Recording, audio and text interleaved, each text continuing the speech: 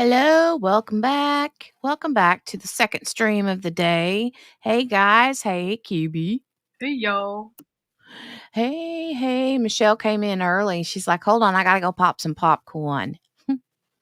Donnie's back. Hey Donnie, welcome back at the doctor's office. Hope it's nothing, horrible. But at least you got your earbuds. That's good. Hey Spinzy. Spinzy. QB comes in doing the things, make sure to click that thumbs up button, like, share, subscribe, hashtag replay if you're watching this on the replay.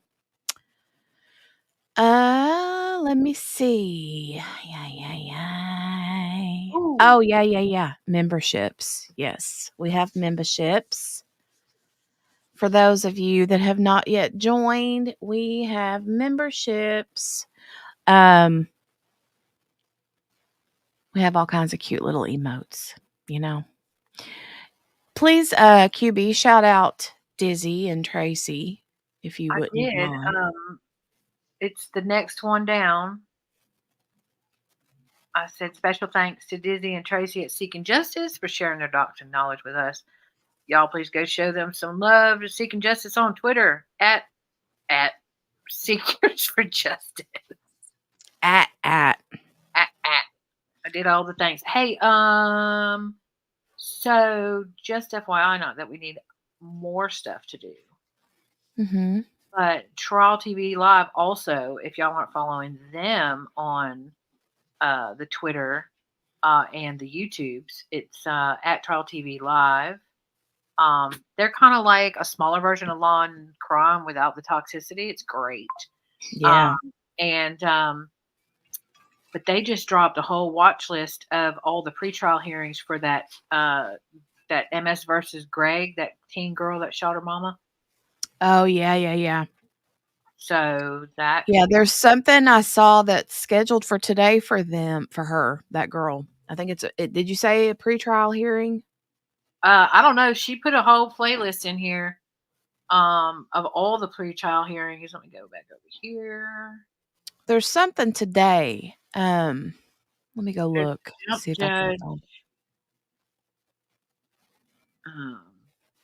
I don't see it on the list, at least not on Dizzy's list. But hey, y'all! Hey, everybody!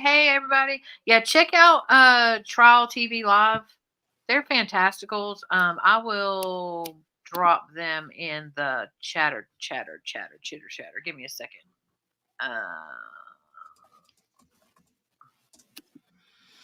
Yes. Yeah, they do. If y'all haven't seen them before, they do basically. Hang on, I'm sorry, y'all. I clearly cannot do two things at once. They do live streams of court cases, but they don't talk. It's just the court case.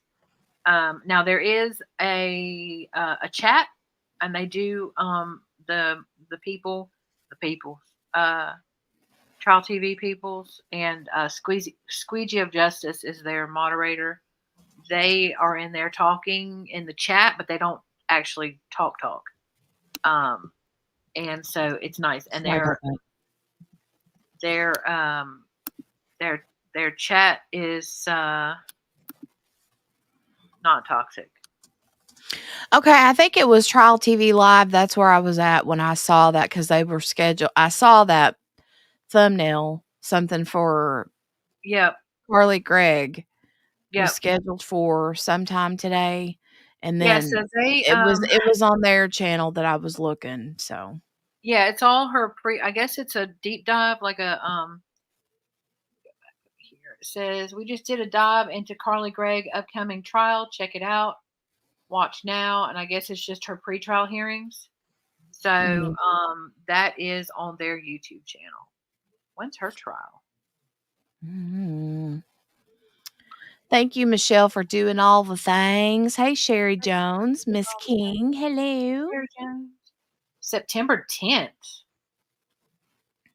Really? What's her Carly Gregg. Yeah, September 10th. Shut the front door. Goodness gracious. Is that going to be televised? Um. Oh, wait a minute. Okay. 8:26. It says she entered a plea on 5/24. Oh, that must have been like her not guilty. Okay, and then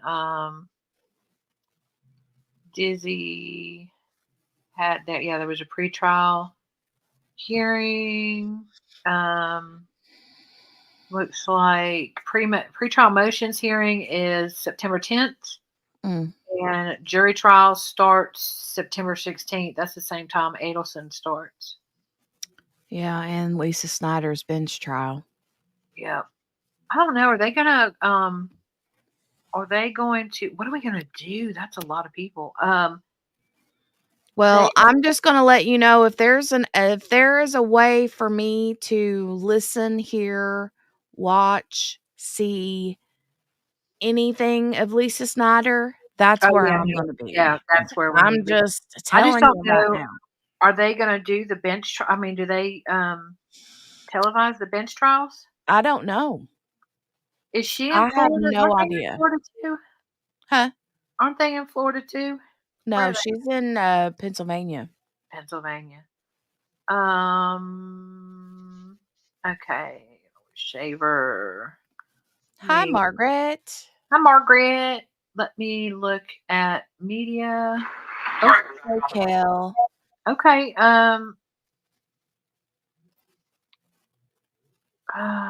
That's Kel not it. says walking into work, hope to lurk later. All right, baby. Bye, Cal. Um, what is this?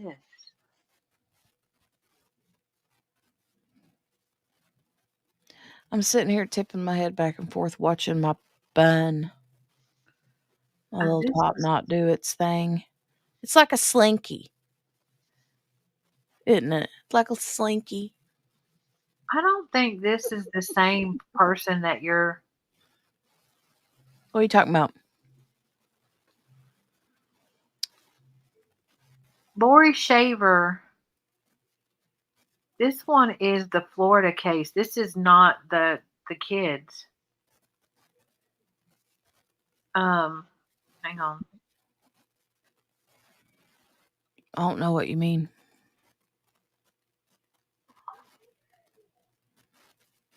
If you go on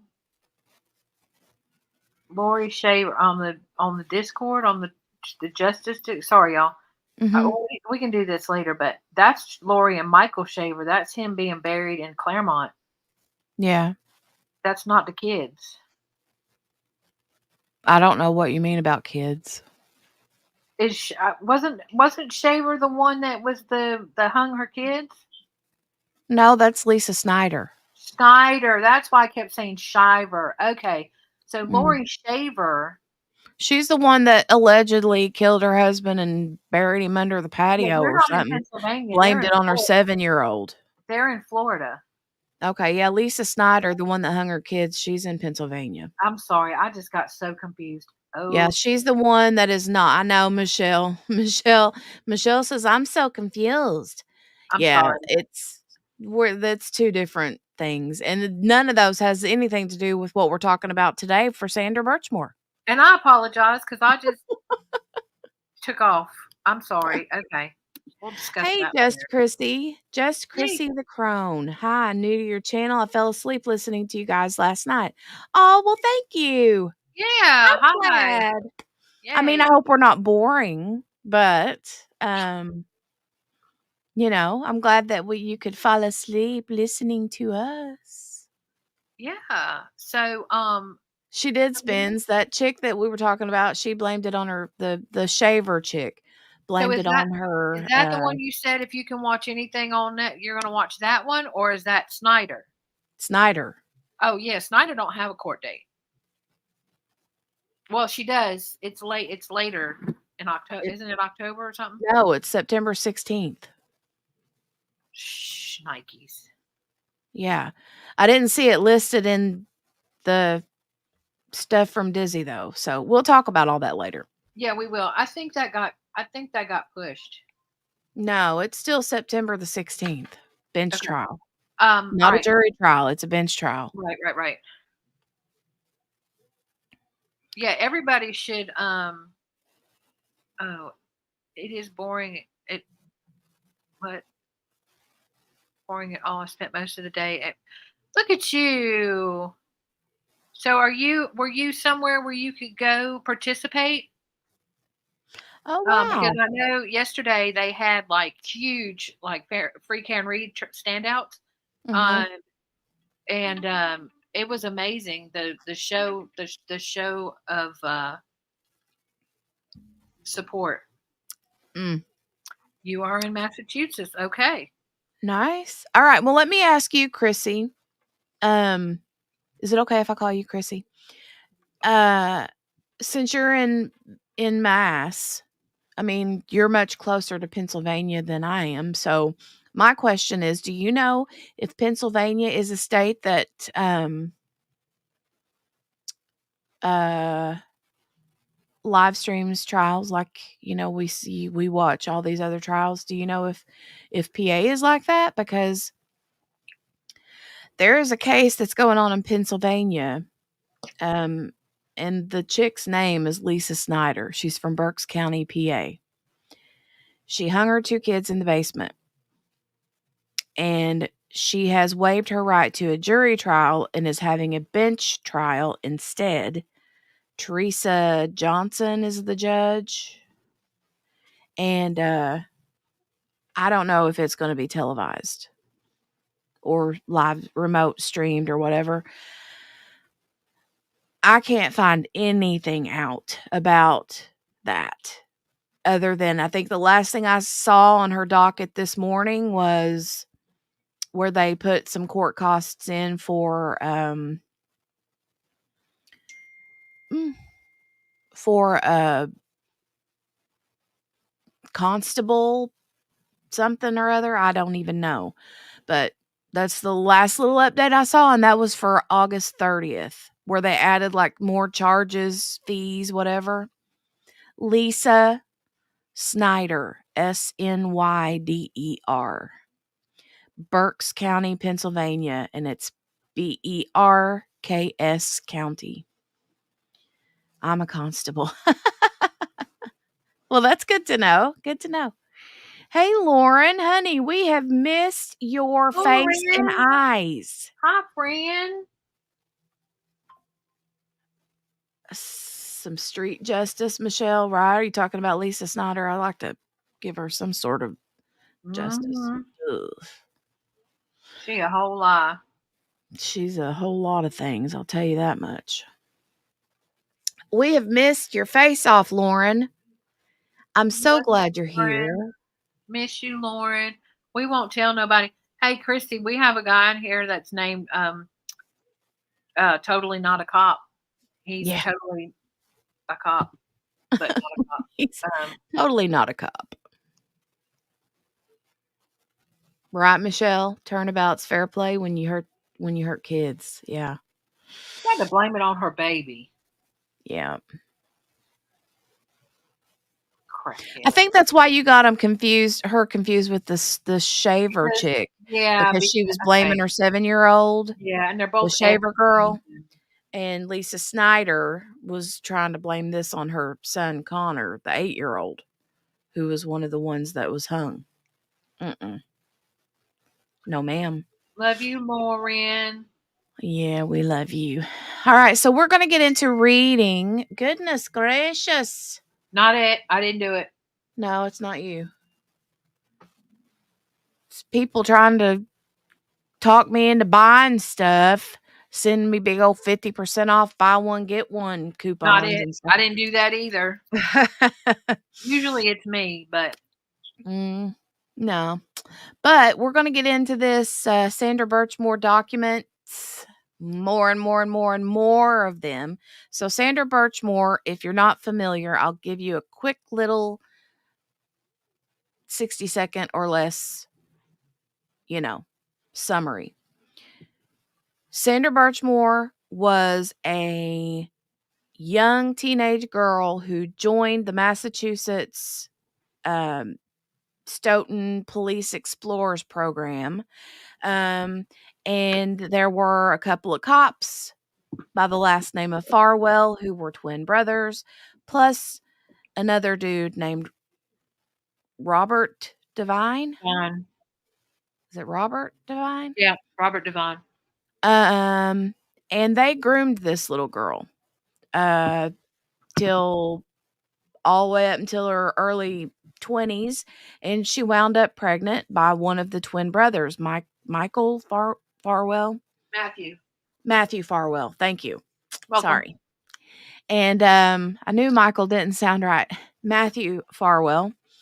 And Matthew Farwell and his brother and the Divine guy and probably a lot of others in that, police department everywhere else. See, I start talking much and then I start coughing. I got to get this smell out of my house. It's a fragrance oil that's making me all hacky sacky in here. Anyway,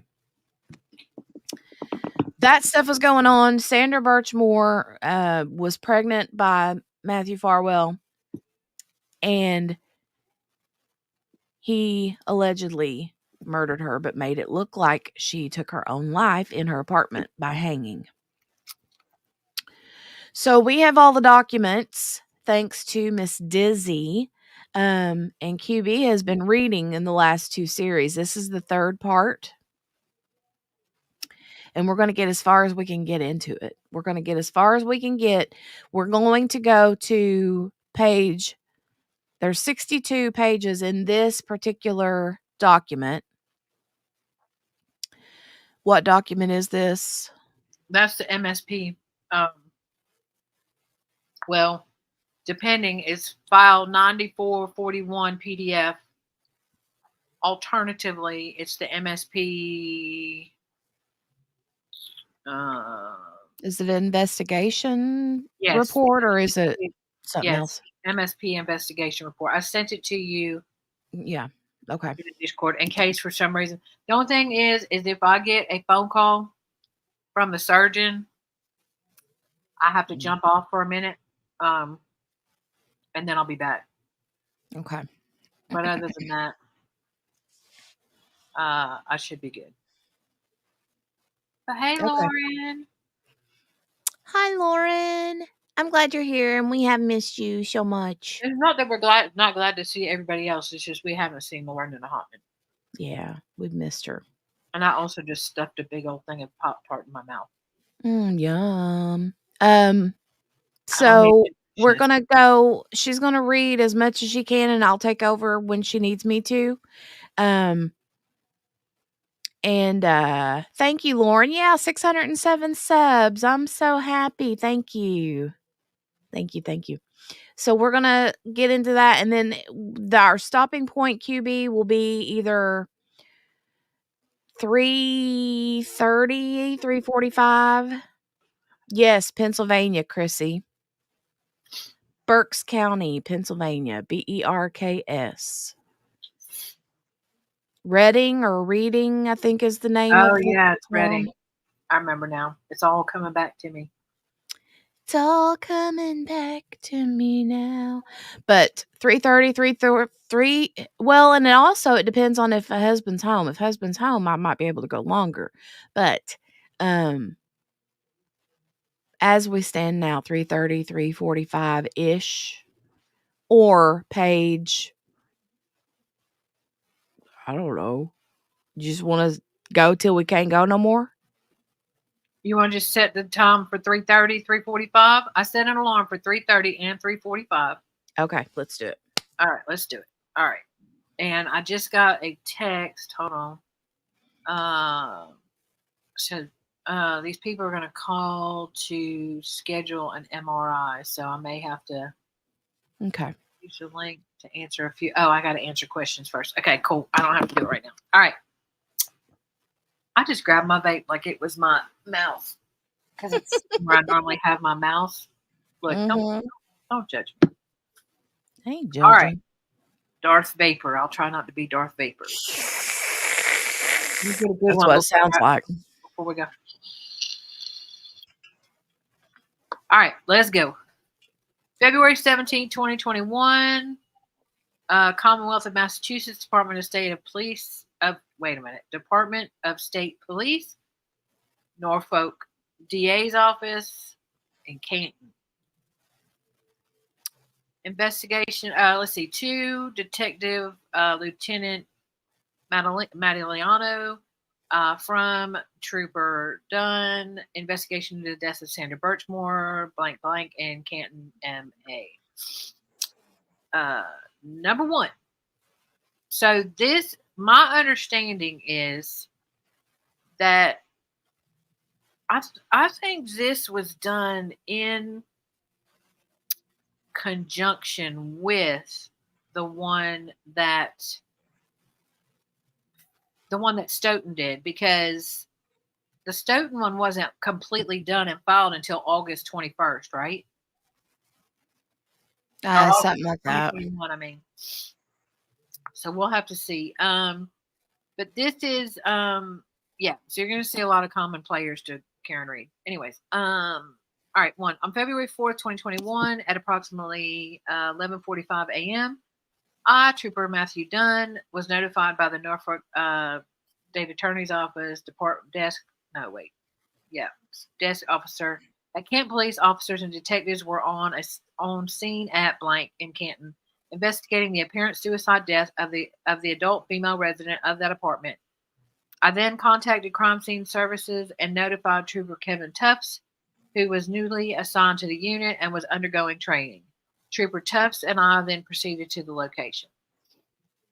Upon arrival, I spoke with Sergeant Mike Lank and Detective Jonathan McCord. I learned that approximately 10:55 a.m. that morning, Canton patrol officers had responded to the apartment to conduct a well-being check on the resident, Sandra Birchmore. At the request of the Sharon Police School Resource Officer, Officer Michael Hawking. I was informed that Birchmore is an employee of the Sharon school system and had not shown up for work for several days, and attempts to reach her by phone were unsuccessful. Officer Charles Yeaton and Officer Inslee Cotard of the Canton Police Department arrived and were unable to get a response at the door to the apartment. At that time, they made entry, having received a key from the property manager to check the well-being of Birchmore. On entering the apartment, they located Birchmore, apparently deceased, seated on the floor of the bedroom. Canton Fire Department personnel were notified and responded. Birchmore was then determined to be deceased at approximately 11:46. Oh, it is Daniel Whitley. So that's the same paramedic from Karen Reed. Remember, it kept saying firefighter paramedic Whitley? Yeah. It gave us a first name. So Daniel Whitley, that is the same one. Which, I mean, I'm not surprised because it's a small town and they cross over, but that is the same one.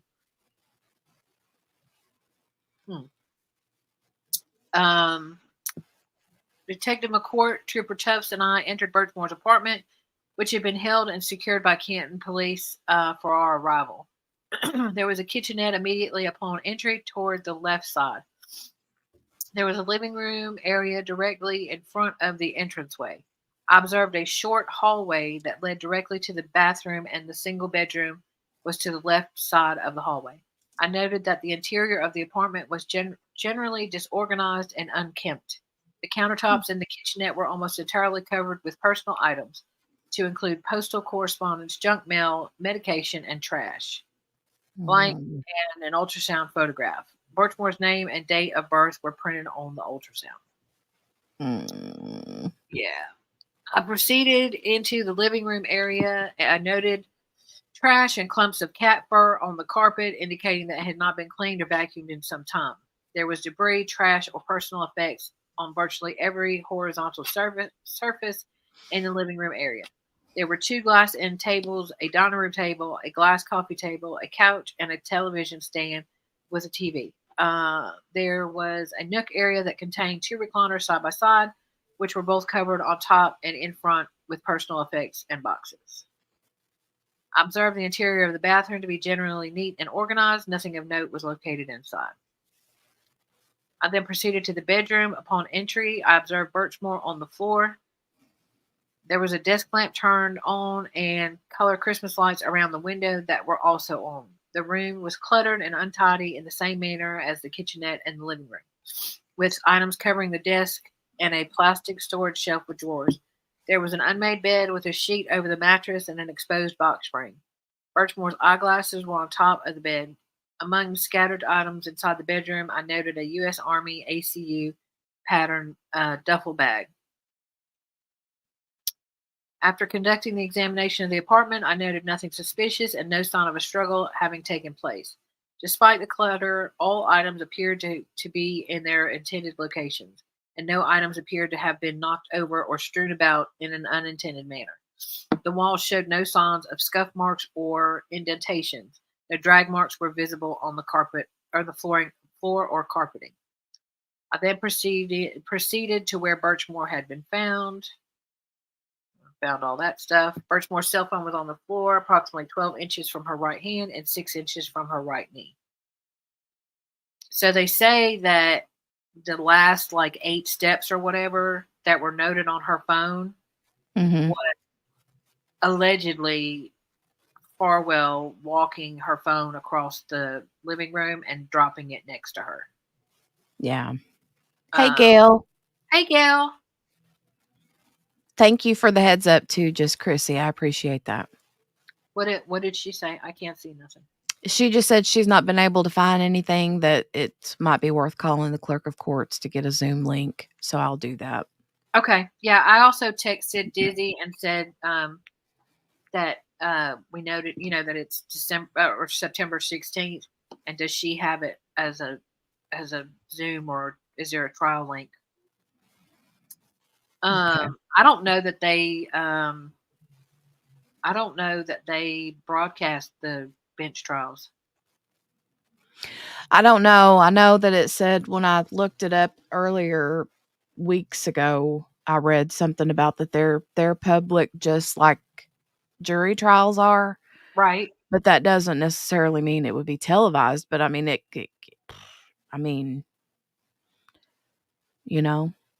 All right, we'll do some searching. I examined Birchmore for any indications of physical abuse, to include grab marks, scratches, markings consistent with being struck, or apparent defensive wounds. I noted none. I observed no bruising, swelling, or external trauma to Birchmore. I noted no markings on the neck to indicate an attempt or struggle to loosen or remove the ligature. Did you notice that necklace that was broke hanging down? Mm-hmm. Trooper Zach Clark from Crime Scene Services documented the victim and the scene with digital photographs. The victim was transported to the office of the medical examiner. The cause and manner of death are pending further study. Trooper Dunn. Respectfully submitted, Trooper Dunn. All right. Additional, I guess this is a subsequent report. Same date. On February 5th, 2021, approximately 11:15, Trooper Kevin Tufts and Trooper Matthew Dunn, or I, proceeded to East Elementary School in Sharon in order to speak with Sandra Birchmore's supervisors and co-workers. Blank was asked about what, if any, oh Lord, I just had a flashback. What, if any, observations he made about Birchmore in the time she had been employed at the school. Blank asked to elaborate. He stated blank, stated that prior to Birchmore's death, a bunch of stuff happened. Stated that he had spoken with Birchmore's aunt after the death of Birchmore. He stated that he mentioned the name Matt Farwell and that Farwell may be able to provide us with information regarding Birchmore. Blank stated that her general impression of Birchmore was that she was a pretty normal young lady. All these things. When questioned about any possible signs,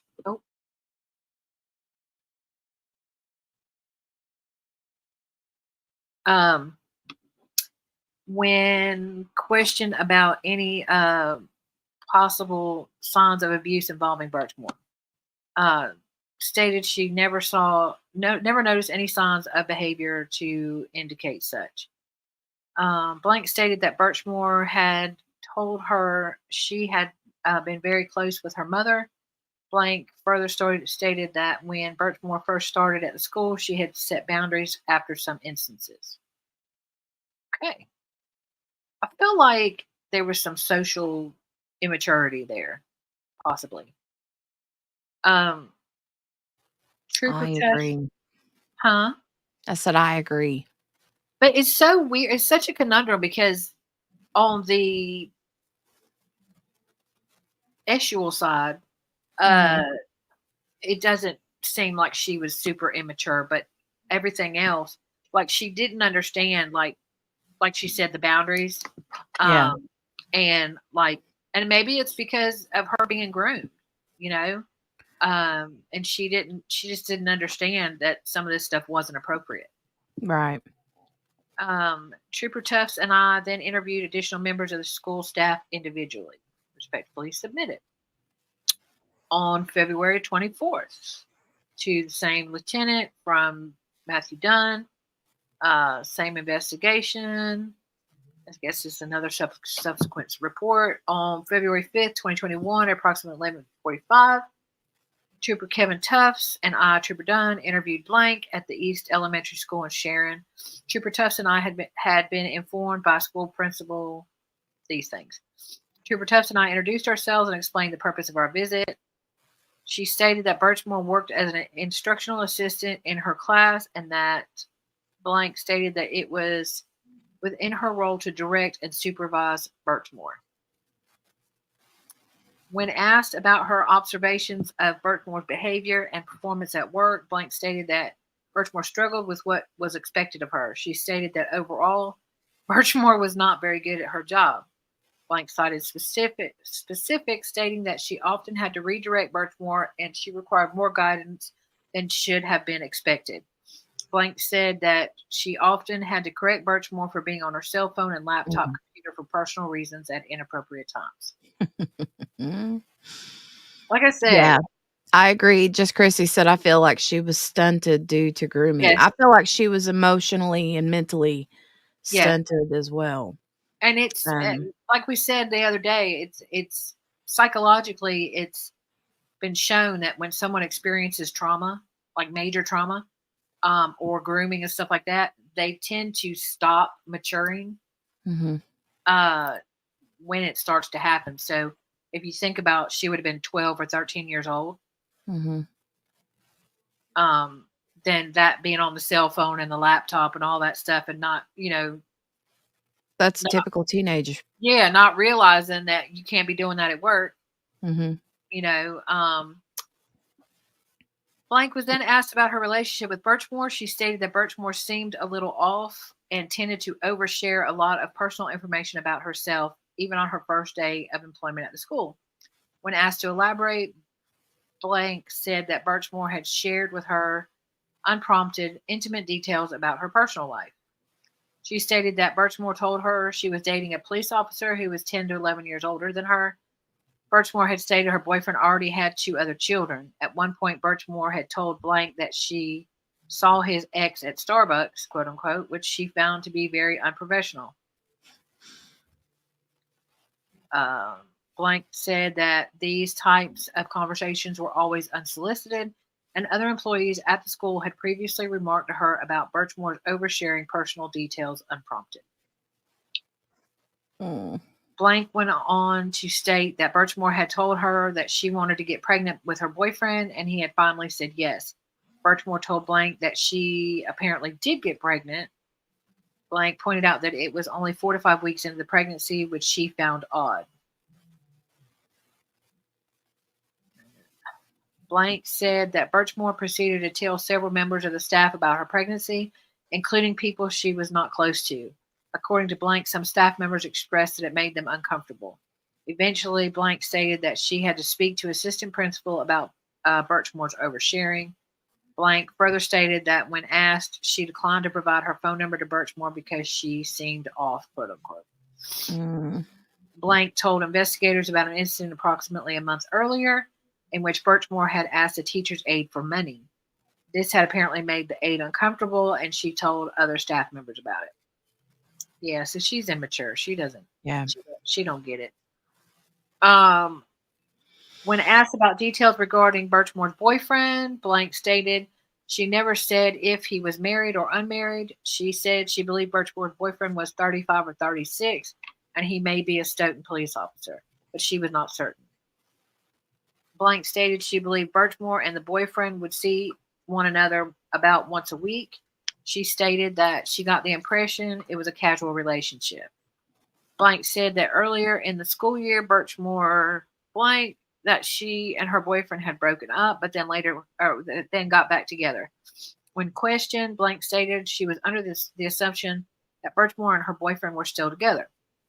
I asked Blank if she ever made any observations regarding potential abuse. Blank stated Birchmore never mentioned anything about abuse or feeling scared or anything of a similar nature. Respectfully submitted, Matthew Dunn. All right. February 24th, same people, same investigation. There's another interview. Tufts at the elementary school. We don't know. Let's see. Trooper Tufts and I had been informed by the school principal, Blank, at the school, and seemed to be somewhat close with Birchmore. Blank stated that she had begun working at the school back in October. She said that on her first day there, Birchmore was the first person to introduce herself, and the two exchanged phone numbers. Blank stated that she and Birchmore got along fairly well, and that Birchmore had a very open personality and was an oversharer, quote unquote. When questioned, Blank stated that she had last spoken to Birchmore on Monday, February 1st on the phone. Ain't that the day she died? What day was it? February 1st? Yeah. Okay. But it was at night, so she could have talked to her during the day. Yeah. Blank was then questioned about the extent of her knowledge regarding events in Birchmore's personal life. She stated that Birchmore's boyfriend works for the Stoughton Police Department. Blank said that Birchmore had told her that he was married with a wife and kids. Blank was aware Birchmore was pregnant, and according to Blank, Birchmore had told her that she wanted the father of the child to sign the birth certificate. Blank stated she and Birchmore had spoken about this the previous week.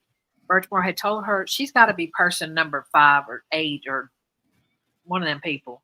Yeah, we need a whole whiteboard with person number 7, the person number 3, Well, person number 7, I've definitely figured out is the therapist. Oh my God! Only being Chris. Hey, girl. Oh, Chris. Hi, friend. Oh, look, she just became a member. You're the cutest person ever. Hi, Chris. I missed your face. Hi, friend. Hey, ma'am, I sent you a birthday thing on Instagram, and I don't know if you got it, but I sent it, and I hope you got it because I love you, Chris. Hold on a second, Chris. Hold on.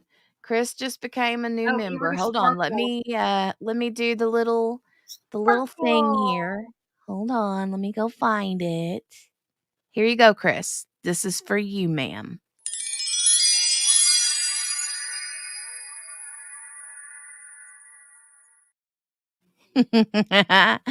I love you and I thank you. Thank you so much for. Y'all don't know. Hold on a second. Let's help our friend out here. Oh, she's using the emotes. Yay! Thank you. So, if y'all don't know, our friend, only being Chris, has a Twitch channel. She has a YouTube channel. Mm-hmm. She has a podcast. She has all the things, and we love her. On the YouTube, no, my bad. On the YouTube, she has a gaming channel. She also has a regular channel. On the Twitch, she does gaming. I think I'm trying to make sure I got this all correct. Um, a lot. I know you do The Sims, right? Right, right. Um, Let me start putting Lover Not a Fighter. Hello. Hey, lover, not a fighter. Hello and welcome. Just tuning in, listening in the back. Okay, so that is her Twitch. We're just doing a little love bomb right here We're for a doing quick a little second. love bomb. Let Get me get back to the reading of the document We will, but momentarily. we love some y'all. If y'all need a laugh, y'all go hang out with Chris. Yeah. She She is has a great accent too. She does have a great accent, and also not to call you out, man, but are you losing weight? Because I feel like you're losing weight. And I think you look beautiful. So, you're always beautiful, but all right, Twitch. Chris or me? Right? Yes. No, I was talking about Chris. You too. I'm gonna say I ain't lost no weight. But Chris, I saw new pictures of Chris Oh, somewhere, and I thought like maybe she looked like she had been losing the weights. And nice. all I know is Chris is always cute. She's doing that skinny fit shake stuff. I know. That's why I'm asking. Mm-hmm. It's the skinny fit. Okay, I noticed, ma'am. I noticed. So there are all the things. Only being Chris. That's what I got right this second that I could find with a quickness. Um, the Twitch sphere, the Instagram is sphere, and the YouTube is sphere. Um, and Chris, nice. that's something that I've been trying to do right now is doing like intermittent fasting. Yeah, I do good So only some from days 12 not to so much. 8. Wait, I have questions. Can you have coffee? No, not with cream in it. If you're doing intermittent fasting, you can't. Okay, see, I quit. I'm done. I'm out. That's why I've been drinking my black coffee in the mornings. No, absolutely not. Yeah. I'm gonna try. I have to go see. I have to go see a nutritionist. Oh, she says Chris she says I drinks drink none. coffee with cream. Do you have your cream in it before 12 o'clock? Because I can't. They say that if you are doing intermittent fasting, sorry guys, this is a big, huge we're having a cafe break This is the in the middle of cafe the portion crime. of the crime cafe. But they do say that you can have, like, what is the actual cream? The non or the what is the cream that you buy when you wanna make, like, the whipping cream? Yeah, that. Oh yeah, heavy cream. Heavy cream, that's the word I'm looking for. You can have, like, a splash of the heavy cream, but they don't want you to have anything, like, more than, like, 50 calories in your coffee in the morning before Does that your mean I could have like a skinny syrup? Because they it don't have has to no be calories, stuff that won't jar your sugar. bro. That's all math and stuff. Anyways, okay. So, yeah.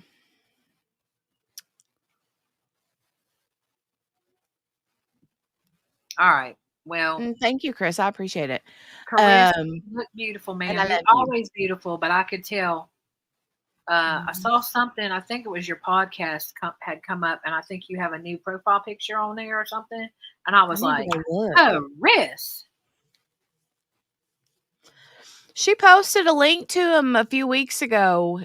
She gets them on Amazon. Yeah, it's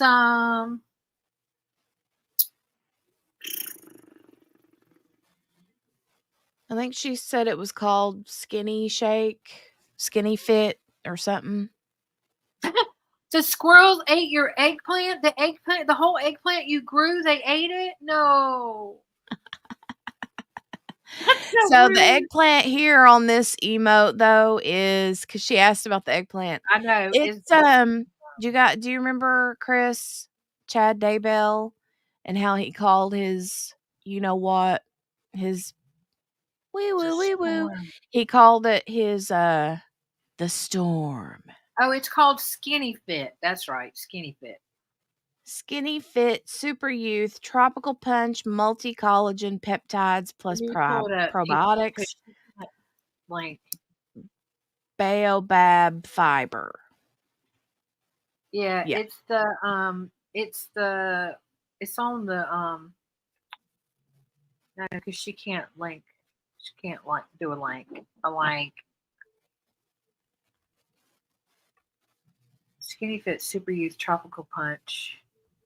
Skinny Fit Super Youth. Chris, that's why I made it an eggplant, is because it's supposed to be his storm. His storm, yeah.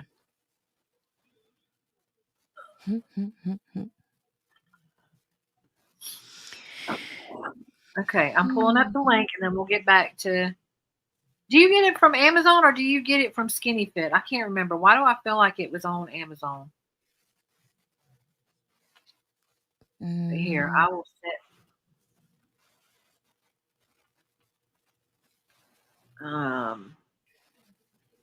Miss King says you drink one a day. Is it called Super Youth?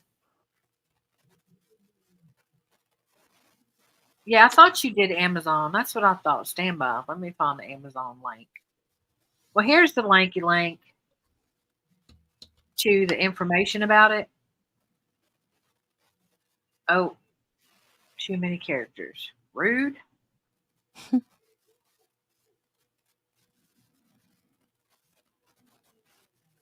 Stand by. It's too many characters. Well, here, I can find it and do a short link. How do you do a short link? What do you mean a short link? I don't know. I have this like plug-in thing that makes the link short. Here, I found it. Don't get up.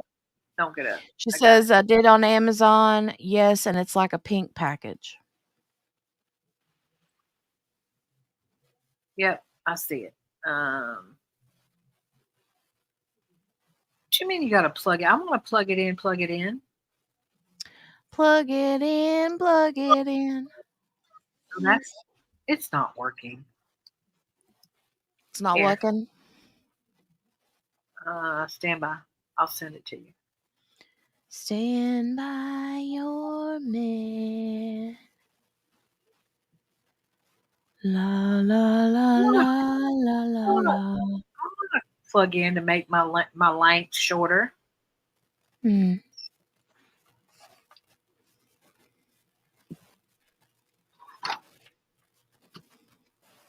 have all kinds of things like that, like Bitly and Tiny URL and. Oh, Tiny URL. I know that. Okay, hold on. Yeah, and the ones it's like bit.ly. School's going good, Chris. School's going good. We had some hiccups, quite a few hiccups with the little one, but she's adjusting very well. She's adjusting. The school bus. She does love the school bus.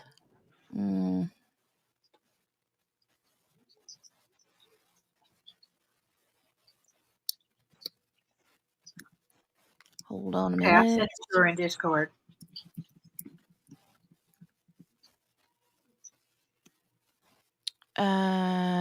Is it a pink package or a pink and green package? Pink. Is it the one that says $73? I believe that sounds about right.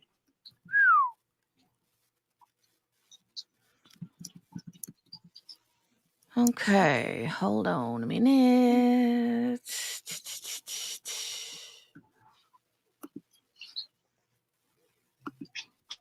I'm gonna have to do it from my phone. Hold on.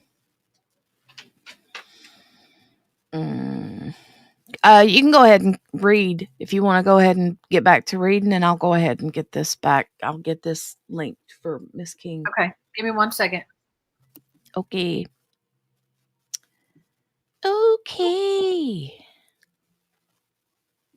All right. Uh,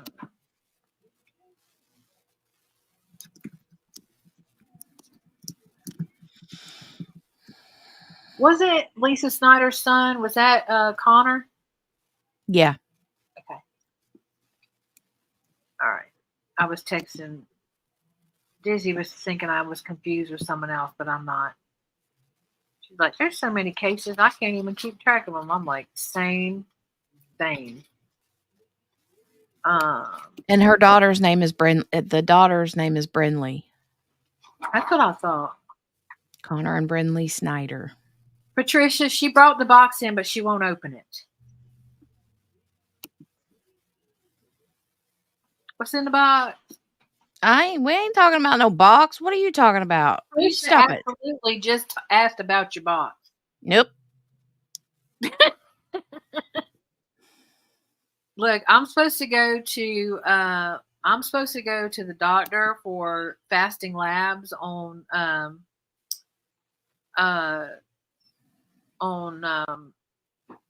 Thursday, and I know they're gonna ask me about the box.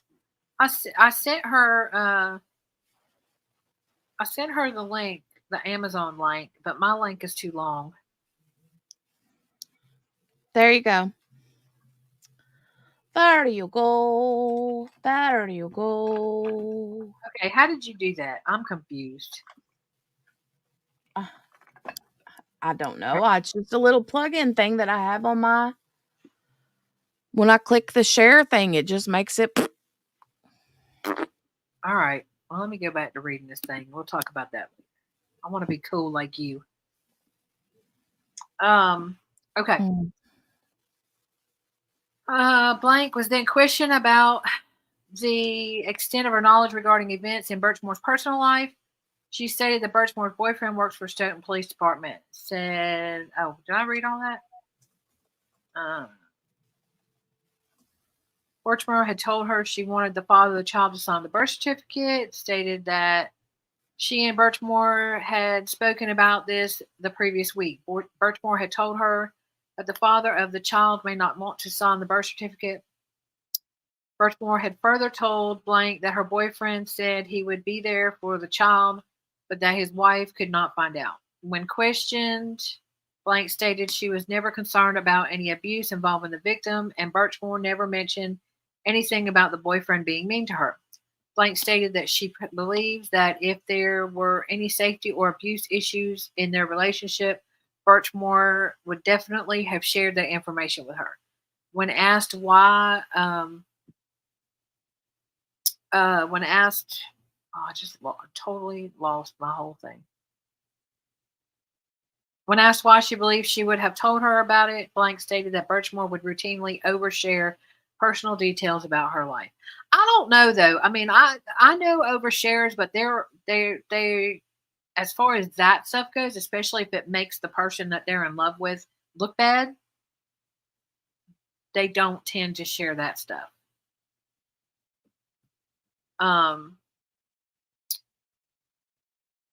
Birchmore had told Blank that she and the father of the child were not going to pursue a relationship going forward. Blank stated that Birchmore seemed fine with that and that the two had already discussed this arrangement. Blank stated that Birchmore was already lining up specifics related to parental visitation, such as which holidays each parent would spend with the child. Blank remarked that it seemed very early in the pregnancy to be making such preparations. That's the thing too. I mean, this right here should have been a huge flag to them that this was not a suicide. You would think so, but and I said that too. I was like, it was very early for her to be making all those arrangements. But I mean, to be fair though, walking into seeing the way that she was positioned, that would have been enough for me to have. I know that way people do it that way, but when you, and I don't want to be graphic and trigger warning, but when you think of someone who has hung themselves, And then you go into, not that I've seen evidence photos of her because I haven't, but it's been shown, not shown, but it's been explained what she was sitting down. You know what I mean? Okay, but Jenny, I don't mean no harm. But as someone who has responded to more of those than I choose to remember, that's actually not an uncommon way for a female, specifically a young female, to hang themselves. I just don't see how they physically do it. If you want me to explain it, not grossly, I can. But it actually is a thing. Well, It actually, I I have responded to three well, exactly the same. let's not, but, No, I'm not. That's why I said I'm not. But I mean, I have responded to three, yeah. and that's just me. So it's more common than you think, especially for females, and especially like teenage female. Yeah, it's definitely a thing. Mm, Um, okay. so, and I know, I mean, again, I know for, and I'm not saying this in any kind of way, but for a layperson, it doesn't seem right because when you think of someone hanging themselves, you think of them like throwing a rope over a, you know, a piling or something and hanging, like hanging, Mhm, hanging. mhm. But that's actually not an uncommon way, unfortunately. Just for me, I don't see how, I mean, it's just you would stop yourself, you know what I mean? But anyway, just Well, human nature takes over. That's what I'm thinking. But well, yeah, but it's kind of the same way that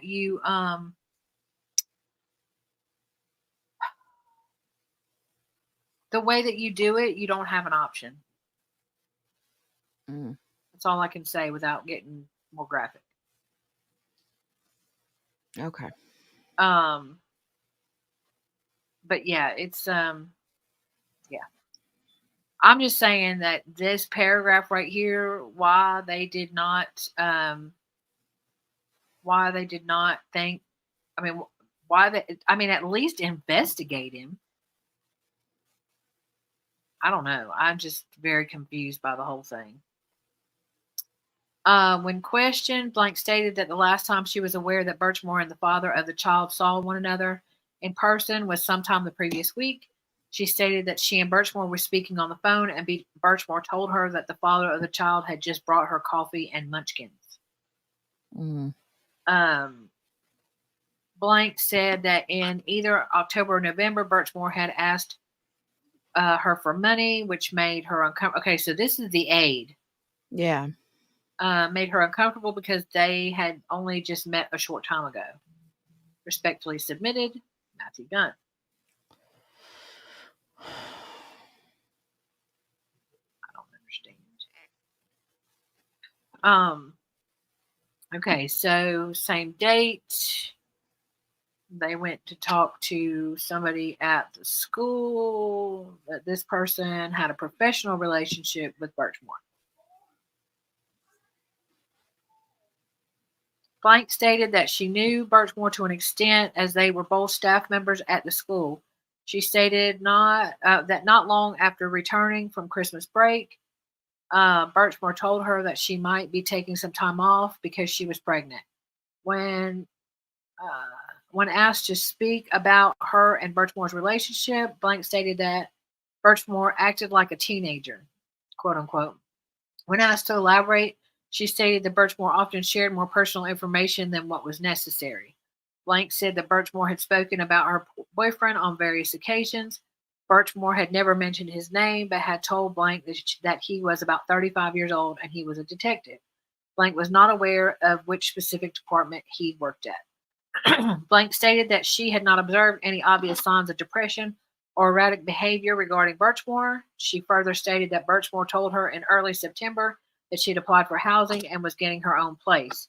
Blank said that Birchmore seemed to be happy about getting about getting the apartment at the time. When asked about the personal details Birchmore has shared, Blank stated she had told her her mother had passed away and her father had never been in the picture. Blank stated that Birchmore came across like a child without parents that needed help. Yeah. Blank That stated explains a lot. Yeah, Blank said that she tried to help Birchmore as best she could and expressed that she wished she had been there for Birchmore more in light of what happened. I asked Blank if Birchmore ever spoke about or showed any indications of any type of abuse. She stated she never got that impression and Birchmore never expressed any concerns for her safety. Mm. This one is February 17th. Same people. Um, Conducted a phone interview of Blank. Um, Blank was on file as Birchmore's emergency contact at her apartment complex and had been notified of Birchmore's death the previous day by Canton Police. On the morning of February 5th, Trooper Tufts had contacted Blank by phone and requested to meet with her in person. Blank stated she was in New Hampshire. This is the aunt. Yeah, that's what I was going to say. And preferred to speak by phone. Blank stated Mhm. that Birchmore lived with her in Stoughton until approximately November 14th, 2020, at which time Birchmore moved into her own apartment in Canton. She stated that she had some issues with Birchmore while they lived together. Blank stated all these things. Blank stated that Birchmore's mother had passed away in 2016, and around that time frame, other family members had died as well.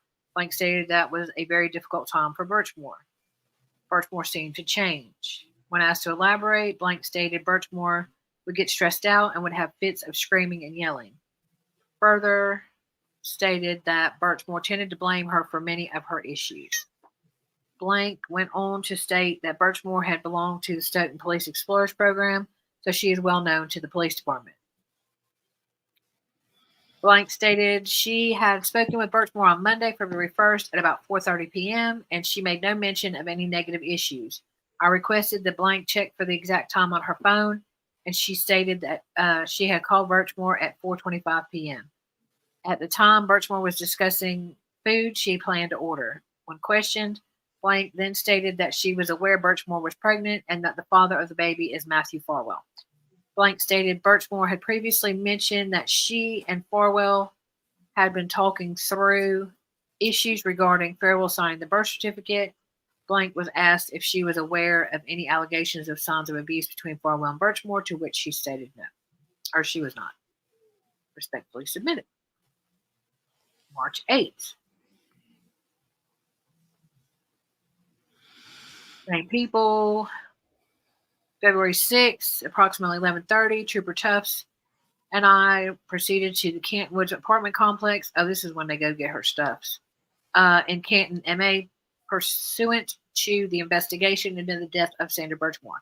We were joined by Sergeant Fanning and detectives from Canton Police. Upon arrival, Trooper Tufts and I spoke to members of the management staff, including Blank and Blank. I confirmed with management that Birchmore had only been issued one key fob. Upon request, Blank provided investigators with access to video surveillance. It should be noted that the timestamp on the DVR system was approximately 13 minutes faster than the actual time. Okay. What? I said, okay, that's good to know. Yeah, because remember, I kept saying it was 9:43, and the timestamp thing that we watched was Mhm. like 9:56, and I said, yeah, they noted that it was 13 minutes faster. Mhm. So the last movement from her was at 9:40. He left at 9:43, but he shows on the video 9:56, but they determined that it was actually 9:43 because the video was 13 minutes. The time was Yeah. 13 minutes off.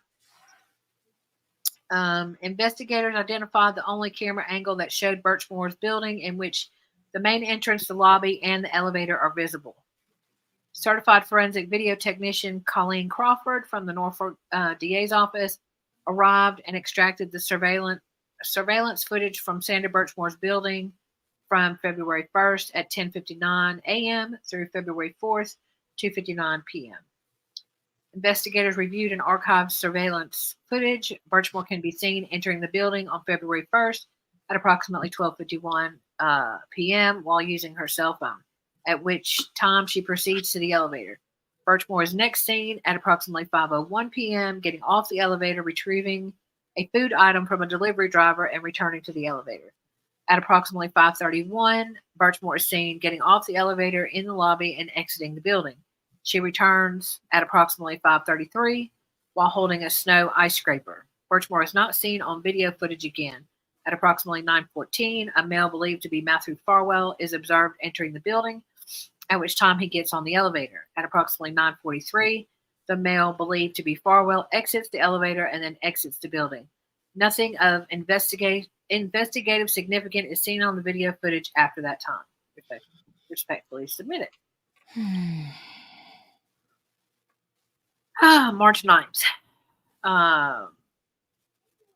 Okay, this is Sergeant Fanning to Detective Madaliano. This is the interview of Matthew Farwell. On February 6th at approximately 3:10, Trooper Matthew Dunn and I interviewed Matt Farwell at the Gibbons School, Stoughton, in a parking lot out front. So here's what's interesting to me. Why are they having an interview with him at the school? Why didn't they bring him in and sit him down? Yeah. Like, Well, maybe this was what they wanted it to be, more like an interview and not an interrogation at this point.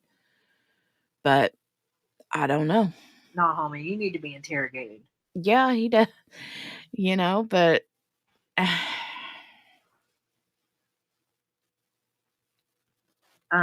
feel like they just let so much just slide right under the radar for They really did. so long. It's ridiculous. Like, they knew. And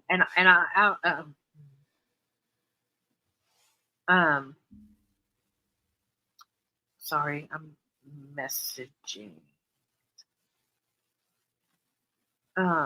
Okay. On February, okay, in the school parking lot, because they were just chilling, having a soda.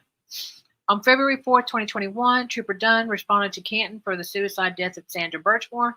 Trooper Dunn was advised by multiple sources that the victim was possibly pregnant, and that she said the father of the baby is Detective Matt Farwell from Stoughton Police Department. This interview was conducted in furtherance of this investigation. Piece of crap. Sorry. Said What? that he heard Yeah. Sandra had passed away. Uh-huh. Vomit. Yeah, that's why Vomit. you a whole piece of crap. Matt said that he heard Sandra passed away on Friday. Matt said that he has known Sandra for about 10 years, going back to when Sandra was a police explorer in Stoughton and Matt was an instructor. The Police Explorer program is a junior academy program for high school aged kids, exposing them to the different facets of law enforcement. Matt said that Sandra had a troubled life and he felt bad for her. I bet he did. He would keep tabs on her over the years. Matt said that Sandra continued to have problems over the years that he has known her. Yeah. She had problems when she met you, buddy, but you caused a whole new slew of Look at problems. this whole lie right here. This was the first lie. Matt said that sometime early in 2020, he began a sexual relationship with Sandra. He said that he was intoxicated one night and ended up meeting her and having sex. You a whole lie, sir. In 2020. And that was not how it went down. Mm-mm. Matt said that he maybe had sex with her 2 to 3 times in the last year. He said the last time they had sex was in October 2020. Matt said that sometime in December, Sandra told him that she was pregnant and he was the father. Matt said that he was confident the last time he had sex with her and that the timeline didn't add up based on her expected due date in September. Matt was adamant that he is not the father of the unborn child that Sandra was carrying at the time of her death. You a whole lie, sir, because there's text messages that say otherwise. I bet he thought, okay, so we know all this stuff now because we've seen the FBI stuff, right? Right. But I bet he thought back then that his buddies were going to cross it up. And or they were going to cover up for him. And that nobody would ever see those text messages. Liar. Yeah, I think that they thought that they were above it all. They're like, "Oh, it's just some young chick who why wouldn't she, do what she did to herself in her apartment? She found out she was pregnant and she wanted to end her life, you know?" Yeah. Yeah, Christy, they never expected that anybody would ever question Mhm. or investigate. It was a, you know, yeah, it was a suicide. That's it. End of story. And then the FBI got involved. Mhm. And the FBI not only said, hold my beer and investigated, but they didn't redact nothing. They put all the names out there. Yeah, and here these folks are redacting stupid words like her and him. Right. Yeah, exactly. Um, Ugh. Matt said that on the evening of Monday, February 1st, 2021, he went to Sandra's apartment in Canton. He said he asked her if he could come by, and she said no problem. Matt said that he intended on breaking everything off with Sandra. Okay, sir, if y'all hadn't been together since October, what are you breaking off? What are you breaking off? Y'all weren't Right? together since October. The baby couldn't be yours. Why are you going there to break it off, sir? Matt. Mhm. Right, Patricia, that's another very good point. She says, "I think that they thought she had no close family, so no one would care about her." Right. Well, I mean, if her aunt lives in a whole nother place, which I don't know if the aunt lives in wherever it was said she was at, or if I don't know. But the mommy's gone, the grandparents are gone. She didn't have nobody. Oh yeah, no, and I don't. I'm gonna tell y'all right now. I don't think this is the first time.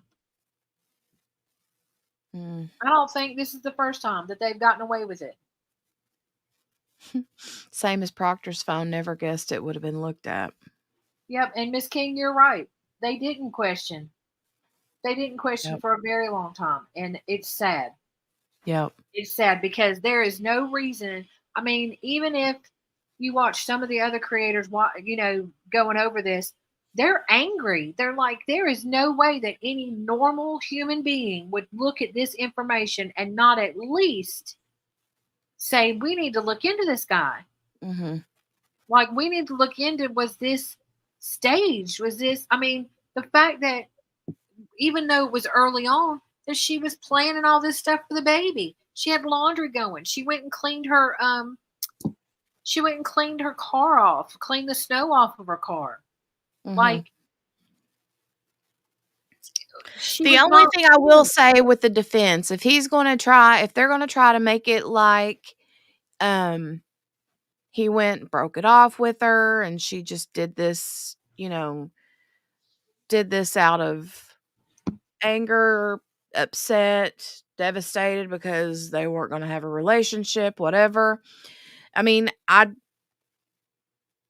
like the whole idea and concept of of the state being like, "Well, we have proof that she, had laundry going, she had cleaned her car off, she did this, she was making arrangements with a photographer for like a photo shoot, like a maternity photo shoot or whatever."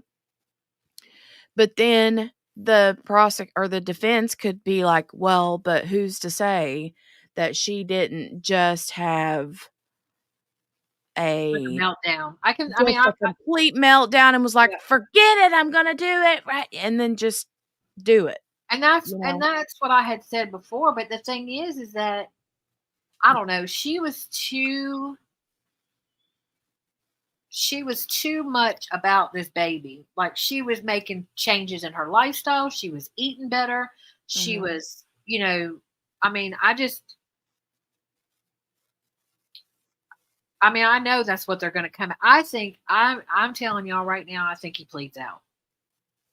I mean, to be honest, that'd be the smartest thing he could do, I but I mean, hate to see it because I would if there's anybody that I'd like to see get the death penalty, it would be him at this point. facts, facts. I mean, if he's guilty, I think he's guilty, but that's just my opinion, And this is what right? I say it all the time. Like, okay, y'all, let's wait. Let's see all the evidence. Let's see what they got. Let's see.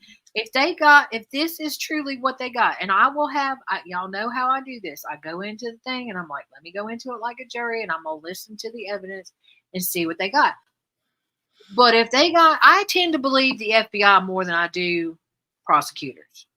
Well, So and if a if you're going to prosecutor be comes looking out, at if you if you're going to be looking at these people that handle stuff like Karen Reed's, well, that's what I'm saying. Like I tend to John believe, O'Keefe, um, yeah, yeah. There's a whole I don't know, Chrissy, if you've seen the documents, the FBI documents, but the detention order is because he's a flight risk, he's a danger to society, he's a danger to children, he knows how to disappear, all the things. I'm sure they are. Oh, I figured you did.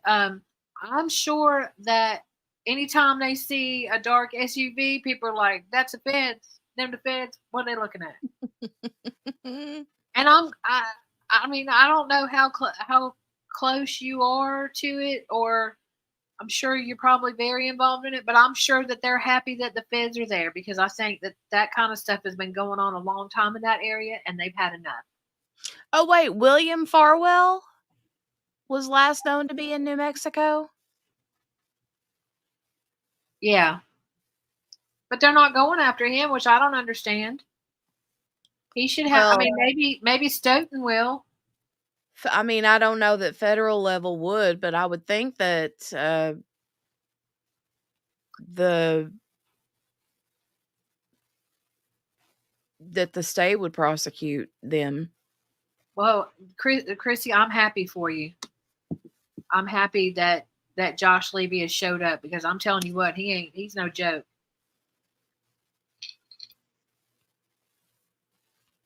Yeah, His brother. so that's my thing, Chrissy, is like I don't understand how they have all this information. They've gotten all this information. It's been shown that they were all involved with her. Why isn't there more? Why aren't there charges against Robert Devine? Why aren't there charges against William? Mhm. Yeah, exactly. I know. Like, that's what I'm saying. Like, I don't understand why they're, and maybe it's coming. That's exactly. I think so. That's Well, what I mean, we said. she was on a local Yep. She was level. trafficked for sure. Yeah. For sure. And so I was doing some more research, Jenny, because I was talking about, how I'd mentioned about, yeah, they are. Yep, they are. Michael Morrissey's at the top of it, just saying. Um, but because we were talking about John O'Keefe and could he have stumbled on something, and so I was doing more research into it. So they had actually given him a desk job, registering SOs. I guess because after he adopted the children to I guess take him off the streets or whatever. Yeah. So, and that was for Boston. So he probably wouldn't have stumbled across something, but that doesn't mean that he wasn't looking in his own backyard. Do you know what I'm saying? Like off the clock. Right. Yeah, that I know, Chrissy. It's terrible. I don't understand. I don't understand why. And there's places where it says in some of these documents that okay, I didn't look it up. I forgot to look it up. How long has Lally been exactly? They're two. Yeah, no, I've seen that. So I don't know if y'all have y'all seen Buchanan going to and questioning people and people Yeah, are and the taking one videos? female, like, ran him Yeah. off while she was videoing him. I Yep, saw they're that. all taking videos. Yeah, Lally is. How long has Lally been assistant DA?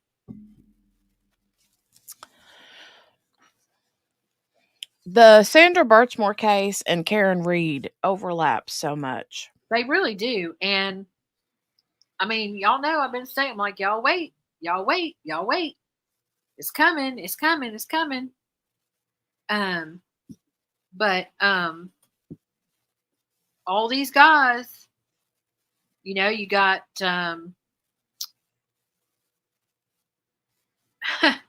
you got Garino, who did the forensic, phone stuff for Karen Reed, and also did it for um, Sandra Birchmore, and saying he didn't find nothing. But then the FBI looks at it, and there's 32,000, text messages. There. You got Lank, you got Fanning, you got Kevin Albert is somewhere in there. Yeah. So Lally was ADA when they were reporting all this stuff. So why didn't Lally go after Farwell then? Hey, Tanika. Hey, Tanika. Good to have Girl, you been here. watching your Sandra Boone stuff. I was actually in your live the other day. Why did I not get her name right? What'd you call her? I called her Sandra. Sandra Boone. Sandra Boone. Sarah Boone. Lord have mercy. Tanika, I hopped in your live stream the other day. I can't remember. It was the one It was when you were talking about the new attorney. Yeah. We both kind of jumped in there and yeah. I sit and chit chatted in the chat for a little bit, but I think you were reading, so you wasn't, reading the chat. You were reading document stuff, but yeah, it was good to hang out with you for a little bit. Yep. And your little man is cute as a button. So cute. So yes. cute. And if y'all don't know, since we spreading the love, then we'll get back Start spreading the love. There's Tanika's 2 cents. I'm gonna get her information. If y'all didn't know, Miss Tanika's 2 cents has got a great channel. If you don't want to hear straight facts, straight truth, straight all the things, don't go over there. Miss King says, why does Buchanan care about what is being said about Jen McCabe? Because they're all involved. They're all involved. They're all under this little tent together. Yep. So Buchanan and it was there was somebody else that was going with him, but now it's a new guy they got going with him. And anybody who had sent Jen McCabe, Lally is her personal attorney. Anybody that had sent Jen McCabe a nasty message or had posted on their Facebook about her or anything, they were talking about it was witness harassment or intimidation. And they've been knocking on their doors, questioning them. And now, since everybody's caught wind of it, now everybody's videotaping them, and they're like, "Get the F out of here! Get out of here! Mm-hmm. Get out of here! Mm-hmm. Get out of here! You got a warrant? No, I ain't got nothing to say." There is Tanika's YouTube channel. Y'all go show her some love. Yeah, go show her some love. She has the break room with the Dr. Pepper that cracks me up. I know, and so we're gonna get back to it, but well, I want to show Chrissy real quick one of the emotes. Oh, Judge Bev? Yeah, it's Judge Bev. I made a Judge Bev. We call it Bev's Bangs. That's Bev's Bangs emote. Bev's Bangs. Bev's Bangs. That's Judge Bev. I love her so much. The emote, not Judge Bev. Right. I mean, I love the emote, not the actual Judge Bev. Right.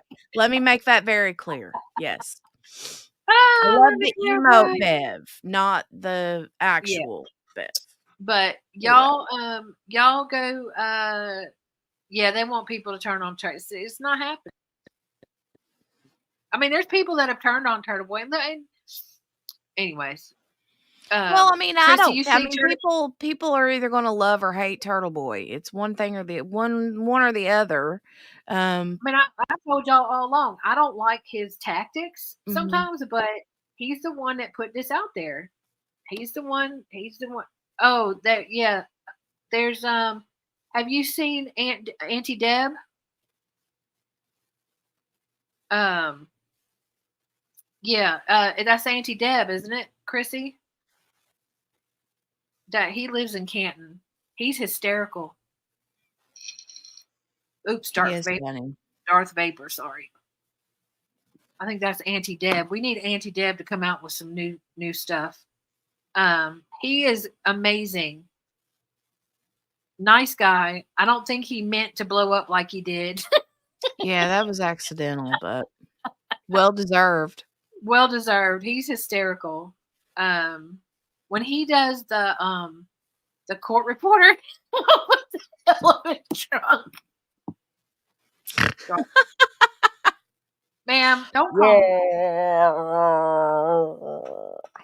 That's what it was like.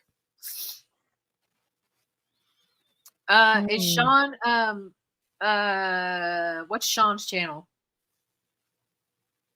Is that Auntie Deb? I'll follow him. Um anyways. Sean. That don't sound No, familiar. I'll have to look it up. I'll have to look it up. I did Jenny's spins. always snorting. I do snort. I do snort. Shauna's a Oh, retired cool. DEA agent. Okay, Okay. wait a minute. Let me go over here. Very cool. All right. I told y'all to go see Tanika. I like that name though. Going through the motions. That's cute.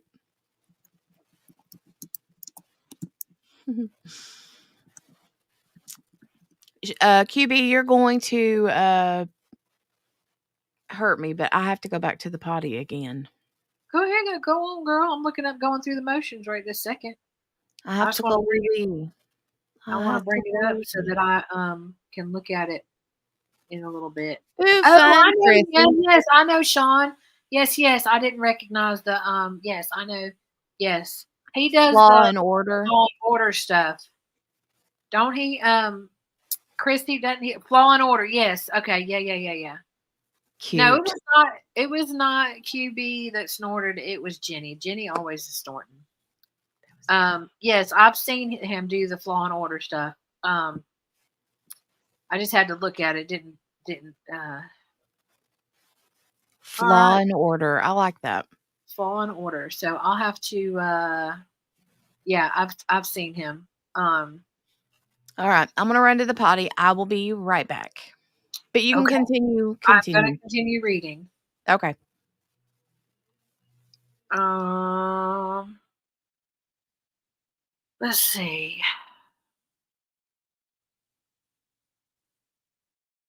Yeah, we're kind of balls of it usually over here. If you couldn't tell. All right, let me find the document. Okay. Matt said that on the evening of Monday, February 1st, he went to Sandra's apartment in Canton.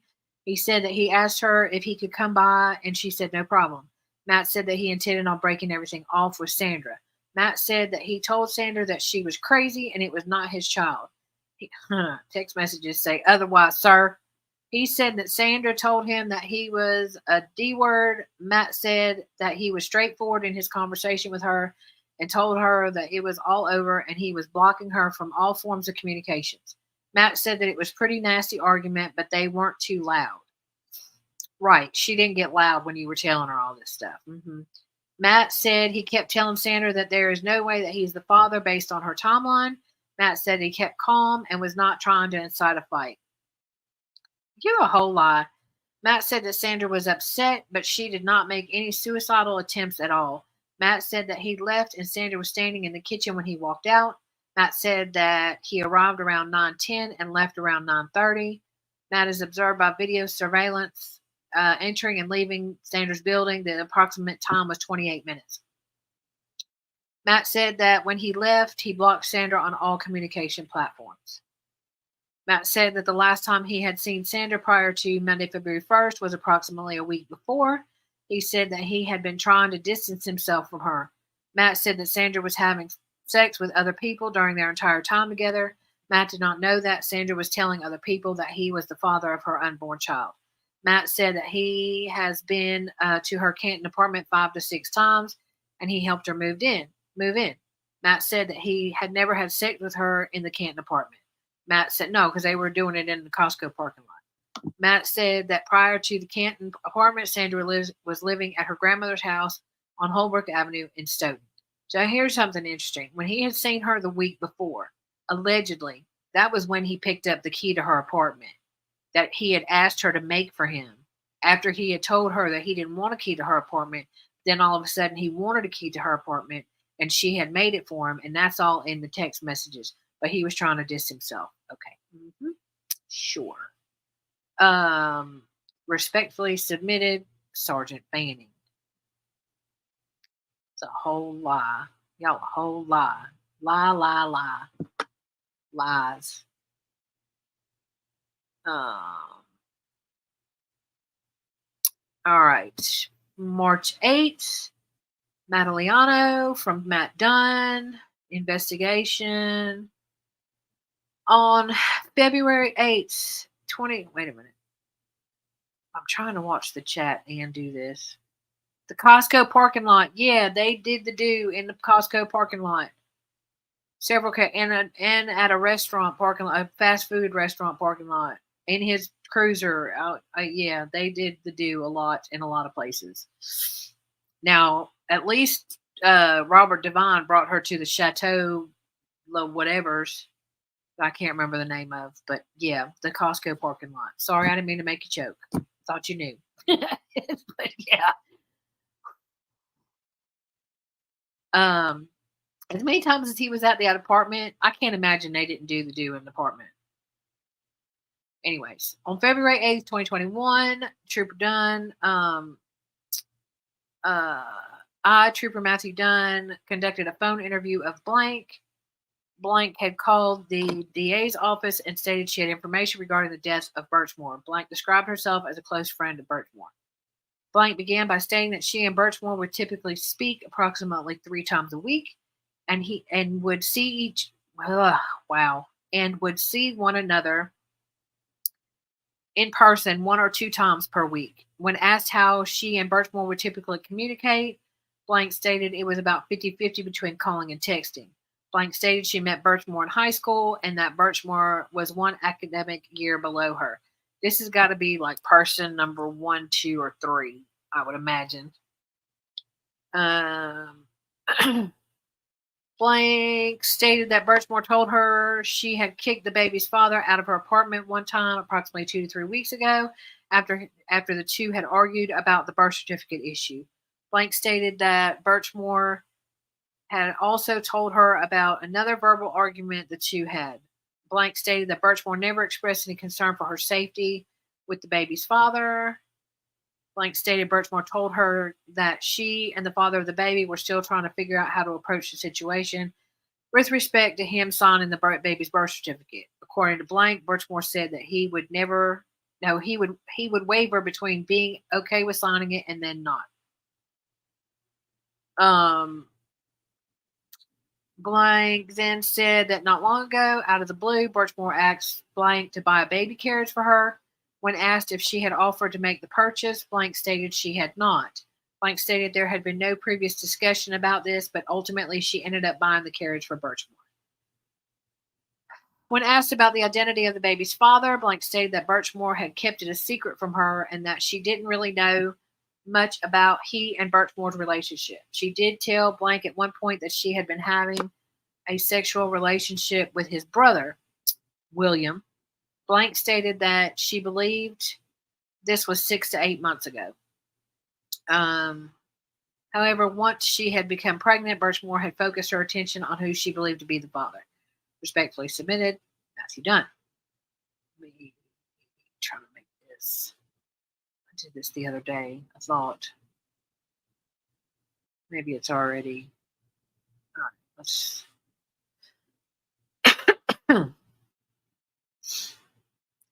Jenny's getting coffee too. Y'all watch. She gonna come back with coffee. Y'all watch. Patricia, she did deserve better. For facts. Um, sorry, I'm trying to do the chat and there. Now I can see. Now I can see chat. Yay! All right. Can y'all still see this? Okay. I hope. Um, on February 8th, 2021, I, Trooper Dunn, conducted a phone interview of blank that had called. Wait a minute. Okay. That had called the DA's office and stated she had information regarding the deaths of Birchmore. Blank described herself as Birchmore's friend and former teacher. Blank stated that she was Birchmore's blank grade teacher, and after her mother died, Birchmore had reached out to her, and they had since developed an adult friendship. Blank described her relationship with Birchmore as a motherly type role. Blank described Birchmore as a tough cookie on the outside. When asked to elaborate, she stated that Birchmore would not necessarily get sad or something to upset her. Instead, she would tend to become aggressive and angry if something were to upset her. Blank stated that Birchmore would often go out of her way to help others. See, that's what I'm saying. If she became aggressive and angry when something upset her, and you're telling me that y'all had a whole argument about he's going to end everything with her after she had gotten pregnant by him, and she didn't make a lot of noise, you a whole lie. You a whole lie. lie. Oh, hey, did you get coffee? No, I didn't. I just went to the potty, and then Eli, he needed something I for said lunch. she So I I, fixed him a she bit of left us. lunch, and then I went ahead and fixed myself some lunch Did you too. do a So. half and a half?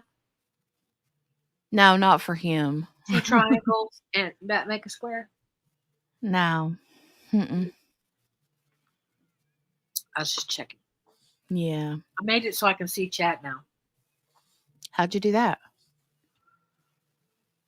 I shrank my preview thing. Can you still see it okay? Yeah. So I shrank my preview thing. So I'm pointing at the screen like you can see that. Anyway. But underneath where the screen is on my screen, I can see the chat now. Okay, good deal. Yeah. Look at me doing the things. Look at you. So what I had said was this lady who was her teacher said that if she would tend to become aggressive and angry if something were to upset her.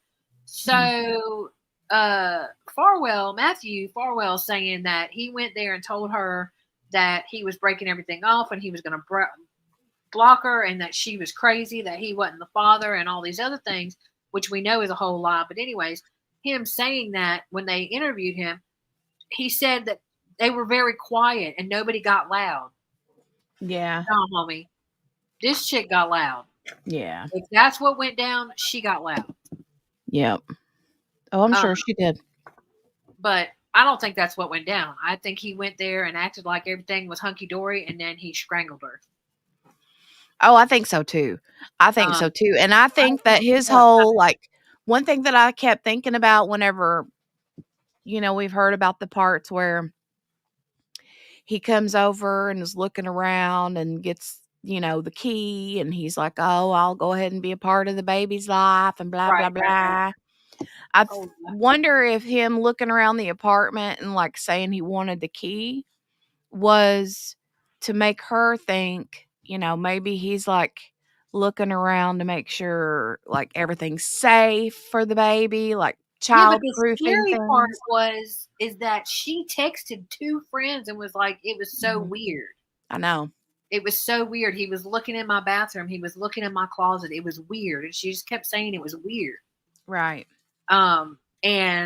But so he had to have, not to get graphic, but don't y'all love when I say not to get graphic? You know I'm about to get graphic.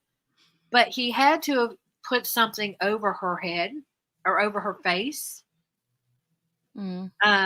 Because she had those scratches on her nose.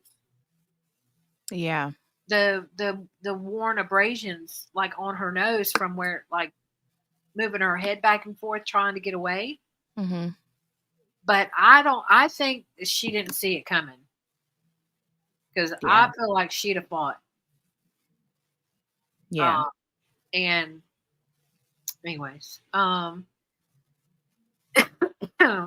when blank Blank went on to state that she was never really sure if she could take Birchmore's word as true. Um, for example, she was aware Birchmore would occasionally fabricate events for that reason. Oh no, fabricate events. For that reason, Blank stated she was leery of what Birchmore would tell her and what was actually true. See, none of these people believed her.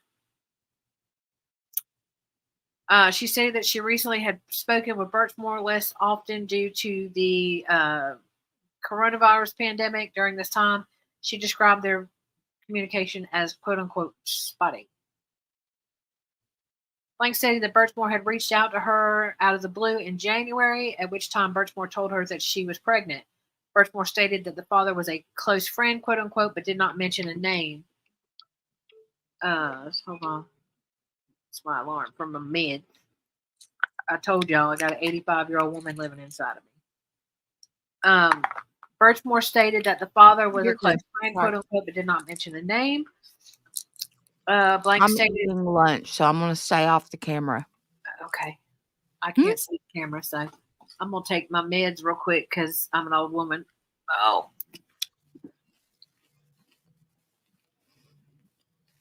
Take those meds, baby. take those meds, baby. Okay. Blank. Blank stated she was not sure if Birchmore was telling the truth about the pregnancy at the time, given that she could not always believe Birchmore's word. Blank said that during a conversation on January 22nd, Birchmore told her she had already had several ultrasounds.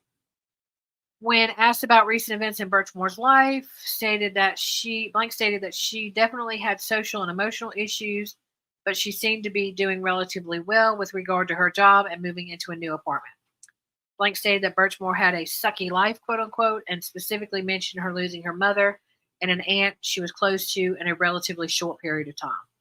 Blank said that losing her mom and aunt still seemed to upset her. I thought it was the grandma. Um, I did too. but that unless she's talking about when she moved out from the aunt because her and the aunt were fighting. I don't know.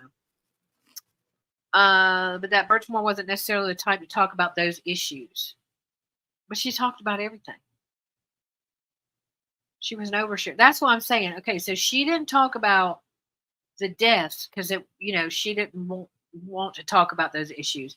The fact that she didn't mention abuse doesn't mean that she wasn't abused. Just saying. Blank also mentioned that also if she was a victim of a narcissist, she probably might not even have realized it. Just saying. Birchmore would share drama about the Stoughton police with her, specifically mentioning how the chief was treating one specific officer unfairly. Huh? Who that? Chief Yeah, right? who's the officer? Was it Mhm. Farwell? Was it? Mhm. They didn't even redact that, and I need to know. March 8th, Trooper Dunn continued investigation. On February 8th at 10:58, Trooper Dunn conducted a phone interview of Blank that had called the DA's office. Okay, the fact that all these people are calling the DA's office just saying that they have information. Again, why is somebody not going, maybe we should not determine this is a homicide, I mean, a suicide, and maybe we should look into it deeper.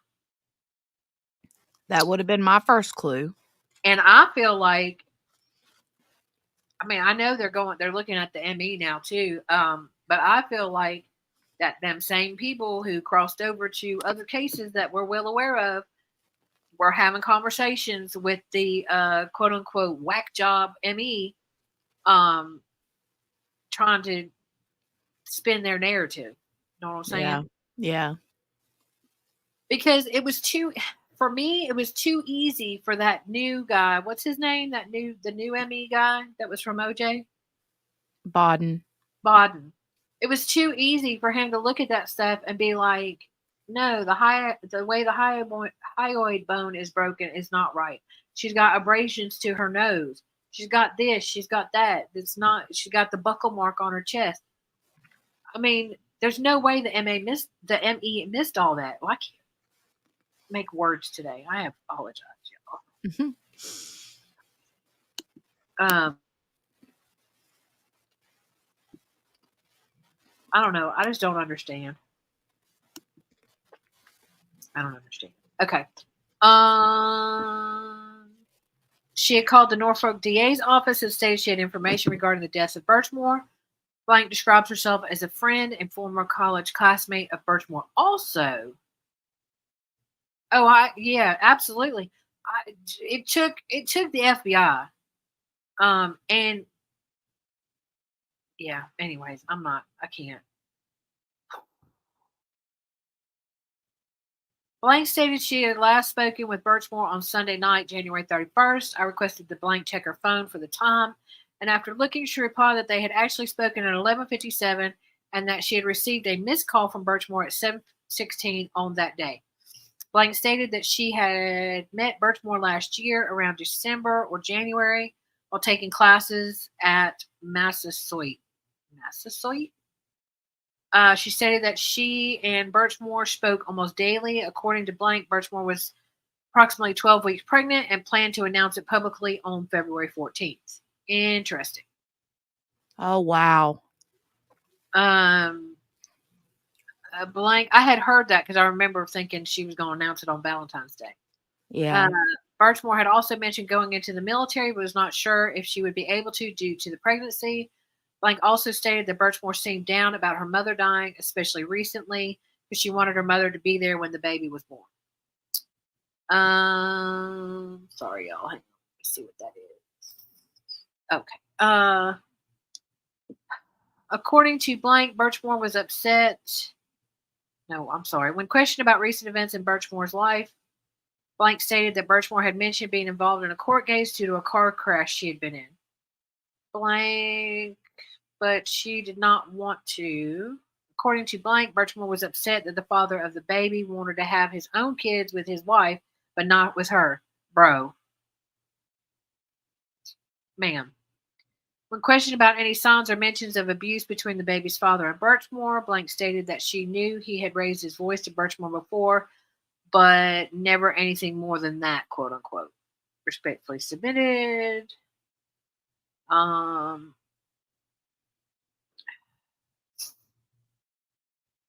right. March 8th, Trooper Dunn. February 8th, Trooper Dunn conducted a phone interview with Blank because they called the DA's office, stated they had information regarding the deaths. Blank described herself as the cousin of Birchmore's mother. She then stated she had seen Birchmore in person approximately 2 weeks ago, at which time they had spoken about her pregnancy. Blank stated that she believed the baby's father had a key to Birchmore's apartment. Yeah, because he came and picked it up because he asked for it. Blank stated that that during her conversation with Birchmore, she brought up the topic of adoption. However, Birchmore stated she was not considering that as an option. When questioned as to whether she ever said who the father of the baby was, Blank stated Birchmore never mentioned him by name.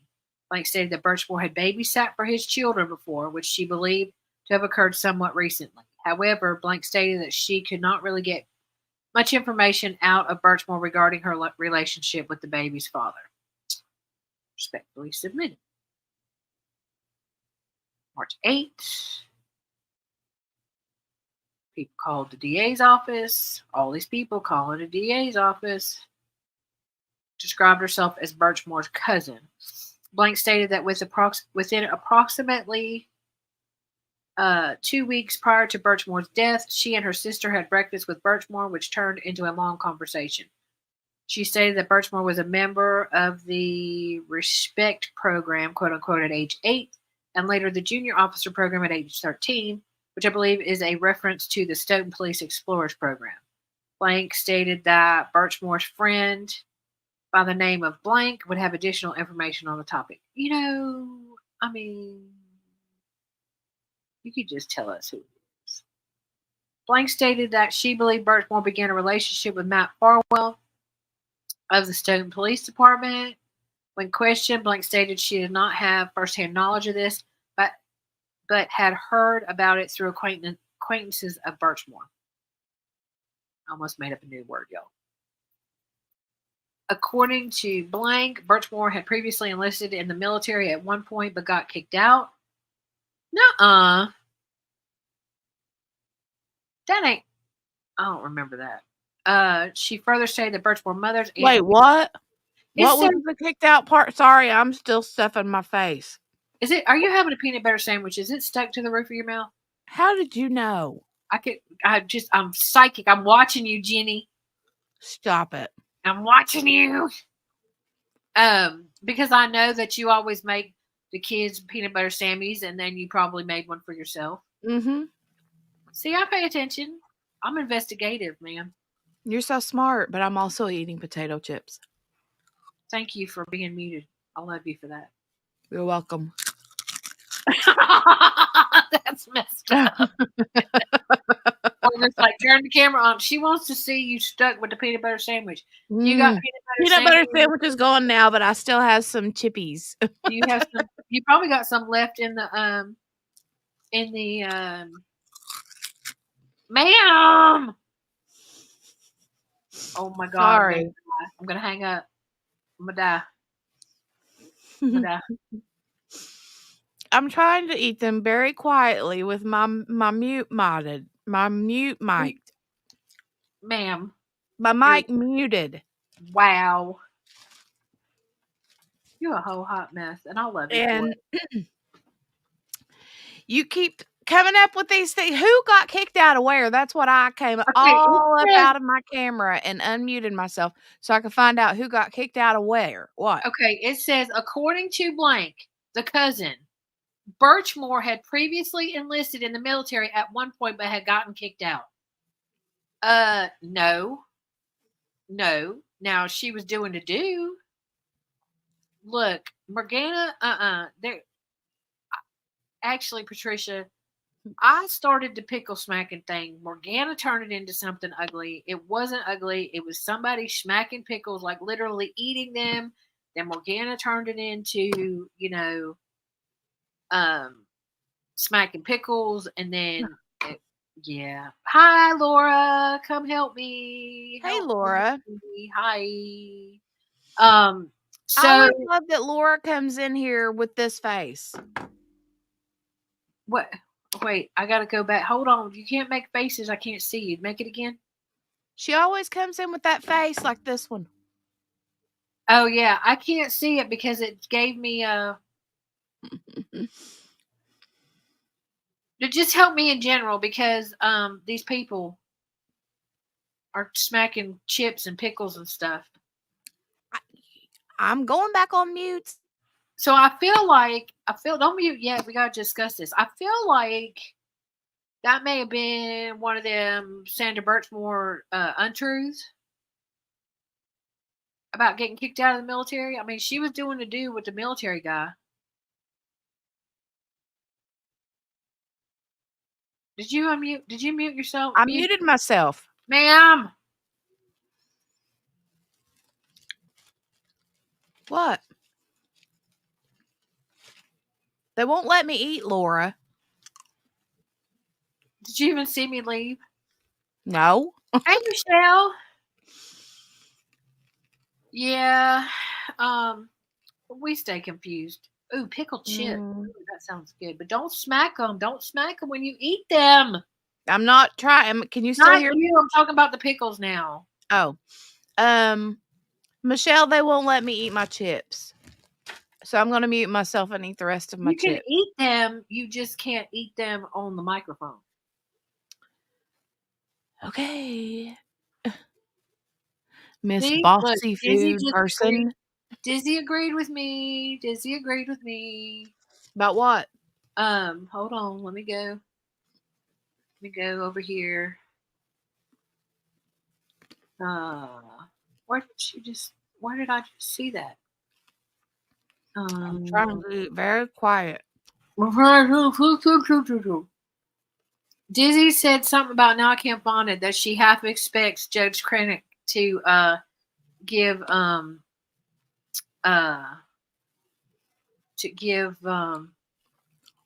Sarah Boone more time. Anyways, no.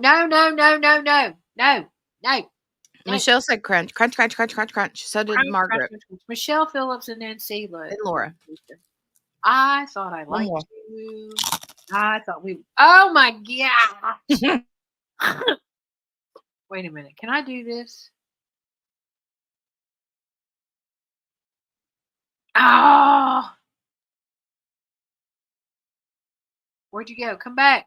Come back. Jenny. What? I was trying to mute you, but it wouldn't let me because it says I'm just a guest.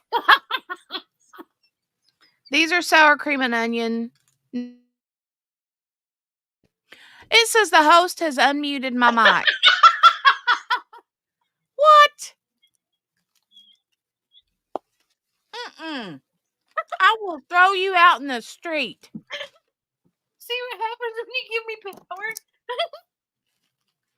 I'll throw you out in the whole interstate. Oh my gosh. In 4 lanes of traffic.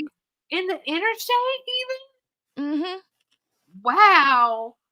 See what happens when you give me power like this? See, this is why I'm afraid. I'm afraid to sign out because you won't never let me back in. Like, you go now.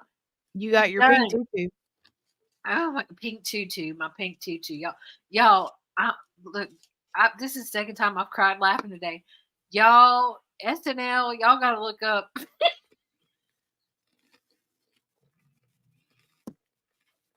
SNL. We can't show it here because YouTube will. No, we're not showing it here, but y'all gotta look up. And SNL did a whole skit on that dude jumping on the judge. Right, Patricia? Okay. These aren't sour cream and onion, though. I lied. They're cheddar and sour cream. Oh. They're really okay. Good. I'm sorry. But y'all should really look that up because it's funny. What's his name? Diobra. I say his mama's name was Deborah. And his daddy's name was O. So probably Leo. Diobra. SNL Diobra skit. Y'all, you're welcome. Diobra's parents, Leo and Deborah. So I tried to be good, though. Instead of bringing the whole bag in here, I put some in a Ziploc bag. Because if I brought the whole bag in here, y'all know that's how good. What That's happens. That's a very good habit. Mm-hmm. Chris, you're talking about tortellini pasta and stuff. So from 12 to 8, can I eat whatever I want? Within reason? Can I eat whatever I want? I don't need a nutritionist, dang it. I don't either. I'm still eating my Pop-Tart and drinking my coffee, and it's 1:47, but it's between 12 and 8. I got startled awake because Jenny yelled at me. I'm sitting over here trying to eat quietly. I'm going to go back on mute. I'm going. You ate 3 slices of pizza? Okay. All right. So, Chris, no, seriously, for reals now. I need to talk to you. I need to know how I can. Oh, check your Instagram and see that I wished you a happy birthday on your birthday. Anyways, is this like a natural version of Ozempic? This stuff? Because I feel like that might be what it is, and if it is, I'm gonna go buy some. Oh, okay, good. I have a thing about wishing people happy birthday on their birthdays. Like actually at 12:01, Jenny and I talked about it yesterday. I have a whole alarm set up for it. I just want to make sure you got it because I love you. Okay, I'm sorry. I digress. Well, I know it ain't nothing natural about Ozempic. That's why I said, is it a natural version of? Does it do? I won't get into it. Anyways, okay. According to Blank, Birchmore had previously enlisted in the Oh, that's right. I'm sorry. I said I was the belly digestive system. Okay, hair, skin, and nails. I remember. I don't know, but whatever you're doing is working, ma'am. Um, I don't know about this whole being kicked out of the military. I feel like that's one of them Birchmore stories. But she further stated that Birchmore's mother, aunt, and grandmother had all died in a relatively short period of time, and by 2018, her support network had essentially broken down. So I don't remember until today. I don't remember hearing nothing about the aunt. Oh, she's muted because she's crunching. I'm done crunching now. It's gone. The bag is gone. But you were muted. I am done. I love you, Chris. I wish I could spend more time with you. I don't get to because of things, but I love you. This is amazing. Chris is amazing, and I see her come. See what happens, Chris. Here's what happens. I see Chris went live, and I'm over here doing what I'm doing right now, Mhm. and I'm like, Chris is live, but I'm with Jenny reading When did she go live? yesterday. No, Oh, okay. Tuesday. One of those days on the Twitchiverse. Mm. But just know that I'm in the shadows stalking you. Anyways, so I didn't hear until today, Jenny, that the aunt had also died. So that's the mother, the aunt, and the grandmother. That's messed up. The same aunt that she No, that aunt didn't die. That aunt's still alive. Okay, I thought so because she's the one filing civil suits. Yes, she is the one. Her name's Deborah, I think. She she so I don't know if the aunt, if that's really somebody that passed or if I don't know. But if that's the case, that poor girl. Mhm. I mean, that poor girl anyways, but that poor girl. Right. We do need That's a chip tough. emoji. We got to figure out how she gets more emotes. Slots. Yeah, I need to. You need to look. Did you get more? Did you get any more? Like, is it based on your membership? Is it based on how many people's? Yeah, I gotta go look. We need to know. Because I keep, I'm throwing memberships like Dizzy's. Like Dizzy's. Oh my gosh. Dizzy just texted me. I just did it, Jenny. I know. I just noticed that. It came up on my phone that she texted me and I said, and she's tossing Dizzy's.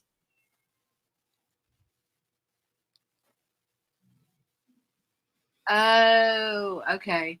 Okay. What? She says she's kind of keeping up with it personally, but they limit their child abuse cases on the server because it gets to be too much. I get that. Yep, I do too.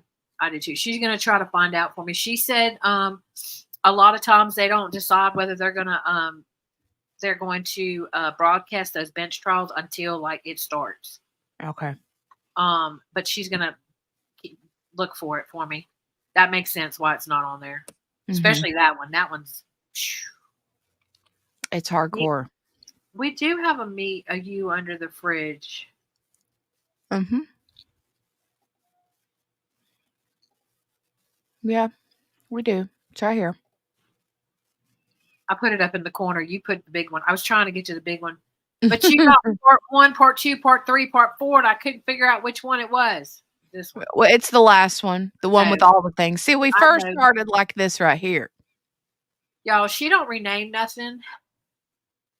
And then we added the husband. Oh my God. And then we added the husband and the picture of what's her name?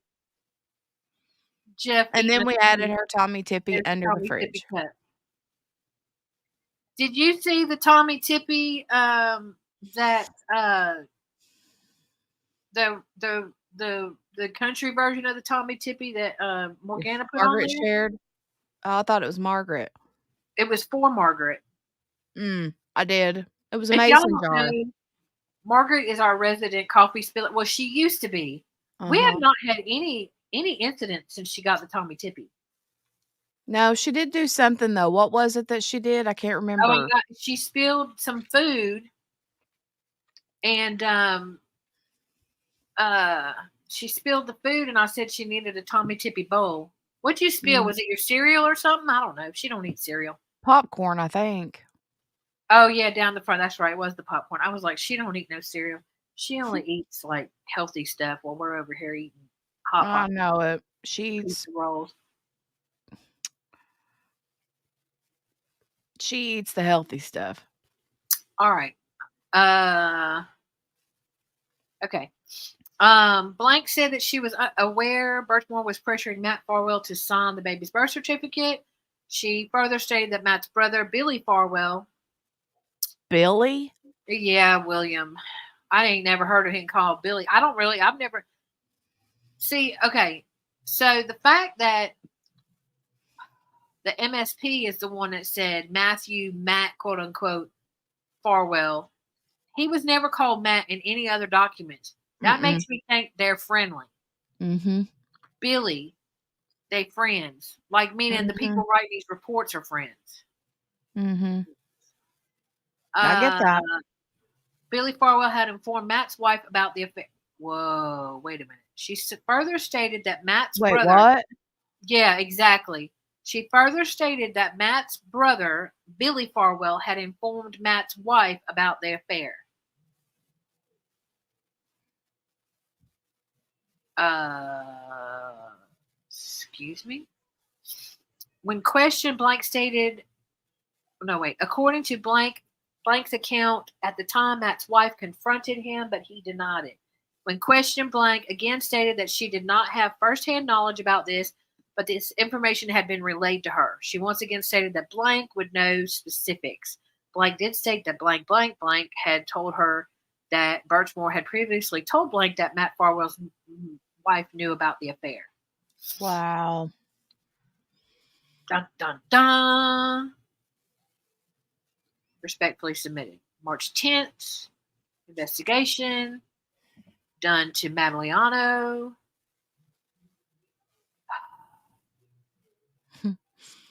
Look, Margaret we are said she not ruined responsible 3 for your shirt. spillage, Margaret. We are not responsible for your spillage, ma'am. Mm. It's just that Jenny is so entertaining. You just throw things in the air. Mm. It Um, probably occurs when I do things like, you know, yes, Tommy Tip. Now we just got to get her some Tommy Tippy bowls. mhm. What is on my TV?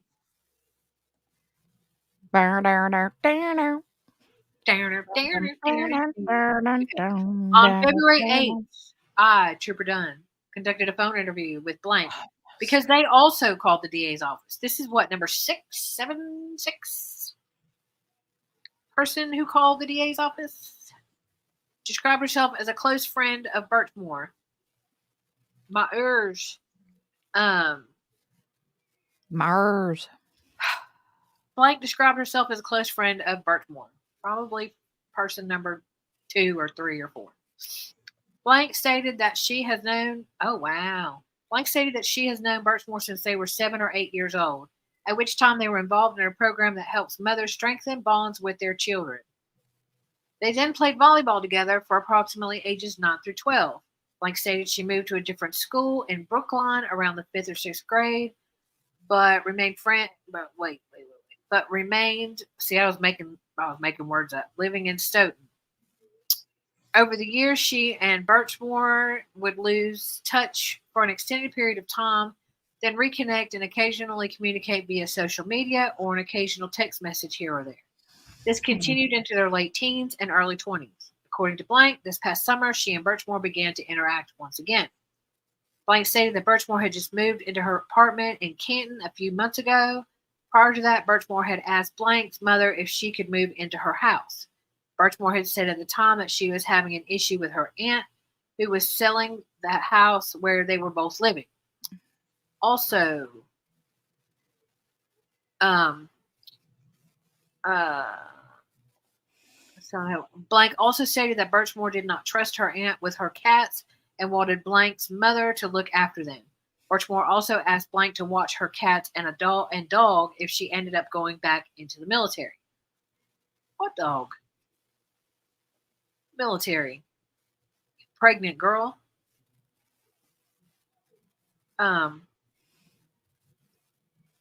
no, who washed her? Patricia. What? She washed a whole red lipstick with her laundry. What? Ma'am. No way. Sorry, I got sidetracked. I probably shouldn't be able to see the chat. Holy cow. Oh, Chrissy is talking about the animal control officer. Is that the one that Oh, she yeah. allegedly Yeah. to get the cat? So it's his dog? Because I didn't remember her having a dog.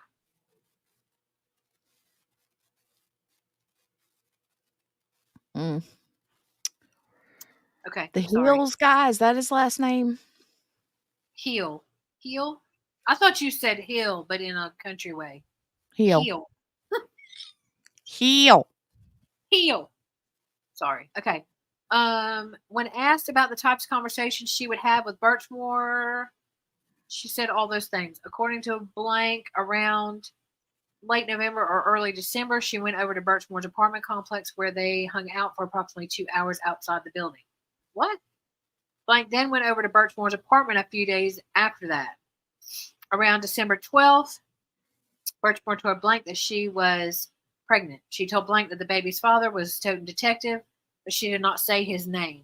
Birchmore told Blank that she and the father are dating, but because he's still married, they are not official, quote unquote. According to Blank, Birchmore had told her that the baby's father was going to divorce his wife, but can't right now because of the coronavirus. I'm sorry, what? Birchmore had told her that that at the time she became pregnant, those things. Birchmore further told Blank that she used to babysit Blank. Birchmore asked Blank if she was going to have a baby too, and mentioned something to Blank about baby fever, quote unquote. Ma'am, you. Birchmore began avoiding certain foods when she began to suspect she was pregnant, but Blank pointed out this was before Birchmore ever even took a blood or urine pregnancy test. Blank stated that Birchmore told her she had told the baby's father about the pregnancy a few days after Christmas. Apparently, the father was upset about the pregnancy and Blank. She then kicked him out of the apartment. Blank stated that Birchmore told her he had said, "I wish you would kill yourself. Unalive yourself, or I wish you were dead." Actually, what he said was that you're the first human being ever, the worst human being ever in life. Birchmore told Blank that she wanted the baby to have the father's last name and wanted the birth certificate to reflect that. She also wanted him in the delivery room. This girl's got the deets. She also wanted him in the delivery room when she gave birth. Blank stated that Birchmore had demanded that if he could be in the delivery room with his wife, then he could be in the delivery room with her. Okay. Can I just say this again? This girl right here has all the deets. Now, we didn't know at the time she had all the deets because the FBI wasn't involved.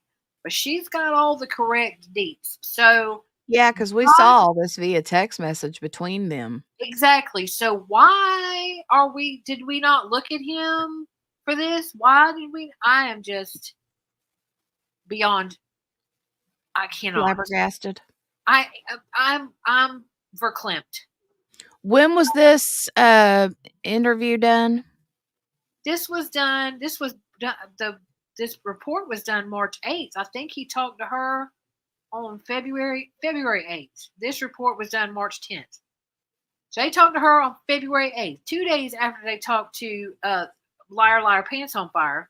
4 days after she was found. 4 days after she was found. A week after she died. I'm just saying, this is some BS, bro. Some major BS. You This said is some BS. you saw all this stuff. All this stuff. Yep. Okay, so it says Birchmore had told Birchmore had told Blank about a second meeting between her and the father of the baby to discuss the pregnancy, which occurred sometime around January 8th. According to Blank, Birchmore and the father argued at this meeting as well. Blank said that Birchmore told her the father of the child had been pursuing her. Blank, when questioned as to when Birchmore told her this, Blank stated she believed it was in December. Blank stated that it seemed like Birchmore and the father were involved in an on-again, off-again type relationship. Blank stated that the father's brother knew about their relationship and knew about the pregnancy. Yeah, he was also in a relationship with her. Blank stated that Birchmore owed her a lot of money. Oh, this is the girl that called. This is the girl that called Stoughton. Yeah, because he's like, wait, what did you take from her? What Did you you? steal Yes, from her? this is the girl that called. Oh my goodness. Mm-hmm. Person number 2, maybe. Person number 2. Person number 5 is the one that took the call and then went straight to Liar Liar Pants on Fire and gave him the message. Okay, so this is that chick. All right, it's all coming together. Blank stated that Birchmore owed her a lot of money, which she estimated to be $248. According to, okay, I'm sorry, I don't mean to keep stopping because Jenny, you and I have read that, but the chat hasn't read that. So there's a text message that says, WTF, your friend called the Stoughton Police Department and said that we're having an affair. And she said you stole something for her, and she told you she was going to call and rat me out if you didn't pay her back. So I'm paraphrasing. So that'll come out in the FBI stuff, but this is that girl. It's got to be her. Yeah. According to Blank, Birchmore had owed her the money for a couple of months, and eventually she told Birchmore she needed some of it paid back. This was on or about January 16th of this year. Blank stated that Birchmore responded by saying that she would send her $150 that night. After receiving no response from Birchmore, Blank got irritated and asked her why she only stopped responding when she requested that Birchmore pay her back. Birchmore responded a few days later, stating that she didn't respond back. She had hit her head on her car door and then again on the pavement and had to go to the hospital. You know what that is? That was him. I don't know if that was in January, or if that was in February, but he pushed her down. Okay, so there's all this blankness. Lord have mercy. But you remember he hit her and he pushed her down. But that was like a week or so before she died. Blank stated that she eventually told Birchmore that she was going to file a police report if Birchmore did not start to pay back the money she owed. Blank stated that on or about January 20th, she called the Stoughton Police Department and informed them about the monetary dispute. Blank was advised that this was a civil matter. She stated that she became upset and responded to the officer on the phone by insinuating that the Stoughton officer or detective that Birchmore is engaged in a sexual relationship with should tell her to pay back the money she owes. Oh, God. So that's how that came about. Oh. These are children playing adult games. Mm-hmm. These are children playing adult games. Blank stated she then received a phone call from Birchmore not long after this took place. Trooper done.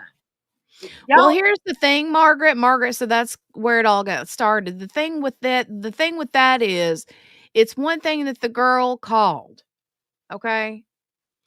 She probably shouldn't have called. It wasn't like she called because she was concerned. She called because she was honked off because Sandra didn't give her $248. And she's like, okay, I'm going to call the cops and then I'm going to tell them you owe me $248. Oh, and by the way, the girl that owes me the $248 is sleeping with one of your cops. And he should tell her to give the money back. We didn't know that part. We just learned that. That's fine and dandy, okay? She shouldn't have done it. She's a young, probably not very Immature. bright person. Who knows? I don't know. The chick could be 50 years old, 60, 100. No, I don't know. I don't they know. were in school together, so they're the same age. Okay. Well, same age then. Young and dumb. Don't know consequences of their actions. However, the Comma. person that received the phone call on the other end that works at the Stoughton Police Department Person number 5.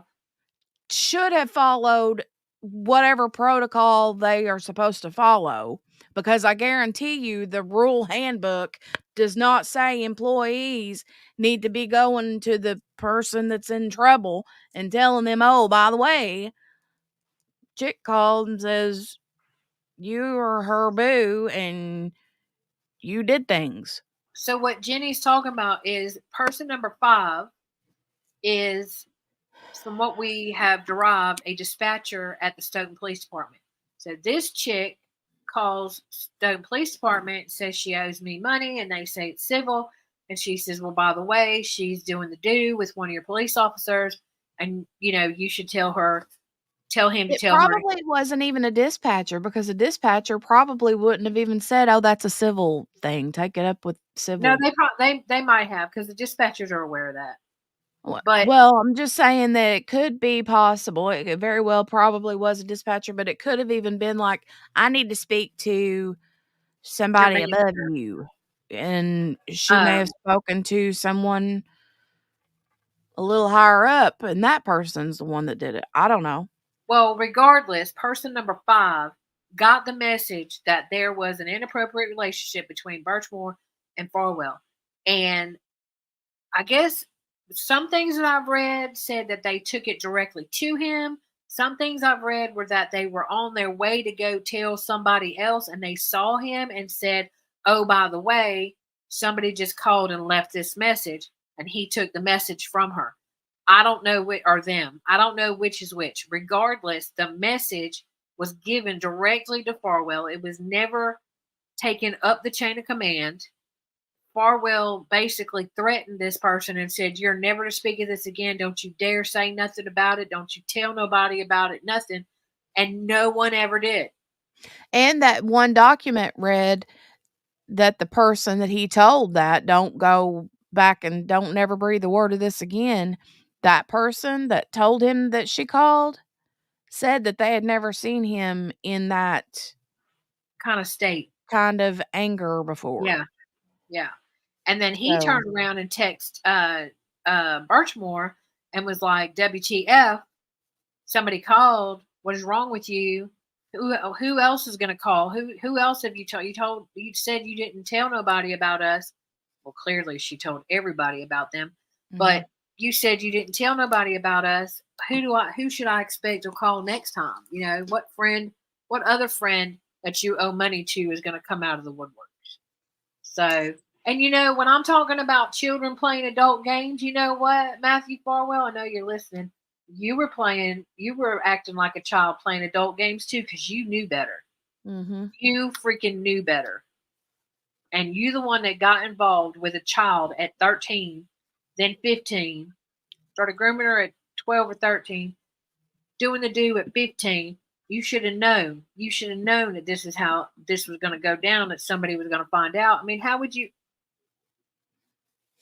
you going to have, if for nothing else, to find her, she finds her validity in, that kind of um, relationship or something like that. You think she ain't running around telling all her friends that she's got a detective boyfriend that's 17 years older than her? Mhm. How stupid are you? I mean, I don't like to call people stupid, but dang. Yeah, I I know know. what his brain cells were, Yeah, they sure weren't in these. but they weren't in his brain. No. Sorry, y'all.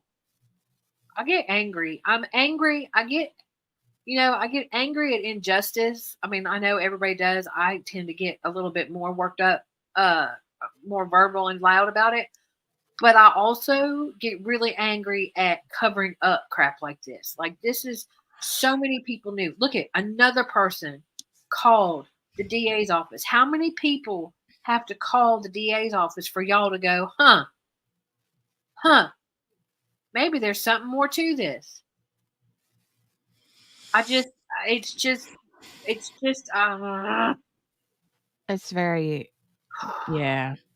And then the thing is if it just kinda makes you take a look at your own backyard, you know what I mean? what goes on, Jenny? I mean, I've been saying this from jump. It goes on everywhere. Okay, Yeah. this ain't just in Canton, although it's pretty bad.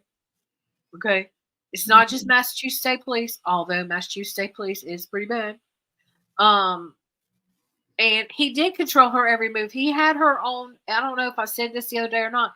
He had her on like Life 360. It may not have been Life 360, but he had a tracking on her. She Okay, always had to have her location he turned had to have her on. location on, and if she turned her location off, he would punish her in the bedroom. Mhm. I'll just say that. Mhm. And you know, I mean, think about it. If X had done Y, had done Z, this child and her baby didn't need to die. I mean, they didn't need to die anyway, but somebody could have stopped it. They could have stopped it. And then after the fact, they could have kept him from being on the streets for 2 years. He should have been locked up 2 years ago, 3 years ago. Along 3 with years 2 of his other along with and Robert buddies Devine, there. and if y'all are listening, hear me out. Robert Devine and William Farwell should be right up next to him in the same cell. They can all share a cell together. And the animal control guy and the army recruiter guy and all the other redacted people, it's crap. It's crap. And they let this child down. And I'm telling you right now, I'll guarantee you, I'll put $1 on the wall that she ain't the only one. Oh, yeah. That's why they went through those files, them Explorer files, and that's why was that Josh Levy? No, who was that? That went through the Explorer files and then boxed them up and taped them back up and put them back in a safe spot in case they need to access them again. They're going to have to access them again. There's more. Sorry, y'all. That was my soapbox. I'm going to jump off of it. I just cannot. Exactly, Chrissy. They knew and they participated in her demise. Right, Patricia. Patricia said, "Ick." Yep. All right. So March 8th.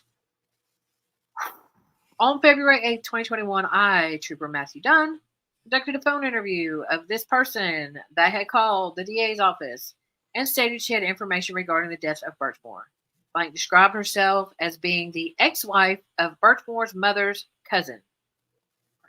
Okay, so we've talked to Birchmore's mother's cousin. So this is his wife. Blank stated that she had not spoken to Birchmore for several years until recently. She stated that she was at a family Christmas party and encountered Birchmore, and the two spoke for about an hour. Since the party, they had been speaking about 2 to 3 times a week. Blank stated that she believed Birchmore saw her as a mother figure and pointed out that her own children are roughly the same age. Birchmore, sorry, my double glasses are not working very well. Birchmore had told her that she was blank, stating that Birchmore seemed alone because her family members had died in recent years. Blank stated that Birchmore had told her she was upset about her aunt selling the house. She stated that Birchmore seemed down and knew that the pregnancy was going to be an uphill battle, quote unquote. When asked about the father, Blank stated that she knew the father was a detective, has 2 children of his own, and that his wife is pregnant and due sometime in February. Yeah, literally 12 hours after she died. Right. Blank further stated that the father of the baby is a twin and Birchmore's mother is a twin. Oh. So they had discussed the potential of Birchmore possibly being more likely to have twins. She said that she later spoke with Birchmore after an ultrasound and was told Birchmore was only pregnant with one child. According to Blank, Birchmore was fine with the pregnancy. However, she just didn't want the father's wife to find out. I think she kind of did. Birchmore had told Blank that the father was willing to help with the pregnancy and the baby. Blank stated that she and Birchmore discussed Blank, but they also spoke about topics such as her plans for the baby, daycare, a baby shower, etc. Okay, so here's my take. I think, like, when we saw the text messages and Sandra was like, I want you to sign the birth certificate. And he's like, I'm not going to sign the birth certificate. And she says, but I want you to sign the birth certificate. We at least think about it. And he's like, we need to talk about this in person. And she's like, so you're saying you'll think about it? I think she kind of made her own narrative, like, of what her understanding of the conversation was. Does that make sense? Mm-hmm. Yeah. Because all these people are saying certain things. And I paid off my purchase. Yay. Sorry. I just got a note. Yay. When I got Dragon Seasons, it was more than the fundage than I had, so I shop paid it, which I don't normally do. And I just got a notice that I paid it off. Yay. Anyways. So sorry. You're so cute. Squirrels are bad, man. They're bad. So some of these people are saying, like, oh, he wasn't going to sign the birth certificate. Some of the people are saying, oh, she had talked to him about it and he thought about it. Some of the people are saying, oh, she told him this. And so it just depends on where they were in the narrative in her mind. Because I don't know if you remember reading the FBI, the text messages where she was like, okay, well, you want to talk in person, but you're going to think about it, right? Mm-hmm. No, homie, he clearly said no. Mm-hmm. And then he said, I don't want to talk about this via text, which, by the way, he was more than happy to talk about very private things via text. Yeah, I know. That confused me. I was like, why would you talk about all this other nasty stuff via text? There's a record of all this stuff. And he's like, we need to talk in person. We need to talk in person. And I think, honestly, personally, QB's, trigger warning or whatever, that when he started saying we need to talk about this in person was when he started planning her demise. That's very possible, very probable, actually. I think that's when, because he was like, I do not want a record of all this fighting. I don't want a record of all this baby stuff. I don't want a record of the birth certificate. I don't want a record of nothing, none of it. Mm-hmm. Mm-hmm. And he kept saying, she would keep going, and he would say, we need to have this discussion in person. We need to have this discussion in person. I think that's when he started planning her demise, because then all of a sudden he wants a key. And when he never would take a key before, he wants a code that's not affiliated to anybody. It's not her key fob. It's just a code, a generic code for like DoorDash people, but it don't connect to any one resident. Mm-hmm. That's how he got in. Sorry. Go ahead. Sorry. I'm just thinking, he goes to all this trouble, he left way too many loose ends. But he didn't, Jenny, because here we are 2 years later, and the only reason why he got found out is because the FBI got involved. No, I think he was found out. Nobody just would put the I know button to be like, let's do this, because but that's what I'm saying. Like, it didn't matter how many things he left out there, because he knew that his people were going to come for him. And what that tells me is that they've done it before. They've done it before, and they never got found out. There is no way, I'm sorry, but there is no way that these detectives don't understand that all this stuff that they're talking about back and forth could be found out. They didn't care. They didn't care because they knew they were going to be covered for it. What they didn't know was that the FBI was going to come snooping around.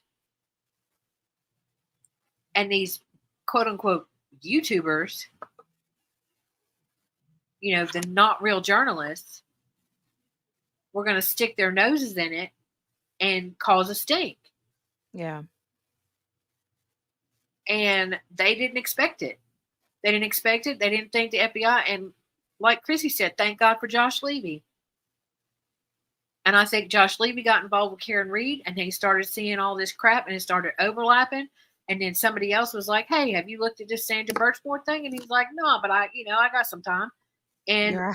he's like, "Oh, wait a minute, Fanning and Lank and you know Albert. Albert and all these people. And wait a minute, these are similar names to this over here. Let me shoot it. Send me an email." And then he starts looking at that, and he's like, "Holy crap!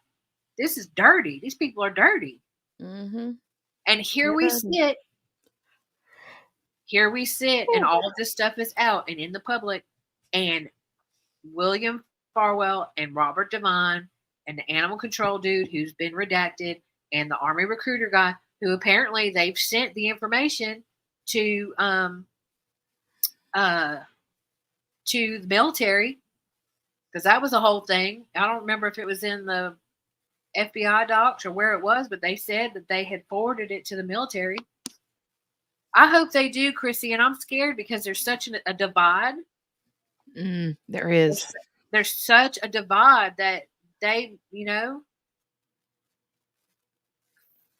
because the people, the Hank Karen Reed people, I mean, depending how many of them, I don't know. I mean, maybe you could shed more light on it, Chrissy, but I don't know how many of the Hank Karen Reed people are actually people in Canton. Because it seems like the people in Canton are tired of the crap. And how big is Canton really? It's Or not, Stoughton? it is. I'll give you the demographics. Hang on.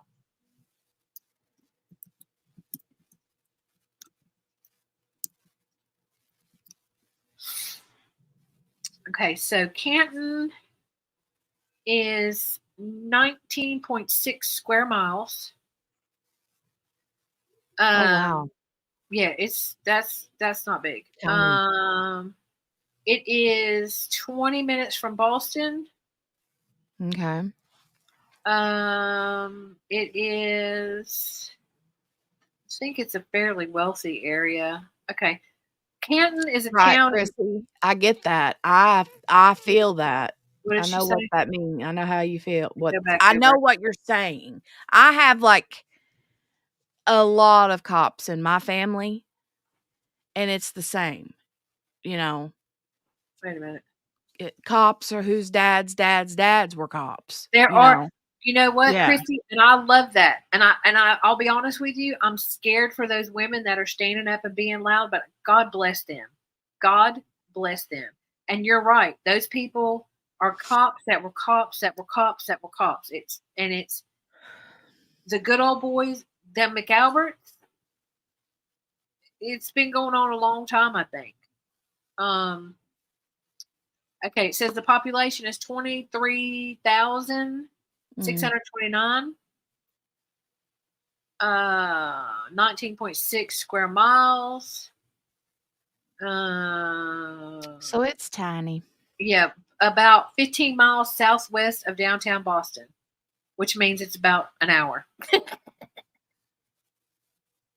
So then Stoughton, I know Dedham is right there. I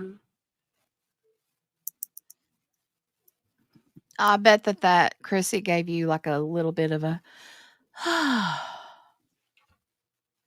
She said, Okay, "I was never so against my daughter going into law enforcement as her dad and I did at our time, and I'm grateful she's working in mental health." that's a shame, and I'm sorry. Yeah, it does seem like Salem, don't it?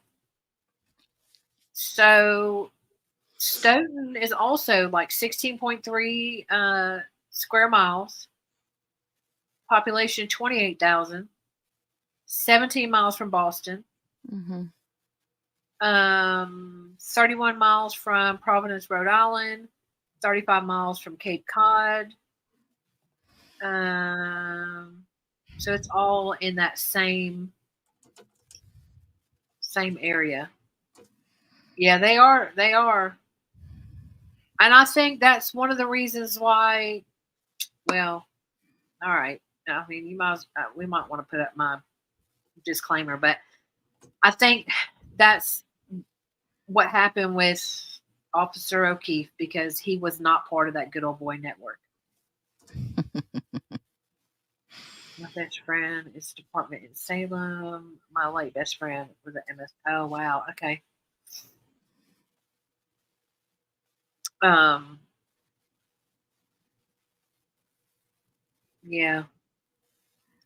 Well, we appreciate you guys being the good part of the good team Mm-hmm. for sure.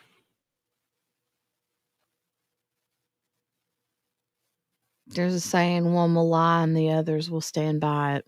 Yep, Right? yep. I just am saying that all of this information, all of the text messages, all of the even like Robert Devon and William, all of them. It's not like they didn't know that this stuff would come out, Mm. and they they knew, and they knew that it would not be a problem, and that tells me that it's happened before, and there was no concern. Um, there was no concern that they would be found out. How else can you explain it, Jenny? That they would be so careless. Well, that it goes back to the whole culture thing that I was talking about yesterday. Look at us remembering the word culture. Yeah, I mean, really, it does, though, if you look at it. You build a culture the way it's supposed to be, all is good. But as soon as one little bad apple drops into the whole barrel, the little culture barrel of apples, as soon as one drops in, if it's in there long enough, it is able to just be in there and isn't yanked out, it will spoil the entire bunch. Yep. It's a look over here, look the other way. They weren't wrong. Jackson wasn't wrong. Look the other way. Look the other way. Oh, yeah, standing alone is scary in most situations, I would think. But in this situation, it's really scary. I mean, you're talking about literally Mhm. life or death. That's why I said like Mhm. them those women in Canton that are so loud and are standing out and going to select board meetings and everything else. I mean, it's like it makes me nervous for them. Mhm. Right, Michelle and peer pressured them to do it too, yeah. But I mean, I feel like I don't know. I feel like there was a whole thing going on with not just her, not just Sandra Birchmore, but some other people, and they were passing them around and they were setting things up. And I don't know how it all crosses over, but I'm just saying it crosses over. Mm. So, all right, I'll get off. Alright. I keep saying I'm getting off my soapbox, but then keep getting sucked back in. Okay, well, here, I'll help you out. I'm gonna mute myself, turn my camera off, and go fix me a hot cup of coffee. Okay, go make coffee. I'm gonna read this. What last night when I was listening to you guys, I was thinking of how would I react in this situation? Who would I trust to help? And if it was my superior, then what? Mm. Yeah, exactly. Like that's so awful, Chrissy. I'm so sorry. Mhm. It's terrible. Um, It's sad that you have to put yourself in those, things, like, in that what if kinda situation.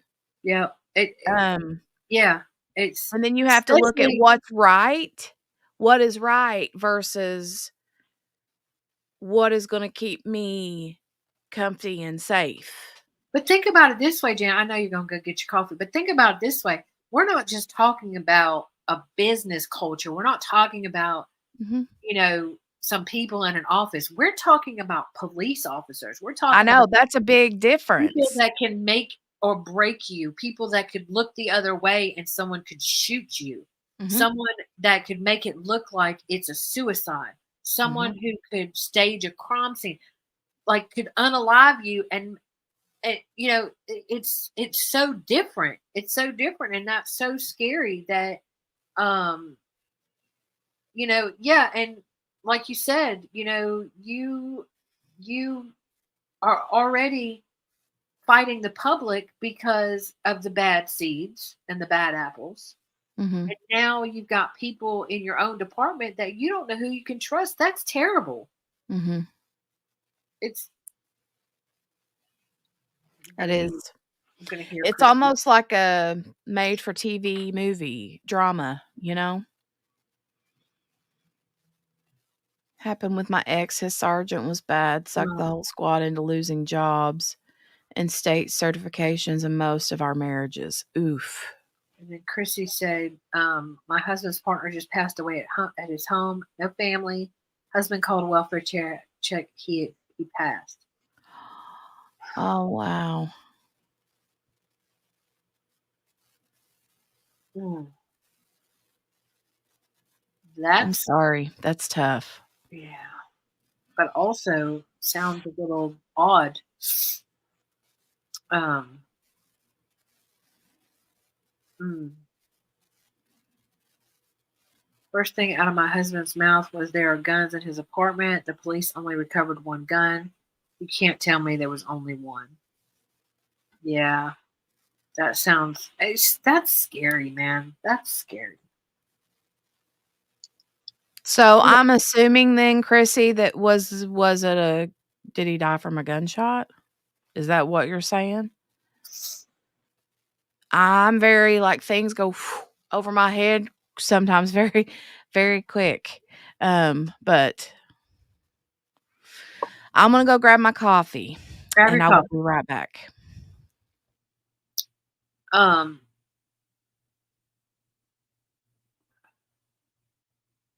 Here we have easily six weapons, and now because there was no family, he died due to diabetes complications. Do you do you think he actually died from diabetes complications, or do y'all think it was something else? Now I'm just being nosy. Waiting for Jenny to come back so I can read this document. Um, Good thing you're not in.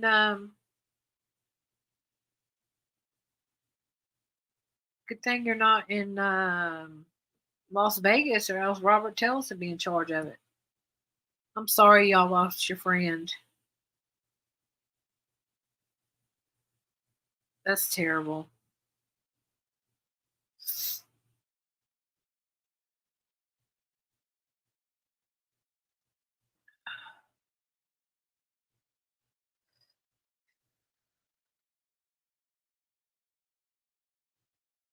Oh, so he didn't have anybody take care of him. That's sad. I'm sorry.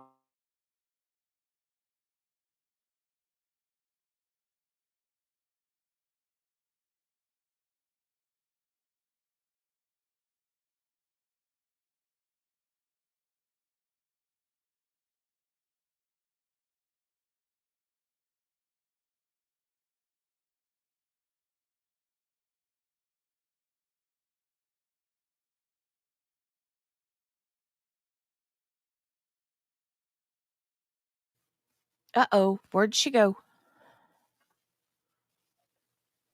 Lord, I was having a whole conversation. I'm sorry. I had muted myself. Oh, sorry, I just went in there and put my K-cup in and hit the start button, but it takes it a couple minutes, so I have to Um, go back and get the creamer.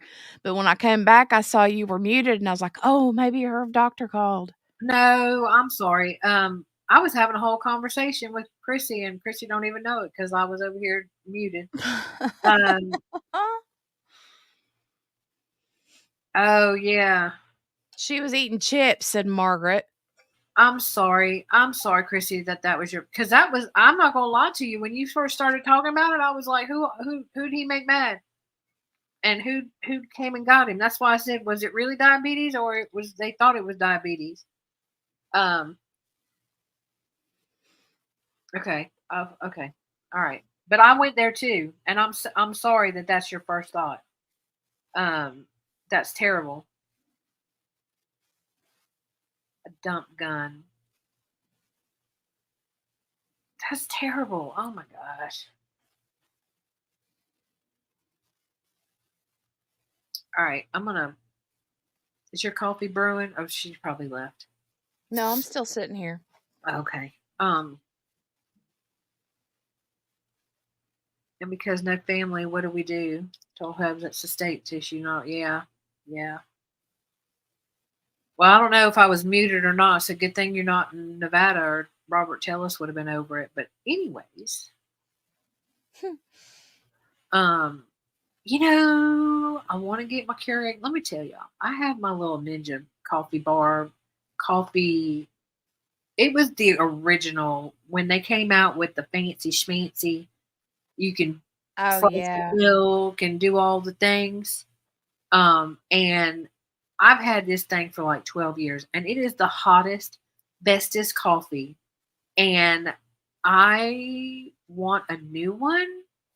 Ma'am, Chrissy, you okay?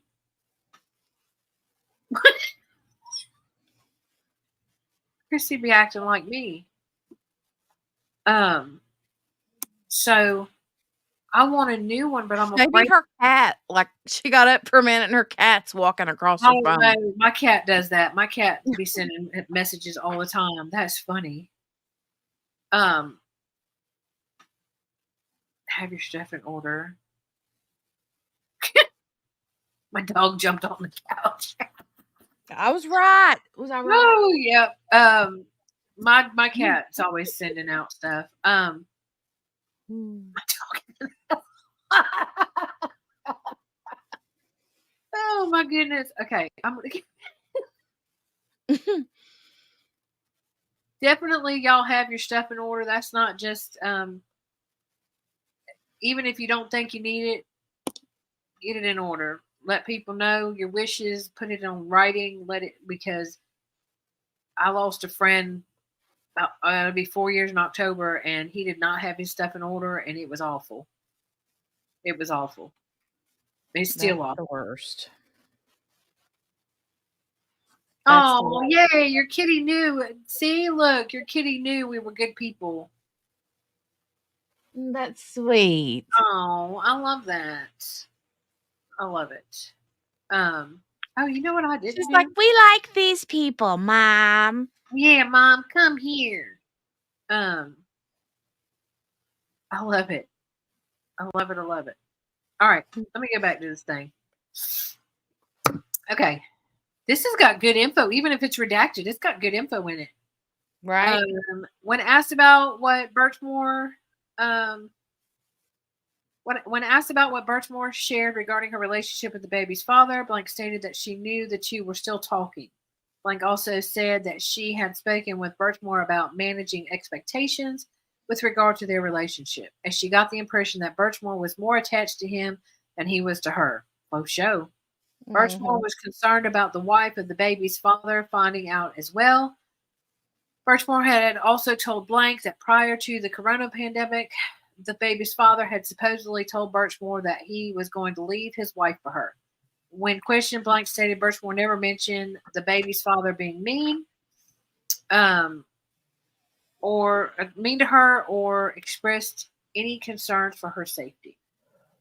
What could she say? I'm going to a medical school, and my ashes, when they are done, will be in a garden. I refuse to leave heartache over what to do. Facts. I'm donating all my parts, all the way down to the skin, to eyeball, all of it. Y'all can have all of it if anything's worth anything. And then I'm being cremated. Oh, Lord, Lord, Lord. Sorry. March 11th, investigation.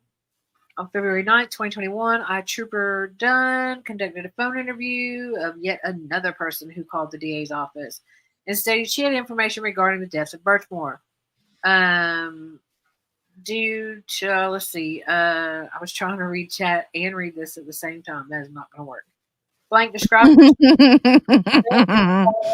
um, I'm just sorry, I gotta stop for a minute and just say this, that if I was to ever, pass before my husband, this is a lie, this is not the truth. I will be buried a normal way, but what do you I mean would normal? Well, I mean, like You got in a casket in the ground, 6 feet under, okay, right? okay. But what I'm saying is if I could, you know, pick one other way, it would be to sit in an urn on the fireplace mantle so that I could sit and stare my husband down if he ever decided to get remarried. That's completely a joke, I'm just joking, but you know how you always hear people say that, you know? Well, here's my "Oh, problem. honey, yeah, I want you to get remarried, I want you to be happy." No, uh-uh, So no.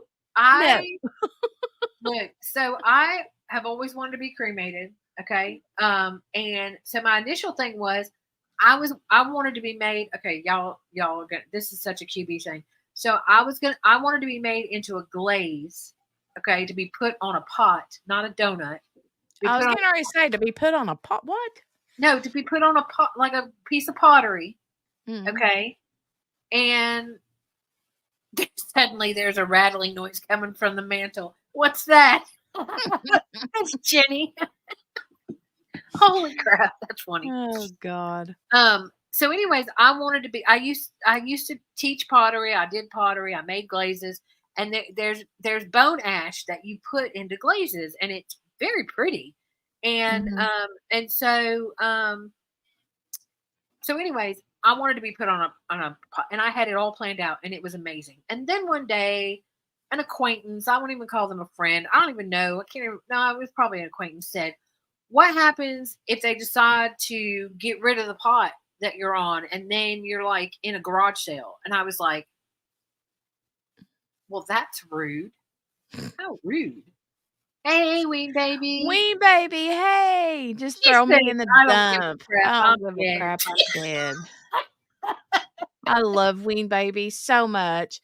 She She always comes always in comes hot. in so hot and usually very judgmental of whoever we're discussing. Like, she Yes, wants and to we talk love it. about their shoes, their handbag, their hair, their makeup, their top. Ween See, Baby is the best. See, Chrissy, so then they were like, "What if they throw you in the garage sale?" And I was like, "Oh, heck no. We are not having none of that." So then I heard that you could be like put uh in a in a in a thing with for a treat. Ween Baby's been here for 2 hours She's just just been waiting waiting to come in hot for for the some. perfect spot. Um.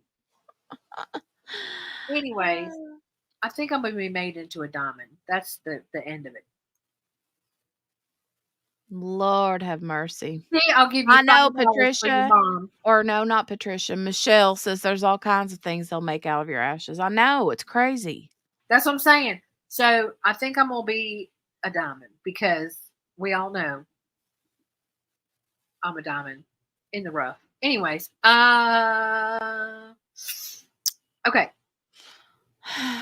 She described herself. This is cafe. You know, we talk about all the things. Here, I'll tell you what, if something happens, y'all can do this, right here for me.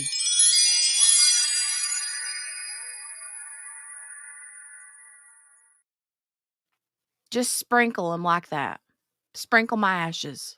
Casket, the normal quote unquote normal way. I do air quotes. The normal way. I'm Abby Normal. Look, I don't want to be in a casket. I don't want to be in the ground. I don't want to be. I mean, I know. Okay, Ween Baby's correct. Body Farm. I would actually. Okay, so okay, we're gonna get way off topic here. So Chrissy was talking about she can't donate because of MS and the meds, and I have a similar situation, but I think I could donate for Didn't for Party Farm in Kentucky?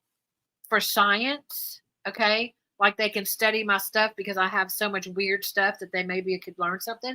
But if not, I would go to a Body Farm. We I almost doxed myself. So, anyways, yes, I Okay, so I thought that there was only one body farm. I guess not, huh? no, they're everywhere because they study it. They study. Okay. That's how they find out. Like what bugs eat and how fast they eat and how temperature affects the body and how um uh yeah. Yeah, I mean, okay, wean baby is not wrong. It's just a body, you're dead, whatever. Um However, I don't want to be in the ground. I have claustrophobic issues. I also have burn issues though, so like the cremation thing, I don't know. I don't know. Yes, decomp Decomp class. class here. That's what I'm saying. So there's not just one body farm. They're everywhere. Sometimes Can we go they're back to pickles and potato chips? poor Margaret. Um I know, Skins just came Skins. back. They They bury bury you, you, they throw throw you you in in water. Yep. water, they leave you exposed, they Yep. throw you in a bush. Yep. They do. They test the wait a minute. I don't want to be involved because of the trocar tool. Ma'am. Um Anyways, sorry to get off topic, but What is a trocar tool? it's a tool they use for embalming, and it's a big old needle, like a big old needle Mm. that they put the fluid in with. Michelle's like, YouTube it. Benz wants to know, what does this have to do with Sandra Birchmore? Nothing. We got Absolutely, we are in way. the cafe party. We went sideways. We went sideways, up, down, left, right, center. We went every I which kept way. trying to get back, but they kept distracting me. Okay. They do ram it into lots of things, and it's like kind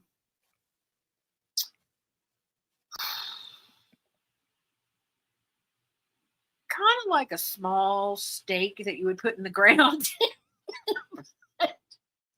But it's I thought you hollow, meant like a T-bone. and they put it in your body and they fill you with the things.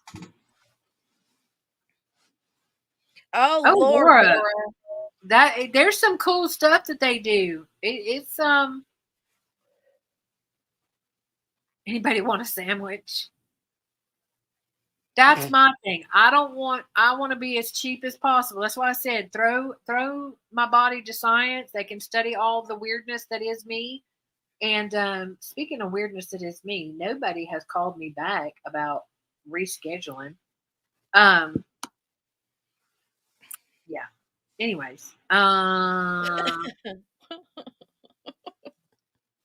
throw me in the body farm. Okay. Let's get back on. Margaret's like, I like chips. I like Pringles. Y'all be proud of me. I still got a small stack of my Philly cheesesteak. There's still a small stack, and it's not another container. It's the same container. All right. Blank described herself as Blank described herself as being a friend of Birchmore's when they were younger. She stated that they had recently connected.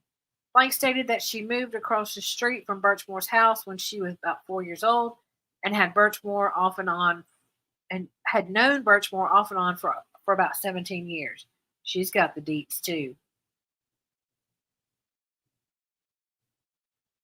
I know you didn't have to put that in the thing. You could have just said it out loud. I knew your coffee was going to be ready. It don't take that long. No. Okay. So she knew her a long time. Blank stated she and Birchmore were very close between the ages of 4 and 12. She stated that until about a month ago, she had not spoken to Birchmore in approximately 2 years. According to Blank, Birchmore had reached out to her about a month ago out of the blue. Blank stated that she was actually kind of surprised to hear from Birchmore. She stated that when they last spoke, they had left things not necessarily on bad terms, but not great terms, quote unquote. Blank said that when Birchmore reached out to her, she tried to add Blank back on Snapchat and asked her for her phone number. They had spoke via FaceTime for approximately 2 hours. During during that conversation, Birchmore told Blank that she was pregnant and that she was not sure who the father was. But there's a whole lot of deceivery going on here. Margaret, you didn't do them dishes yet? She told Blank that she was sleeping with twin brothers. Oh, Lord. Blank stated that Birchmore told her that one or both of the twins were cops. Blank stated that Birchmore never actually said the name of either party. Birchmore told Blank that she wasn't sure what to do and asked her for advice since she already has a child of her own. Oh, no. She was a teacher. I don't think they knew each other that long.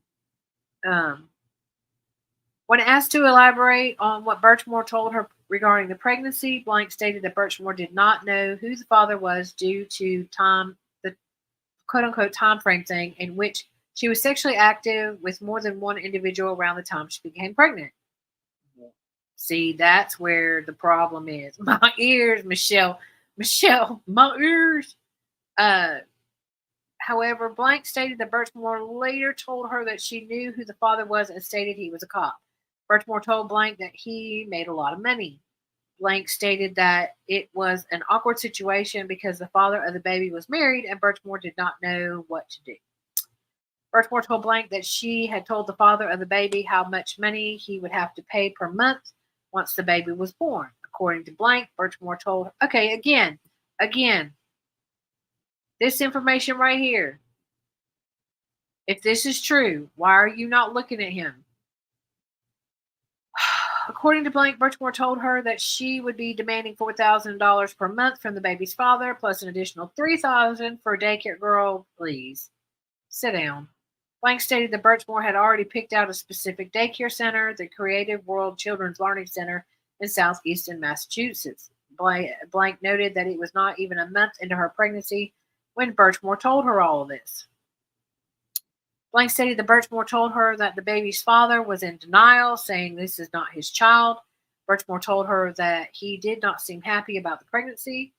Blank further stated that Birchmore seemed set on having the baby alone if he was not going to be involved, and stated that she did not need help except for $7,000 a month.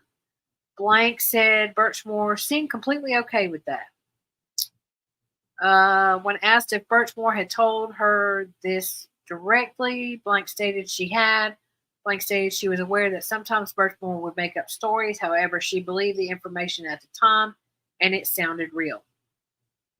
Blank then went on to state that she was aware were various rumors going around Stoughton regarding Birchmore's death, such as the death was a suicide, that a cop was involved, and that the death was suspicious, with blood all over the walls in her apartment.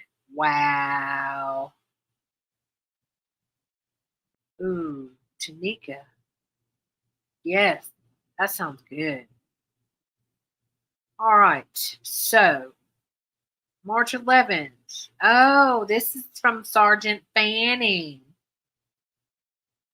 Matthew Farwell, iPhone 11, consent phone data, where they don't find a daggone thing. They give it to Guarino, and he finds nothing. Yeah, I want more caffeine. On standby, y'all.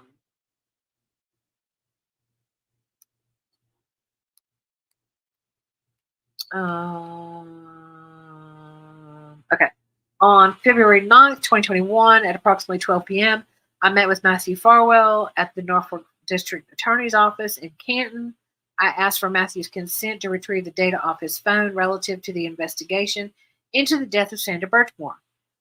Matthew read and signed the consent form. I took his phone in possession, and Trooper Nick Garino had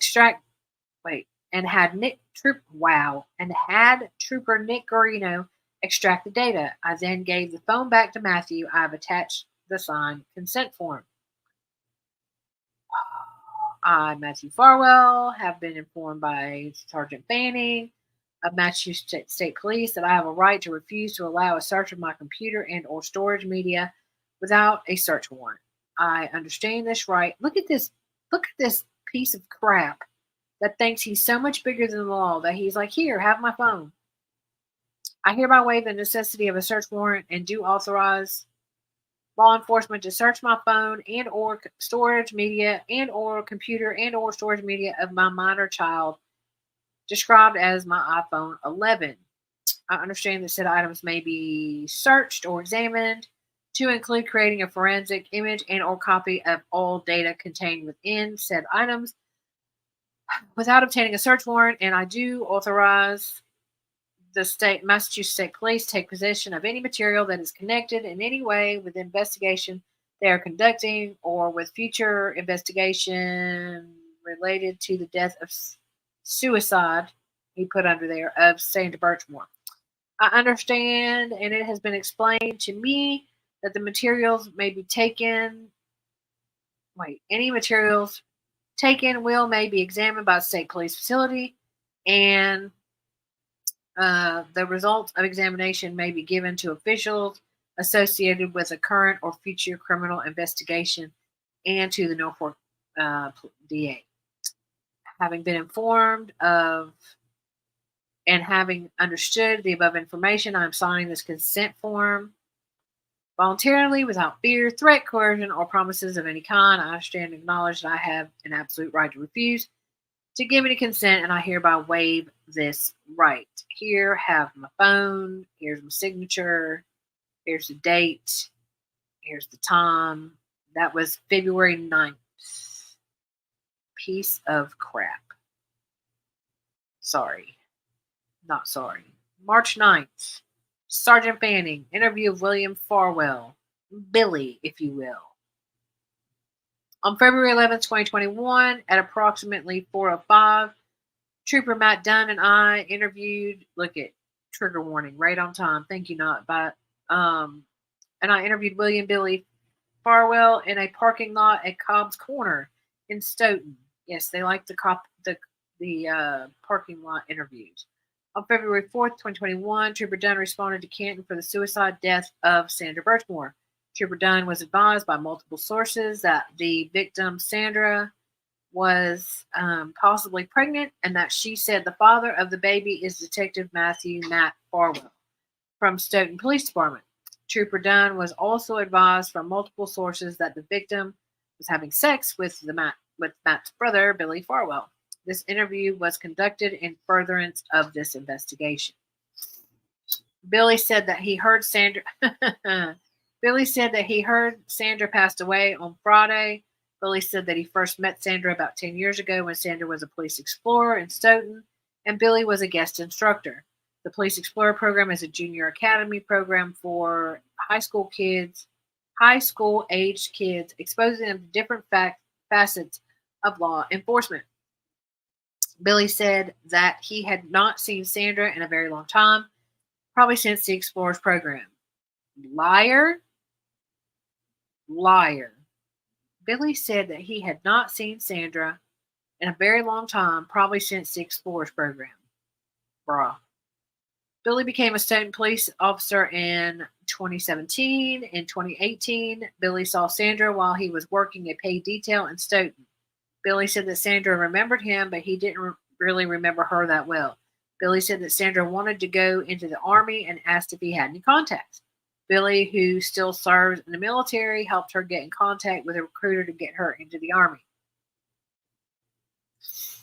Billy said that Sandra got into the Army, but eventually got kicked out during boot camp. I did that. Where's Jenny? I guess she did. Sorry, my machine, I thought I was gonna have to, I had to unplug it and everything. It was in there, like, rolling, boiling, man. Like, it was like, okay, you know how when you got a pot of water on the back burner, like a big pot of water, and it's like hardcore boiling? Right? That's what the inside of my coffee machine was doing, but nothing was coming out of it. That's not supposed to happen. Dale, go plug. Hold on, the husband just got home. Can you go plug my coffee maker in and see if you can make a cup of coffee with it? Because I'm telling you, I was about ready to have to throw it out in the yard. I was afraid that it was What going is to with catch the on fire. I appliances? unplugged it from the wall and everything. Who was it yesterday with the dryer? Was that Sherry? Sherry. Yes. I literally was on my way down the hallway with what little bit it did spit out some coffee, like to here. That's all I got out of it. And I was coming down the hallway. I was like, "What is it?" Sherry's coming here and just tore up all the appliances. Margaret wants a coffee maker. Look, you got no support in this chat.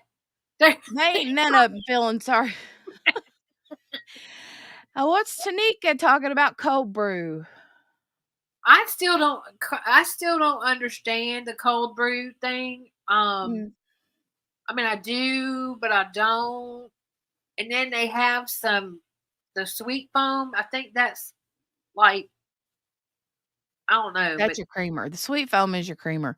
I get the cold brew at Dunkin' and Starbucks and stuff, but I don't understand the sweet foam, but everybody swears by it. it's so good. But it Anyways, just kind of like gets thin and kind of runs down into your coffee, and is it the flavoring? Is that the flavor? Yeah. Is that the cream? That's cream? Yeah. Okay. YouTube, Michelle. Lord, I mean, I don't mind. I'm afraid you know what? If you Google sweet cream, I don't know. That might be bad. That might be real bad. Hold on just a second, y'all.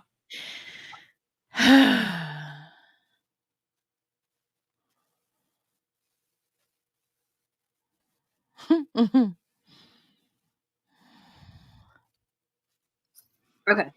Yeah, I got a teeny weensy little bit of coffee and I threw some cream in it, and it's sort of like a really strong espresso. I have sad coffee. It's still from this morning and it's cold. But I just took a sip of it. Dale heard me going on and on and on, and I didn't realize he was home, and I heard him come down the hallway, and he peeks around he's like this. He like peeks around the door like because he could hear me. Now I'm being nosy. Did his schedule change again? Huh? No. I thought he got off early on Fridays. He does, but it's 3:00 right now. That's early. No, not for him. I'm confused. Okay. Anyways, let's go back. He normally gets home about 3:00 through the week. When he gets home early, it's like noon. Leaves at crack of dawn, right? Yeah. He has to be at work at 6. Ugh. In the morning? No. Yes. That's why I get up at 5:30 every morning. Ma'am, I need you to see this highlighted. I see it. Billy, who still serves in the military, helped her get in contact with a recruiter to get into the Army. Billy said that Sandra got into the Army, but eventually got kicked out during boot camp. So she did get in the Army and got kicked out. I didn't know that. Billy said that Sandra started constantly contacting him. Billy said that the last time he was in contact with Sandra was about 2 weeks ago via email. Sandra told Billy that she had been accepted to nursing school. Michelle's throwing Ritalin into the chat. I think we need it. I need it specifically. Bro, you are not wrong. So bad. My coping mechanisms are not working right now because I am stressed and I am squirreling and they're at a rage. See, Laura, same. I mean, I don't wake up around noon, and usually, not gonna lie, I usually am up between about 4 and 6, but I'm not going nowhere. I'm not like getting up. I'm not like doing things. I'm doing things. I'm not like talking to people.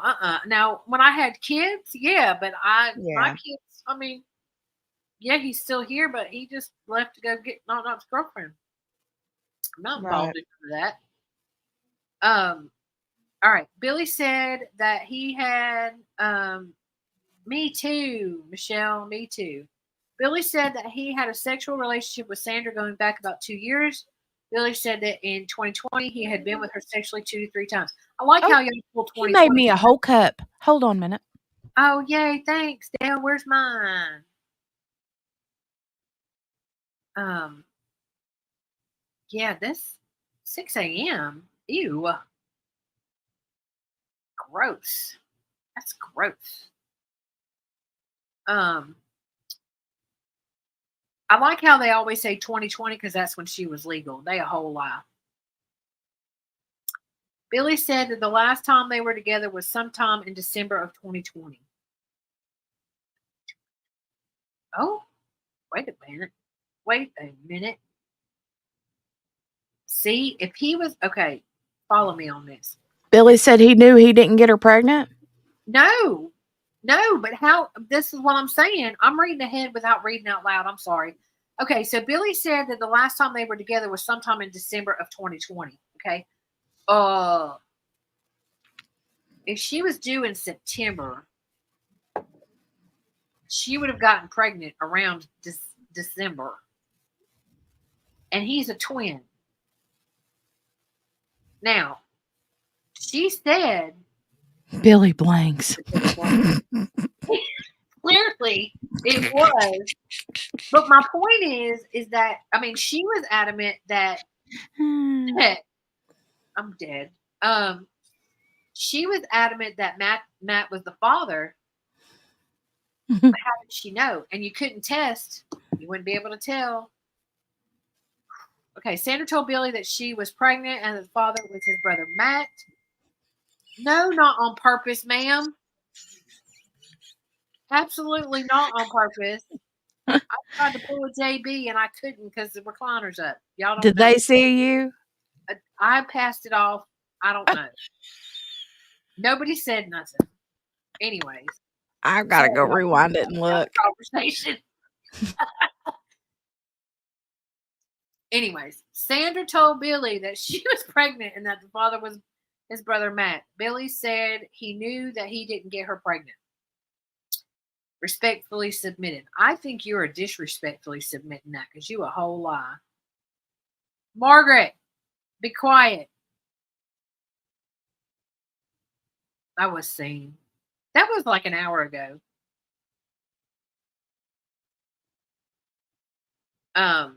I'm gonna need you to delete that part, ma'am. How long we been on here? How long you been alive, Jenny? 82 years. 84. It's 84 years. Well, it is what it is. It ain't a good view, I'll tell you that much. It's bad. It's real bad because I am laid back in this recliner in my PJ. How long was the camera on for? What, 2 seconds? Oh, doggone it. Now I won't be able to find it then. Anyways, back to what we're doing. We're not paying attention to any of that. Do not look behind the screen. March 11th, Trooper Dunn, death of Sandra Birchmore. On February 12th, 2021, I, Trooper Dunn, conducted a phone. Margaret, don't you dare. Don't you dare. Don't you dare. Margaret said she needs to redact that part and we'll just say blank.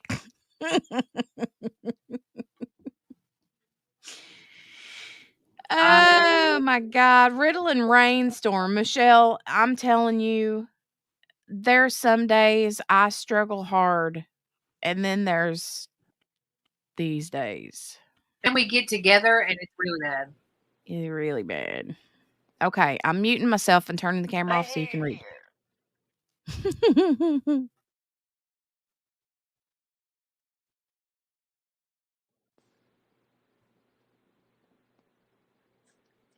Well, why can't I hear you? Because I was being quiet so I could play my I Hate It Here. It's got a we need to make a new one because it's got like a 6-second delay. It's terrible. Like I feel like it's not gonna play and then I talk over it. Anyway. Mm-hmm.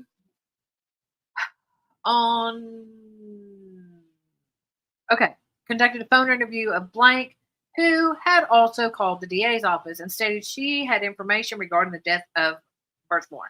Blank described herself as being a formerly close friend of Birchmore through volleyball. Blank stated that she and Birchmore had not spoken for some time and they had just communicated about a year ago. However, Birchmore had unexpectedly reached out to Blank via text message recently. According to Blank, Birchmore was always saying she was trying to get pregnant. Birchmore told Blank that she had a donor, quote unquote, Morgana, and that he was a Stoughton police officer. Beyond that, Blank stated that Birchmore did not really share much personal information. Blank stated that she had heard from their volleyball coach that Birchmore had become pregnant. When questioned, Blank stated Birchmore never mentioned the name of the baby's father. Blank had no further information to report. Morgana, you have missed all the fun, ma'am. Hey, Morgana. March 11th, trooper done. People called the DA's office. Blank described her as being a friend of Birchmore who communicated with her often. Blank stated that she has known Birchmore since elementary school. She stated that over time she and Birchmore fell out of touch, but reconnected toward the end of high school around the time they were 17 or 18. Underage. Just saying. Blank said that she and Birchmore attended volleyball open court sessions in Stoughton around that time. They continued to see one another. Girl, you missed so much. They continued to see one another over time when playing volleyball. Blank stated that she and Birchmore were never super close, quote unquote, but had started communicating via social media, primarily Snapchat, after the coronavirus pandemic started. Blank described their communication as typically just sending pictures through social media. Blank stated that she and Birchmore normally didn't communicate by phone or through text message. Blank stated that Birchmore had recently reached out to her to let her know she was pregnant. Blank said that she was Blank said that this was unusual because they were not all that close and typically did not communicate about personal details prior to that. Birchmore told Blank that she had been sleeping with a married man and he was the father of the baby. She also told Blank that she had already bought a baby stroller. Blank said that Birchmore had wanted a family of her own, but she believed the baby's father may not have wanted the pregnancy. You think? Muted mics, chips, pickles. You missed slapping pickles. According to Blank, body farms, bugs. Birchmore wasn't trying. Wait a minute. According to Blank, Birchmore wasn't trying to Wait a minute. They pulled a QB. Wasn't trying to not get pregnant. She was not trying to get pregnant. That's what they're saying. she wasn't trying to not get pregnant, quote unquote. When asked to elaborate, Blank said that she believed Birchmore may have intentionally have gotten pregnant. See, she was not trying to get pregnant. That's all I'm saying. Mm-hmm. Blank stated that Birchmore had run into Blank's mother at the grocery store recently, possibly the Stop and Shop. Were they getting evidence bags?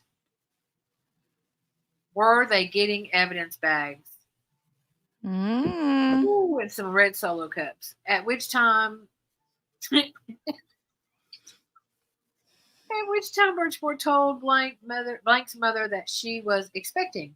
Blank pointed out that aside from seeing one another at volleyball, Birchmore and her mother did not ever communicate with one another.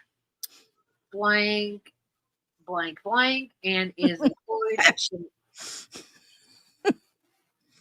y'all. Michelle said, Margaret, she's been holding her ears, and Michelle's been throwing Ritalin in the chat here and there and yonder. It's been a train wreck in here today. Look, this is wait.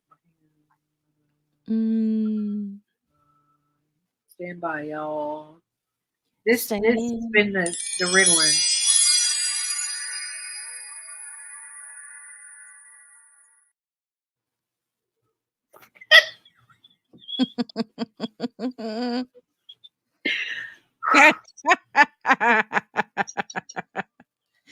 Hey, Lord.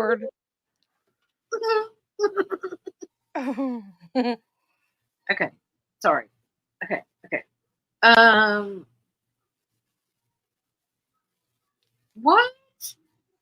We were just talking about Patricia Cornwell. She's got good looks.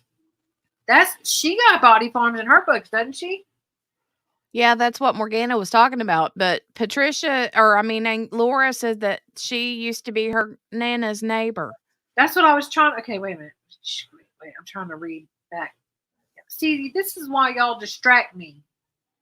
I'm trying to read the stuff. Oh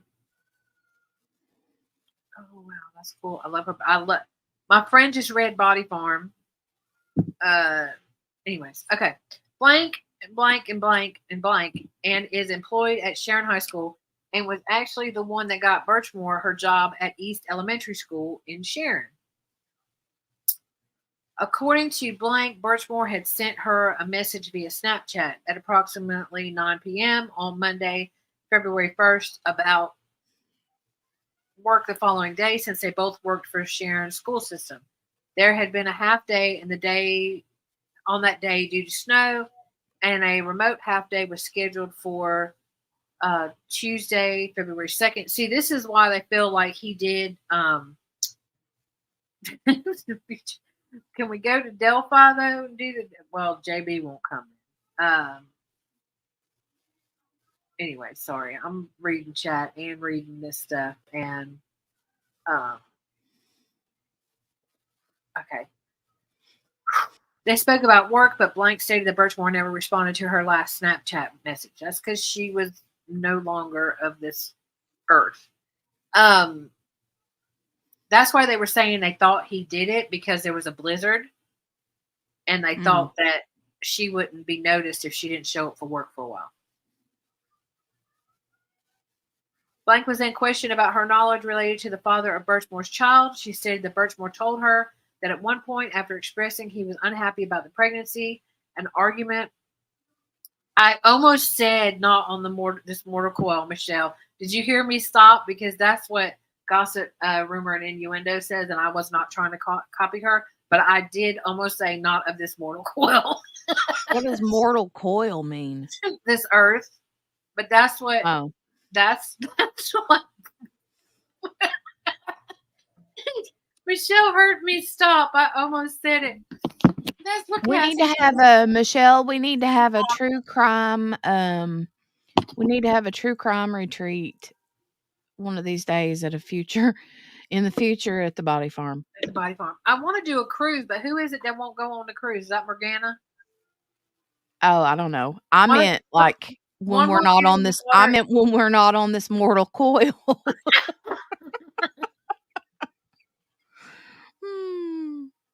I did always say it because Kathy says that all the time. That and the ticklish brain. She got a little ticklish brain. Anyways, blank. Okay. Y'all focus. Blank was in question about her knowledge related to the father of Birchmore's child. She stated that Birchmore told her that at one point, after expressing he was unhappy about the pregnancy, an argument took place between the two. Birchmore told him that she was going to tell his wife and his job. Lord, Blank stated that Birchmore was aware this could get him in trouble. The father of the child then got angry and took Birchmore's phone from her. Blank stated this was approximately 2 weeks prior to her being found deceased. Y'all didn't think that y'all didn't think that y'all should check into him? Blank stated this was approximately 2 weeks prior to her being found deceased.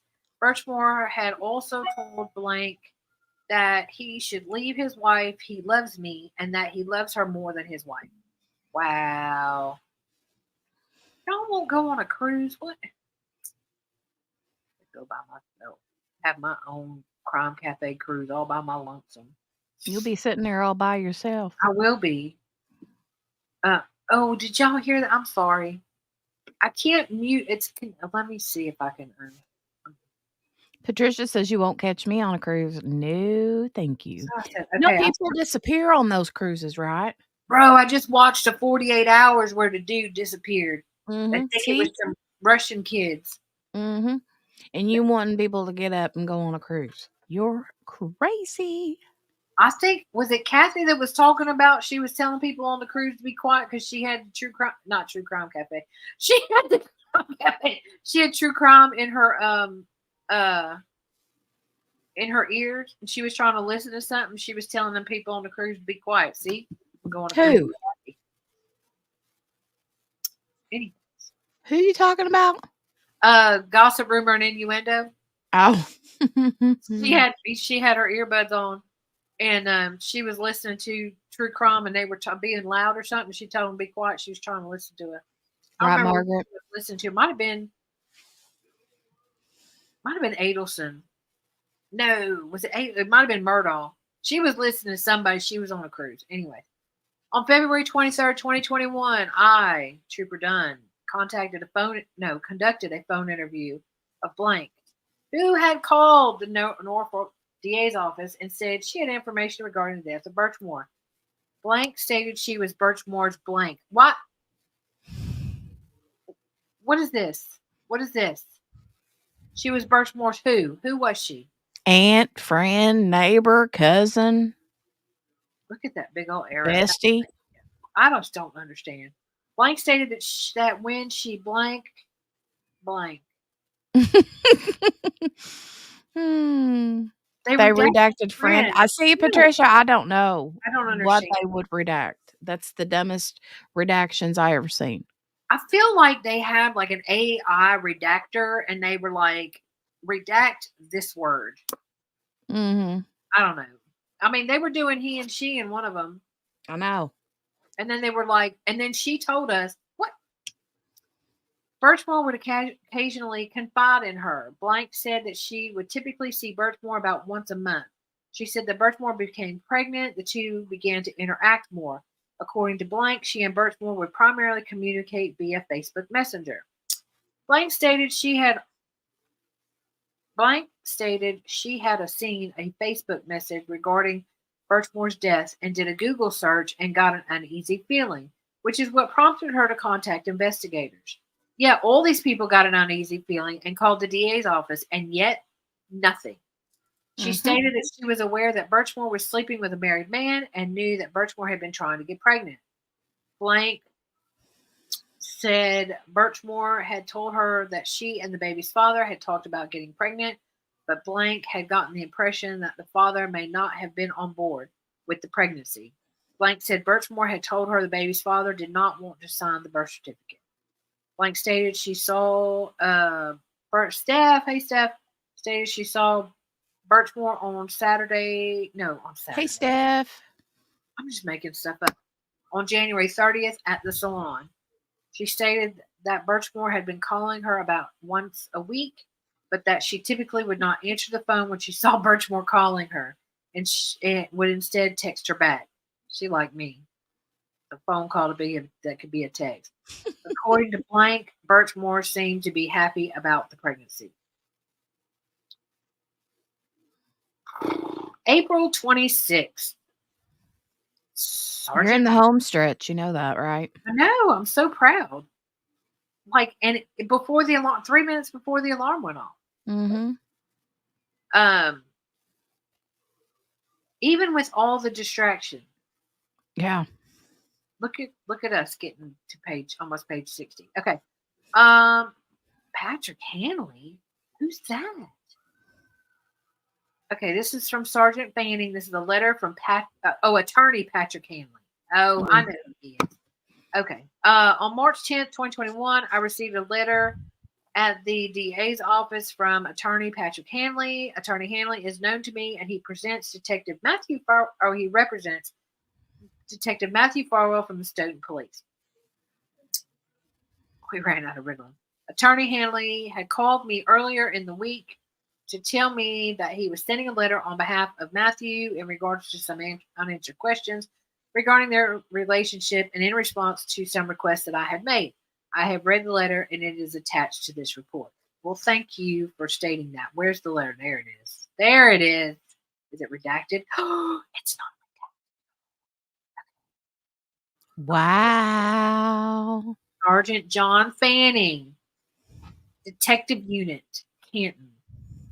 Sandra Birchmore death investigation. Dear Sergeant Fanning, I'm writing to follow up on our recent conversation and prior interviews you have had with my client, Matthew Farwell. As you know, Mr. Farwell has been cooperative with your investigation, including participating in interviews with you and permitting you to download certain information from his mobile phone. What do you mean certain? Didn't they get all of it? Throughout your conversations with my client and later with myself, you've indicated that you view him as a witness in your investigation. This is consistent with reality. Mr. Farwell has committed no crime. Like many, he is saddened by Miss Birchmore's death. I bet he is. Oh, you piece of crap. During our recent conversations, you asked Mr. Farwell to submit a DNA sample and participate in a polygraph interview. Although I appreciate your diligence, I advise my clients to decline these requests and the request for further interview, traditional non polygraph, that accompanied them. I did so because they are outside the norm for mere witness in an investigation. That's because he's not a witness, dude. I was a prosecutor for 14 years. Oh, there goes my alarm. I was a prosecutor for 14 years and participated in hundreds of interviews with state police detectives like yourself. I cannot recall once seeking a polygraph interview, and I can only recall seeking DNA of persons that the investigators and I considered targets. Yeah, because he's a target, dude. There are good reasons for anyone to chafe at a request for DNA and polygraph and for an attorney to advise his client to decline the request. Compiling Mr. Farwell's DNA profile would be highly invasive. It would yield genetic markers and highly personal health and family information. Based on the information he has already provided to you, that I will not restate here, I expect his DNA profile would reveal nothing of value to your case. Mr. Farwell has already provided highly personal information. In my opinion, providing DNA is a step too far. Why? Because it could pull up that he maybe fathered other children? I don't know. A polygraph raises similar concerns about invasion of privacy. The topics of questioning would be highly invasive. Furthermore, the results of a polygraph are inadmissible in court because courts have concluded that polygraph results are unreliable. See Commonwealth v. Mendez. Under the circumstances here, there is no reason for the state police to conduct a polygraph examination of my client. I write not only to explain my response to your request for DNA and polygraph of my client, but also to briefly address 2 points that may be underlying your request. First, my client had no role in Miss Birchmore's death. He certainly never encouraged her to take her life, nor did he have any reason to fear that she would take her own life. He was shocked and saddened when he learned that she had taken her life.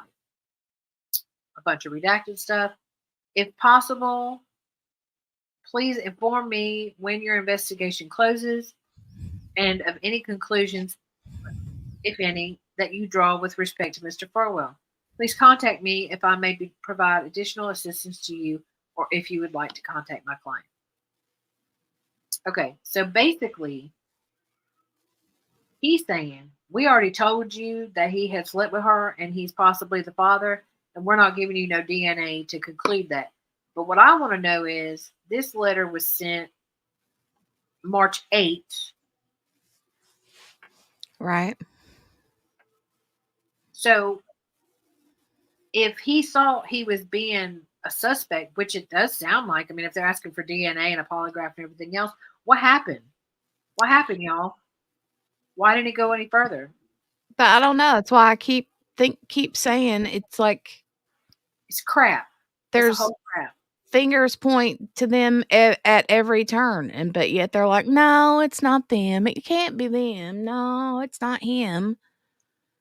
The alarm was for us to stop if we were Yeah.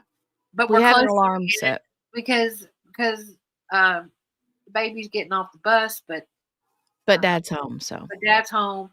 So I figure we just finish because I've got two pages, 1 page. Yeah. We'll finish this document and be done for the day. Be done. Sergeant Fanning, Matthew Farwell, April 26, 2021.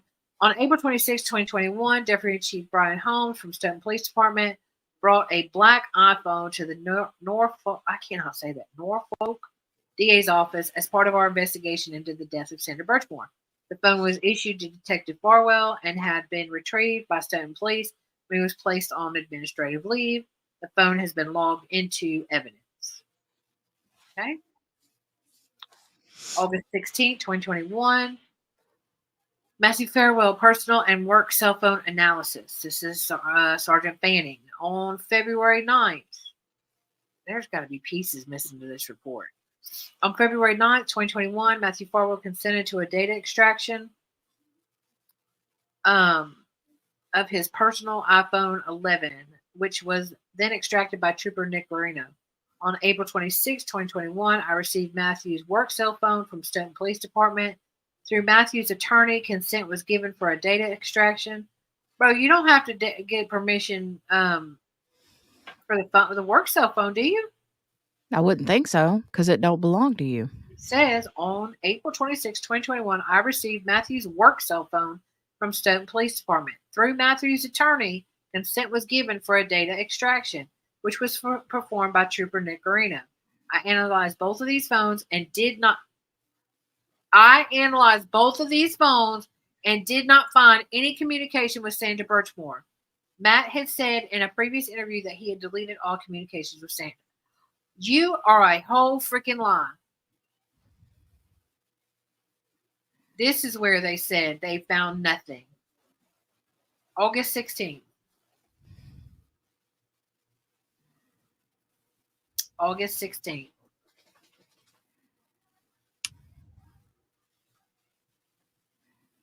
They found nothing. 32,000 text messages. They found nothing. Nothing.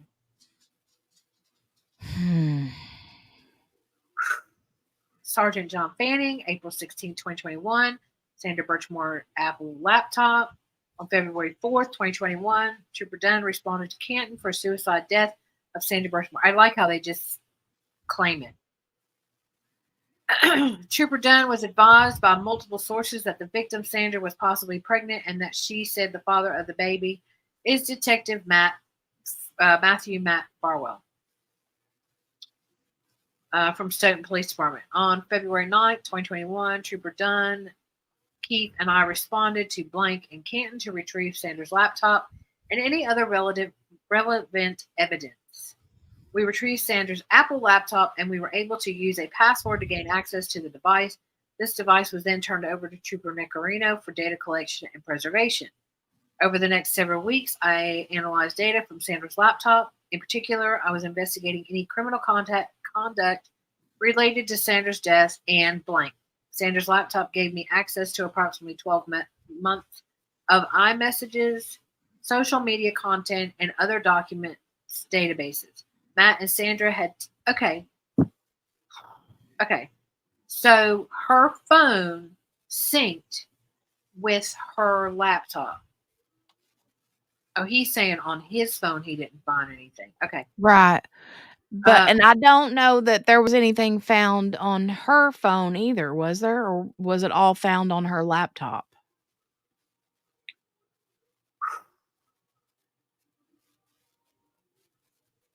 Matt and Sandra had texted thousands of times over the year, as well as communication with many other friends and families of Sandra.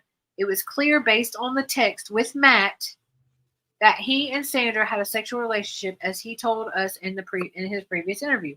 All these conversations were flagged in forensics report of her laptop. Okay. So they got his work cell phone and his personal cell phone. They looked at everything and they found nothing. And they're not sure if stuff had been deleted. But then they look on her laptop and they see 12 months of iMessages and all this stuff because her phone synced with her MacBook, kind of like mine. Y'all don't look in either one. And it was clear that they had had a sexual relationship. And y'all never thought that that was hinky, that none of that showed up on his phone? These people sound dumber than a box of rocks. They're not dumb. They're covering. They're not dumb. They're not done. They're not trying to connect the dots, Right. because if they Right. connect the dots, then he's guilty. Mhm. Sandra communicated often with friends and family. It appeared that Sandra had sexual relationships with other men in the months leading up to her death. There was no threat of harm by any of these individuals, including Matt. No threats. Okay. Is that it? That is it. Whoa. That was a quick. Right at the 4-hour mark too, though. That's pretty. I mean, we did chit chat a lot, but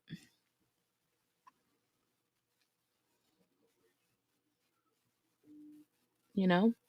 I am just look, Patricia. Even you're like, hey, look,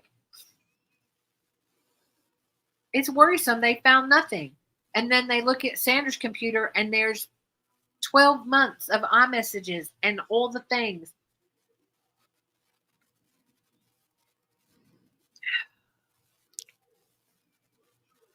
Mm.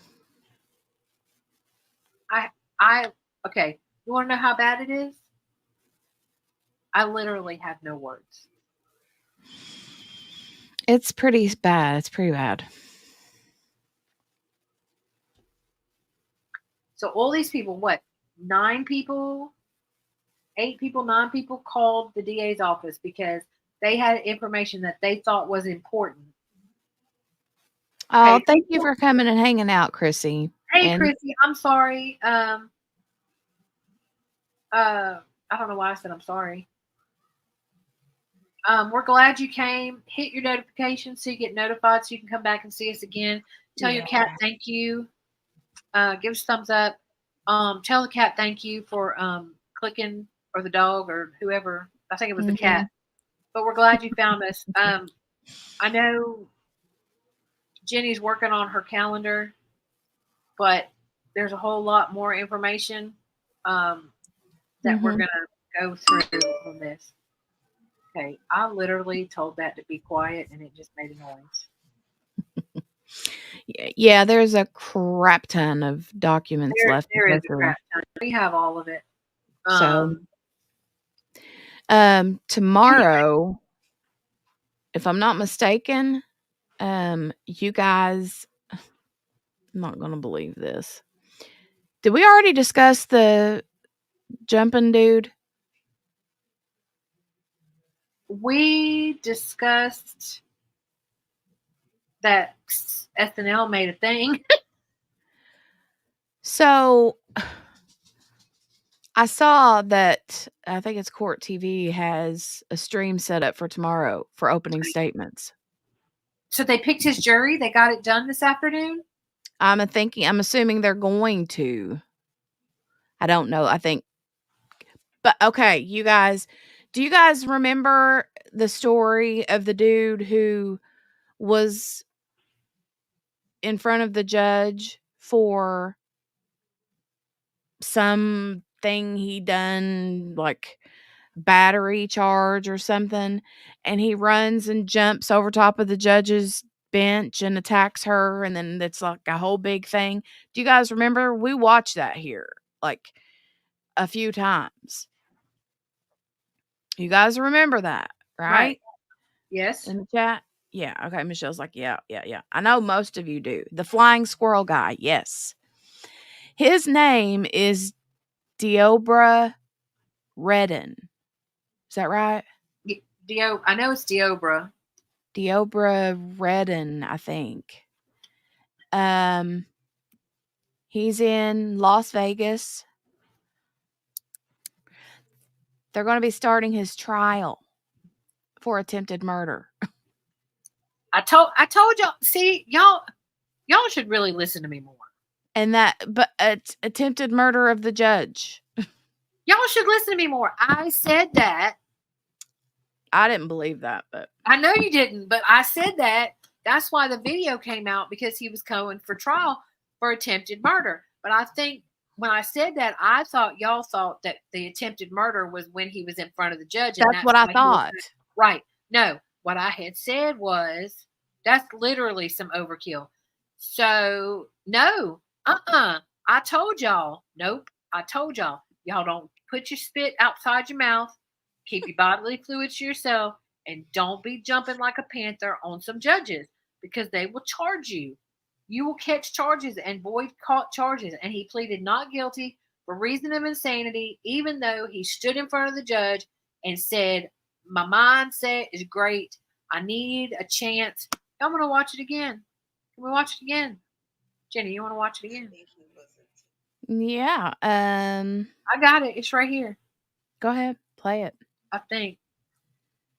I need you to stop texting me when I'm online. He was cray-cray, Michelle, right?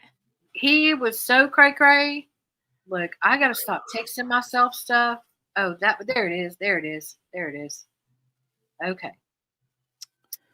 That is not It was what I on want. the X. Yeah, if something starts playing, I apologize. Okay, hold on. This was from Court TV. Why is my alarm going off again? Oh, we said 3:30 or 3:45. It's 3:45, Jenny. Yeah. Here it says live. Oh, well, I'm going to read this real quick, though. It says Nevada versus Deobra Redden. Judge Jumper attempted murder trial day 1. Supposed to start tomorrow. Opening statements. Deobra Redden, 31, is facing 9 charges, including felony attempted murder of a victim 60 years of age or older. Bro. Redden is accused of leaping over the bench and attacking a Las Vegas judge. He has pleaded not guilty by reason of insanity. Okay. See, y'all don't listen to me. I swear. This cat is trying to hack up a lung. No, ma'am. $200. No. No. We done did all that. Okay, hold on. Let me figure out. Share. She ran away. You best run away. Who? My cat. Oh. I was like, I didn't know where I'm sitting right here. Okay, share. Let's see. Make sure there's the Saturday Night Live one. He pleaded insanity. Yes, Ween, baby. But wait, y'all. I need y'all to pay close attention to what this man tells this judge. Okay? You ready? Mm-hmm. Go back over here. What am I sharing? Am I sharing this? Mm-hmm.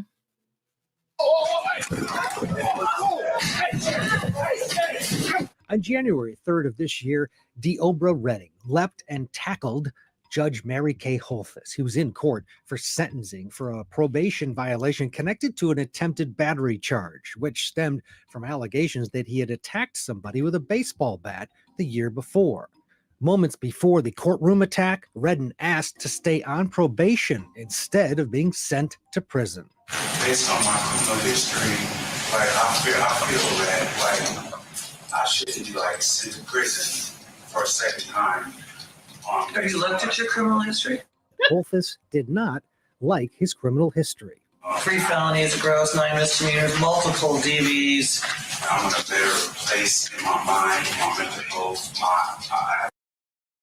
Did y'all hear that? I'm in a better place in my mind and my mental health. Mm-hmm. I just got hired as a teamster for the union. After stating his case for leniency, Holthus began to sentence him. His attorney's standing there like, I ain't believing a word out of his mouth. I just can't with that history. In accordance with the laws of the state of Nevada, this court...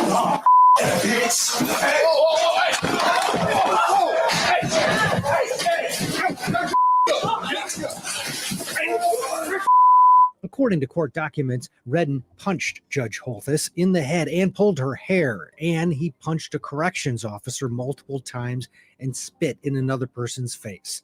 The court marshal, who ran to help Holthus, tripped as he tried to detain Redden, dislocating his shoulder and cutting his forehead, requiring 25 stitches. Redden is now facing a slew of new charges, including attempted murder, battery on a protected person, and battery on an officer. He invoked his right to a speedy trial and has pled not guilty. He's also pleading not guilty based upon reason of insanity. Just like everybody else, and looking at the video, I thought Mr. Redden was either out of his mind or on drugs at the time of this incident. But after extended discussions with Mr. Redden, Ms. Springer, and other family members, I came to find out that he suffered from severe paranoid schizophrenia. Redden ended up appearing in front of Holthus one more time to finish the sentencing hearing. I am making my calendar page from that day an exhibit for the court. Nothing's been changed, indicating the sentence I intended to impose. Redden was sentenced to 19 to 48 months in prison, but now he could face decades behind bars. So some of his family say he legit is diagnosed with schizophrenia. Yeah. So Whether it's true or not, I have no idea. But if that's the case, the dude needs to be in a hospital. Well, but Steph, the problem is that he jumped her and then punched her in the head. And unfortunately, there have been people who have punched people in the head and they die. Like one punch and they're gone. And I mean, it might just be assault if it wasn't a judge, but here's the thing, she is a judge. And she's over 60. That's a mitigating factor. I personally think attempted murder's It's a little bit far, but I don't know. I mean, if it fits, if they can charge him, they can charge him. Now, whether or not the jury's going to find him guilty of it, I don't know. I mean, if he's by reason of insanity, then he needs to be committed. Then yeah, he needs to be in a hospital.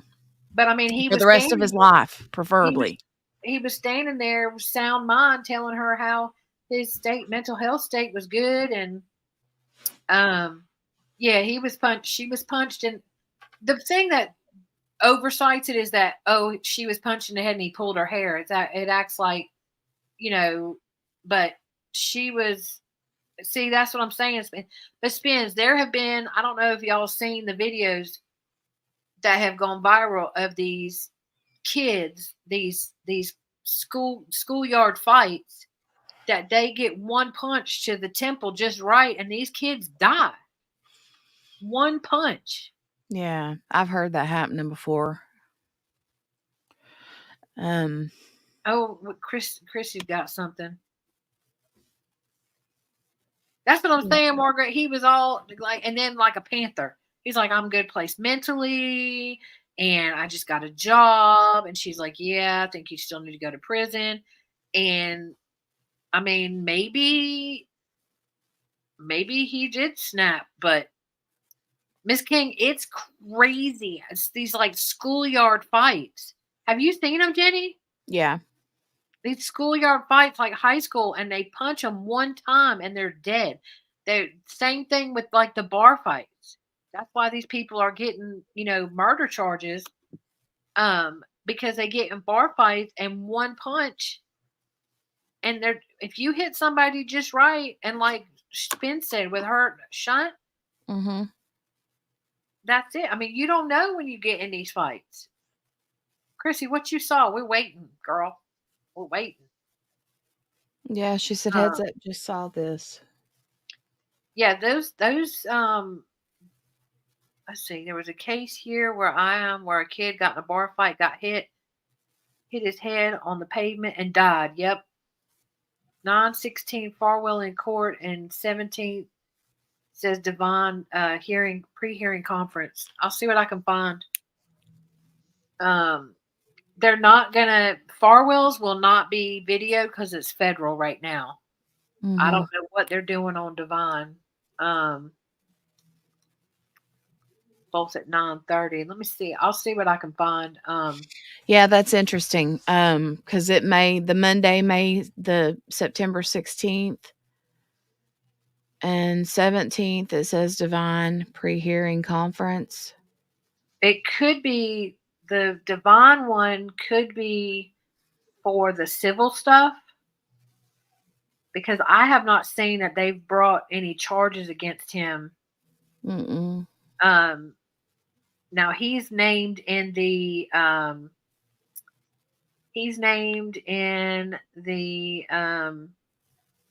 civil matter. I remember that Ween baby. Why do I not remember that? I remember her talking about hitting herself in the head with head injuries are no joke. They're definitely no joke. They had one guy. There's one guy. I can't remember what department it is. Margaret. Oh, sorry, honey. Go ahead, QB. I didn't mean to interrupt you. Yeah. Kiddo's home. Hang on a second. Let me wait. Stay back for a minute. Hold on a minute. Stay over there. Let me go over there and talk. She's home. My baby's home. I'll be right back.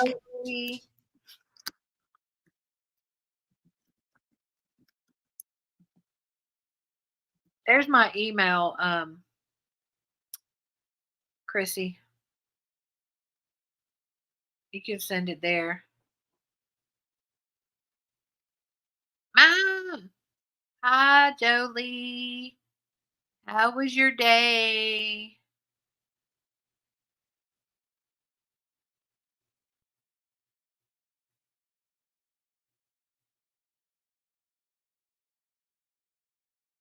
I'm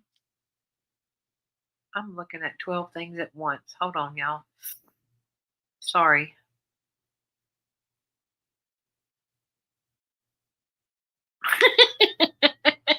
Yeah, I remember having that conversation. Weren't you like fixing something? You're like BA. You're like fixing cars and something or something like that. I don't know what you were doing. Something. Very cool. Check my. Okay, sorry. I didn't have the door shut. She come running in from off the bus and was like, Mom! How was her day? Good.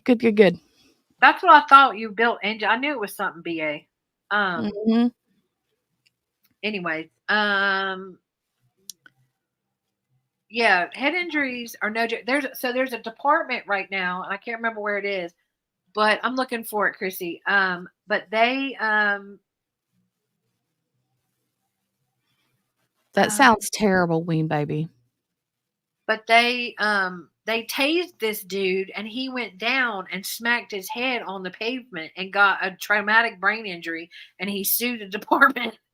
Let me see. Matter. Okay, adjudicatory proceeding in the matter of William Farwell pre-hearing conference via Zoom. Oh. Case number 2024-00. Oh. Oh, Chrissy. What? Okay, I'm going to send this to you, Jenny, and then I'm going to send this over to Diz. Okay. To see if she can find, there is a 2024 case number,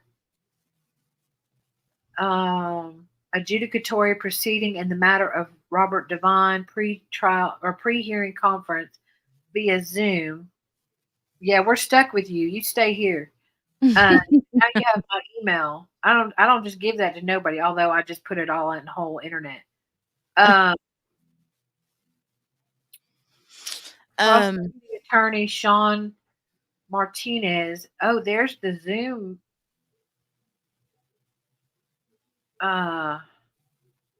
There's the Zoom link too. I bet we can't get in it. That's got to be. It's got to.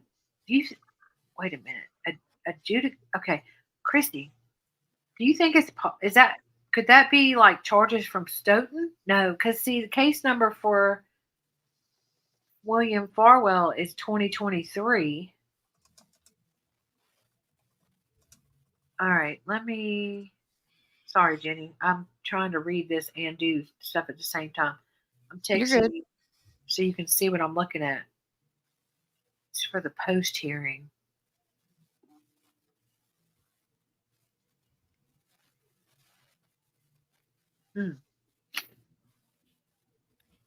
Me.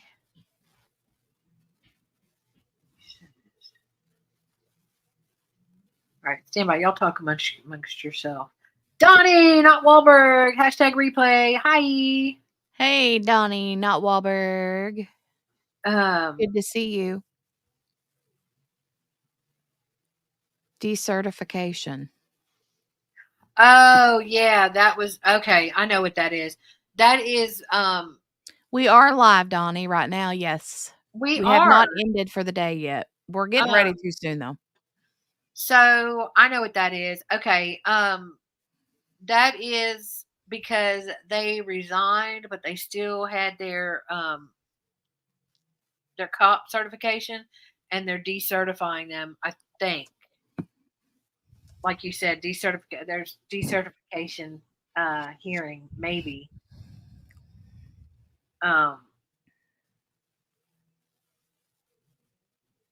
That's we might be able to get into that. We might be able to get into that because that would then be would that be would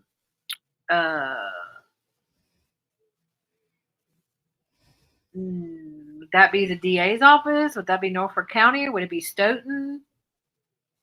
I don't know what you're talking about. Oh my God, you did get a screenshot of it. Holy crap. Get rid of that. What are you talking about? You talking to me? Yes. Oh. I just saw the screenshot.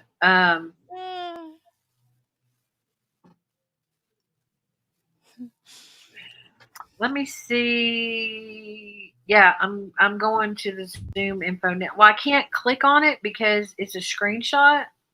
I'm trying to. Oh, there we go. I got it. Open in Zoom.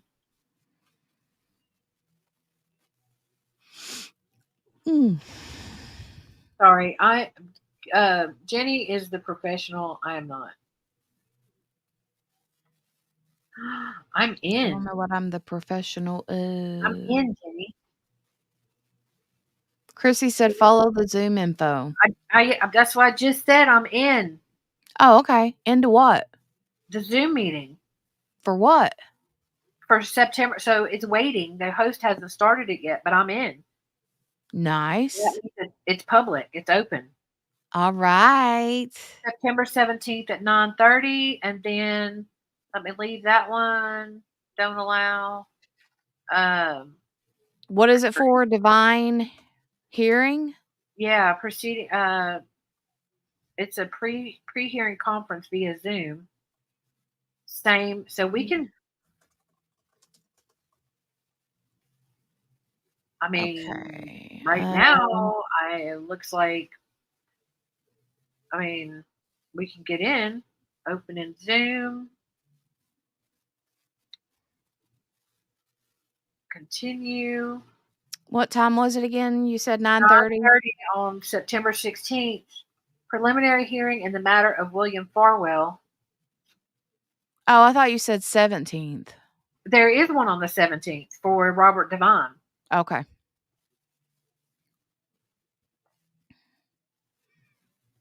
And the 16th is what? I'm adding it to the calendar. Right. I know the dates. I know the Zoom isn't until the date's listed. But I was just seeing if it was public, because usually if they're not public, you can't.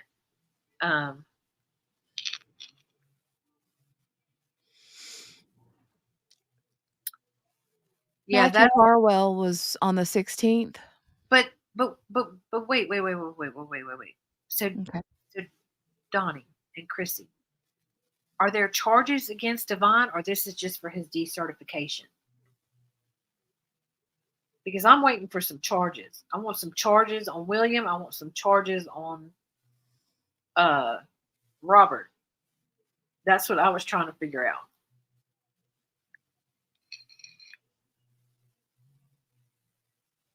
Thank you, Chrissy. That's very sweet. Yes, thank you very much. We don't know. We didn't get it from nowhere. We don't know. But anyways, thank you. Have a great day. We appreciate you.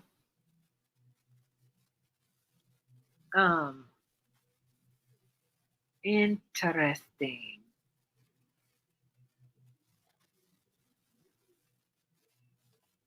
Okay.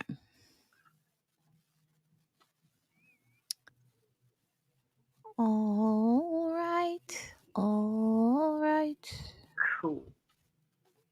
So I've got something down for the 16th. I just got Matthew Farwell. I didn't know what to put in there, but this, I believe, is his post-conference for decertifications, but I won't be shocked if he gets a little extra. I know nothing. I don't think it is recent. They were discussing Boden's report. The Glare had it. I'll try to find it. No, Chrissy, thanks for hanging with us. Thanks. Tell your cat thank you. We love the furry friends here too. Yeah, we do. Oh, wait. Donnie's saying I don't think it is decertification. They were discussing Boden's report. The Glare had it. I thought he was trying to say recent, but then he corrects it and says decert. So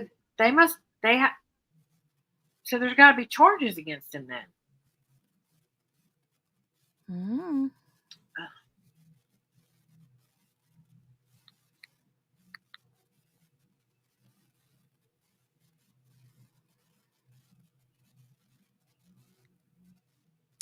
He said, I think so.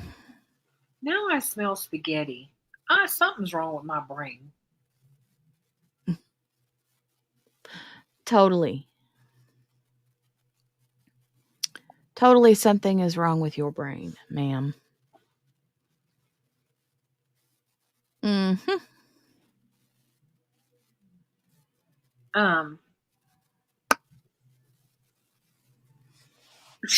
Donnie said she's a girl. Ma'am. Are you serious? Well, I'm glad that you're a girl, but hi, Donnie, that's a girl, not Wahlberg. We like girls here too, and boys, and they thems, and animals, and with paws and fur, and I just want to know if he caught charges yet. That's what I want to know. Steph says, look at y'all collecting all these new friends. They've been popping in. We just, like, Chrissy popped in today. Donnie's been here a few days. The Michelles have been I went looking for people. The Michelles have been here for a while. Yep. I've been looking for people, making friends in the background, trying to find documents. Because I'm not as cool as they are. Ween Baby hopped in. We know Ween Baby. Yeah, but I just mean Ween Baby is one that, Spins, sit down, ma'am. See what you made me do now. See what you made me do. I'm new. Spins. Yeah, go sit down, Spins. She kills me. Steph says, I know. Michelle's. Shush, Spins. I wasn't born yesterday. You didn't just fall off the turnip truck? I did just say sit down, and then Jenny repeated it.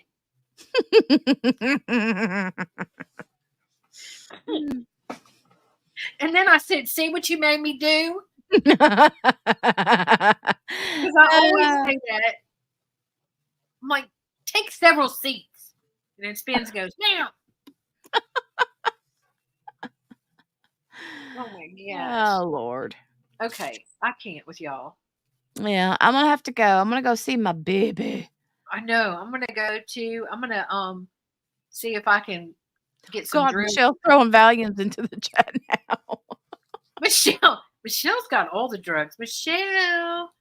Oh, Oh, Spencer, you love me and you know it. I do. I'm gonna go toss the drill at this canvas. Mm. Try to at least. I don't know how I'm gonna finagle this. Donnie says, let me go digging. Please, Ian. Hey Donnie, did you see my email up above? Because if you find something, you can email me.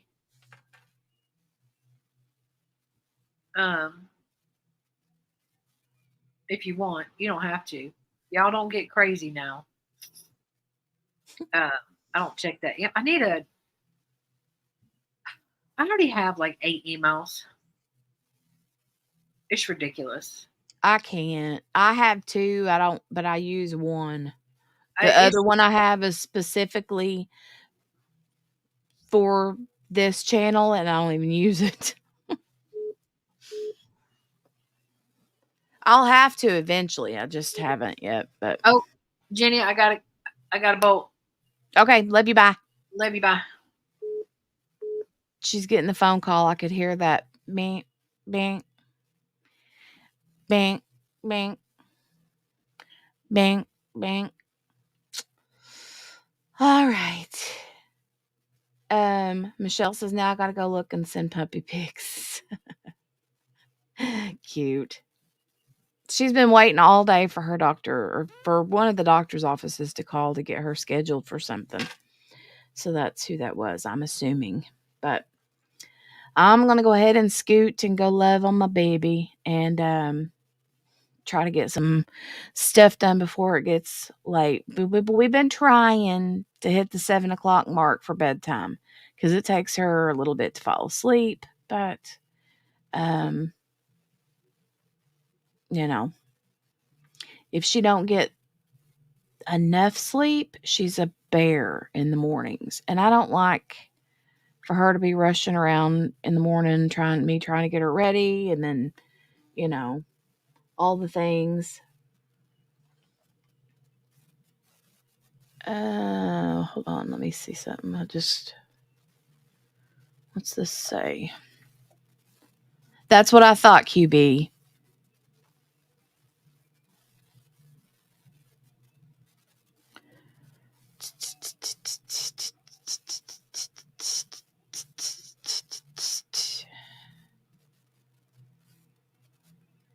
Do you want me to scroll up, QB, and find your email and put it in the chat again or nah? All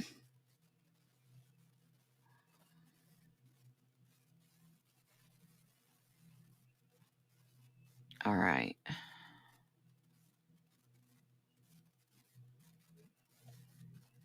thought that was going to be an update, but it wasn't. So,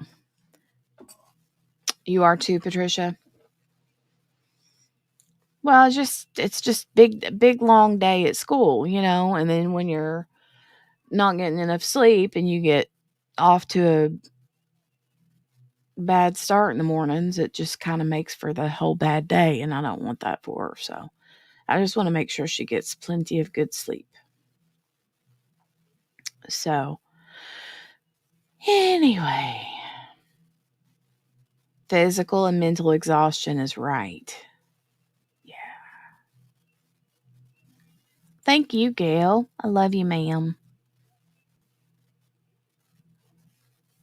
All right. Michelle and Donnie, I think it was Donnie. If you guys want to scroll up into the chat, it's not too far up there. QB had posted her email so that you could send her whatever it was that you were wanting to send her information-wise. So there you go. I'm going to go, but I will see you guys back tomorrow. We may be starting a new trial tomorrow if the Deobra Redden judge jumping trial starts. Hopefully they get through their jury selection today and things are ready to roll tomorrow. I think that would be very interesting. Okay. Let me go up here and see if I can find it real quick for you guys.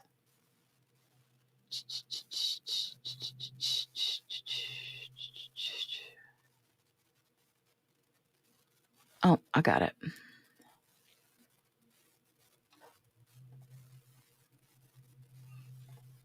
Mm-hmm.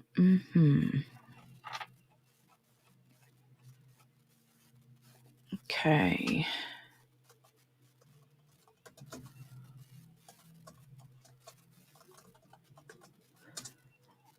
There you go. All right. All right. You guys have a great night, and we'll see you back tomorrow. Now, keep in mind the jumper trial, they're in Nevada. They're on Pacific time. I'm on Eastern time.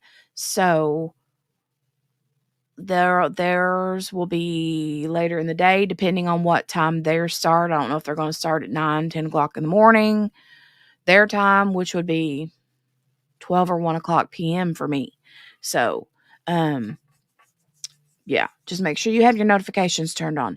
That's what we got. All right. Yeah.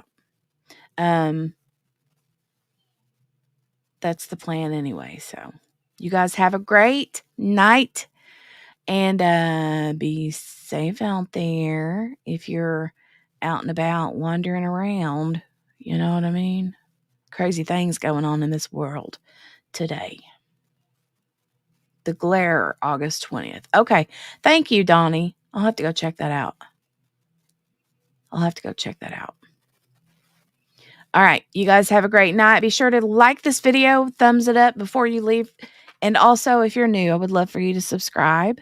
Join our little crime cafe community over here, and make sure to click the notification bell. Hashtag replay in the comments down below if you're watching this on the replay. We love our replay crew. You guys are fantastical too. I'll see you guys tomorrow. Bye.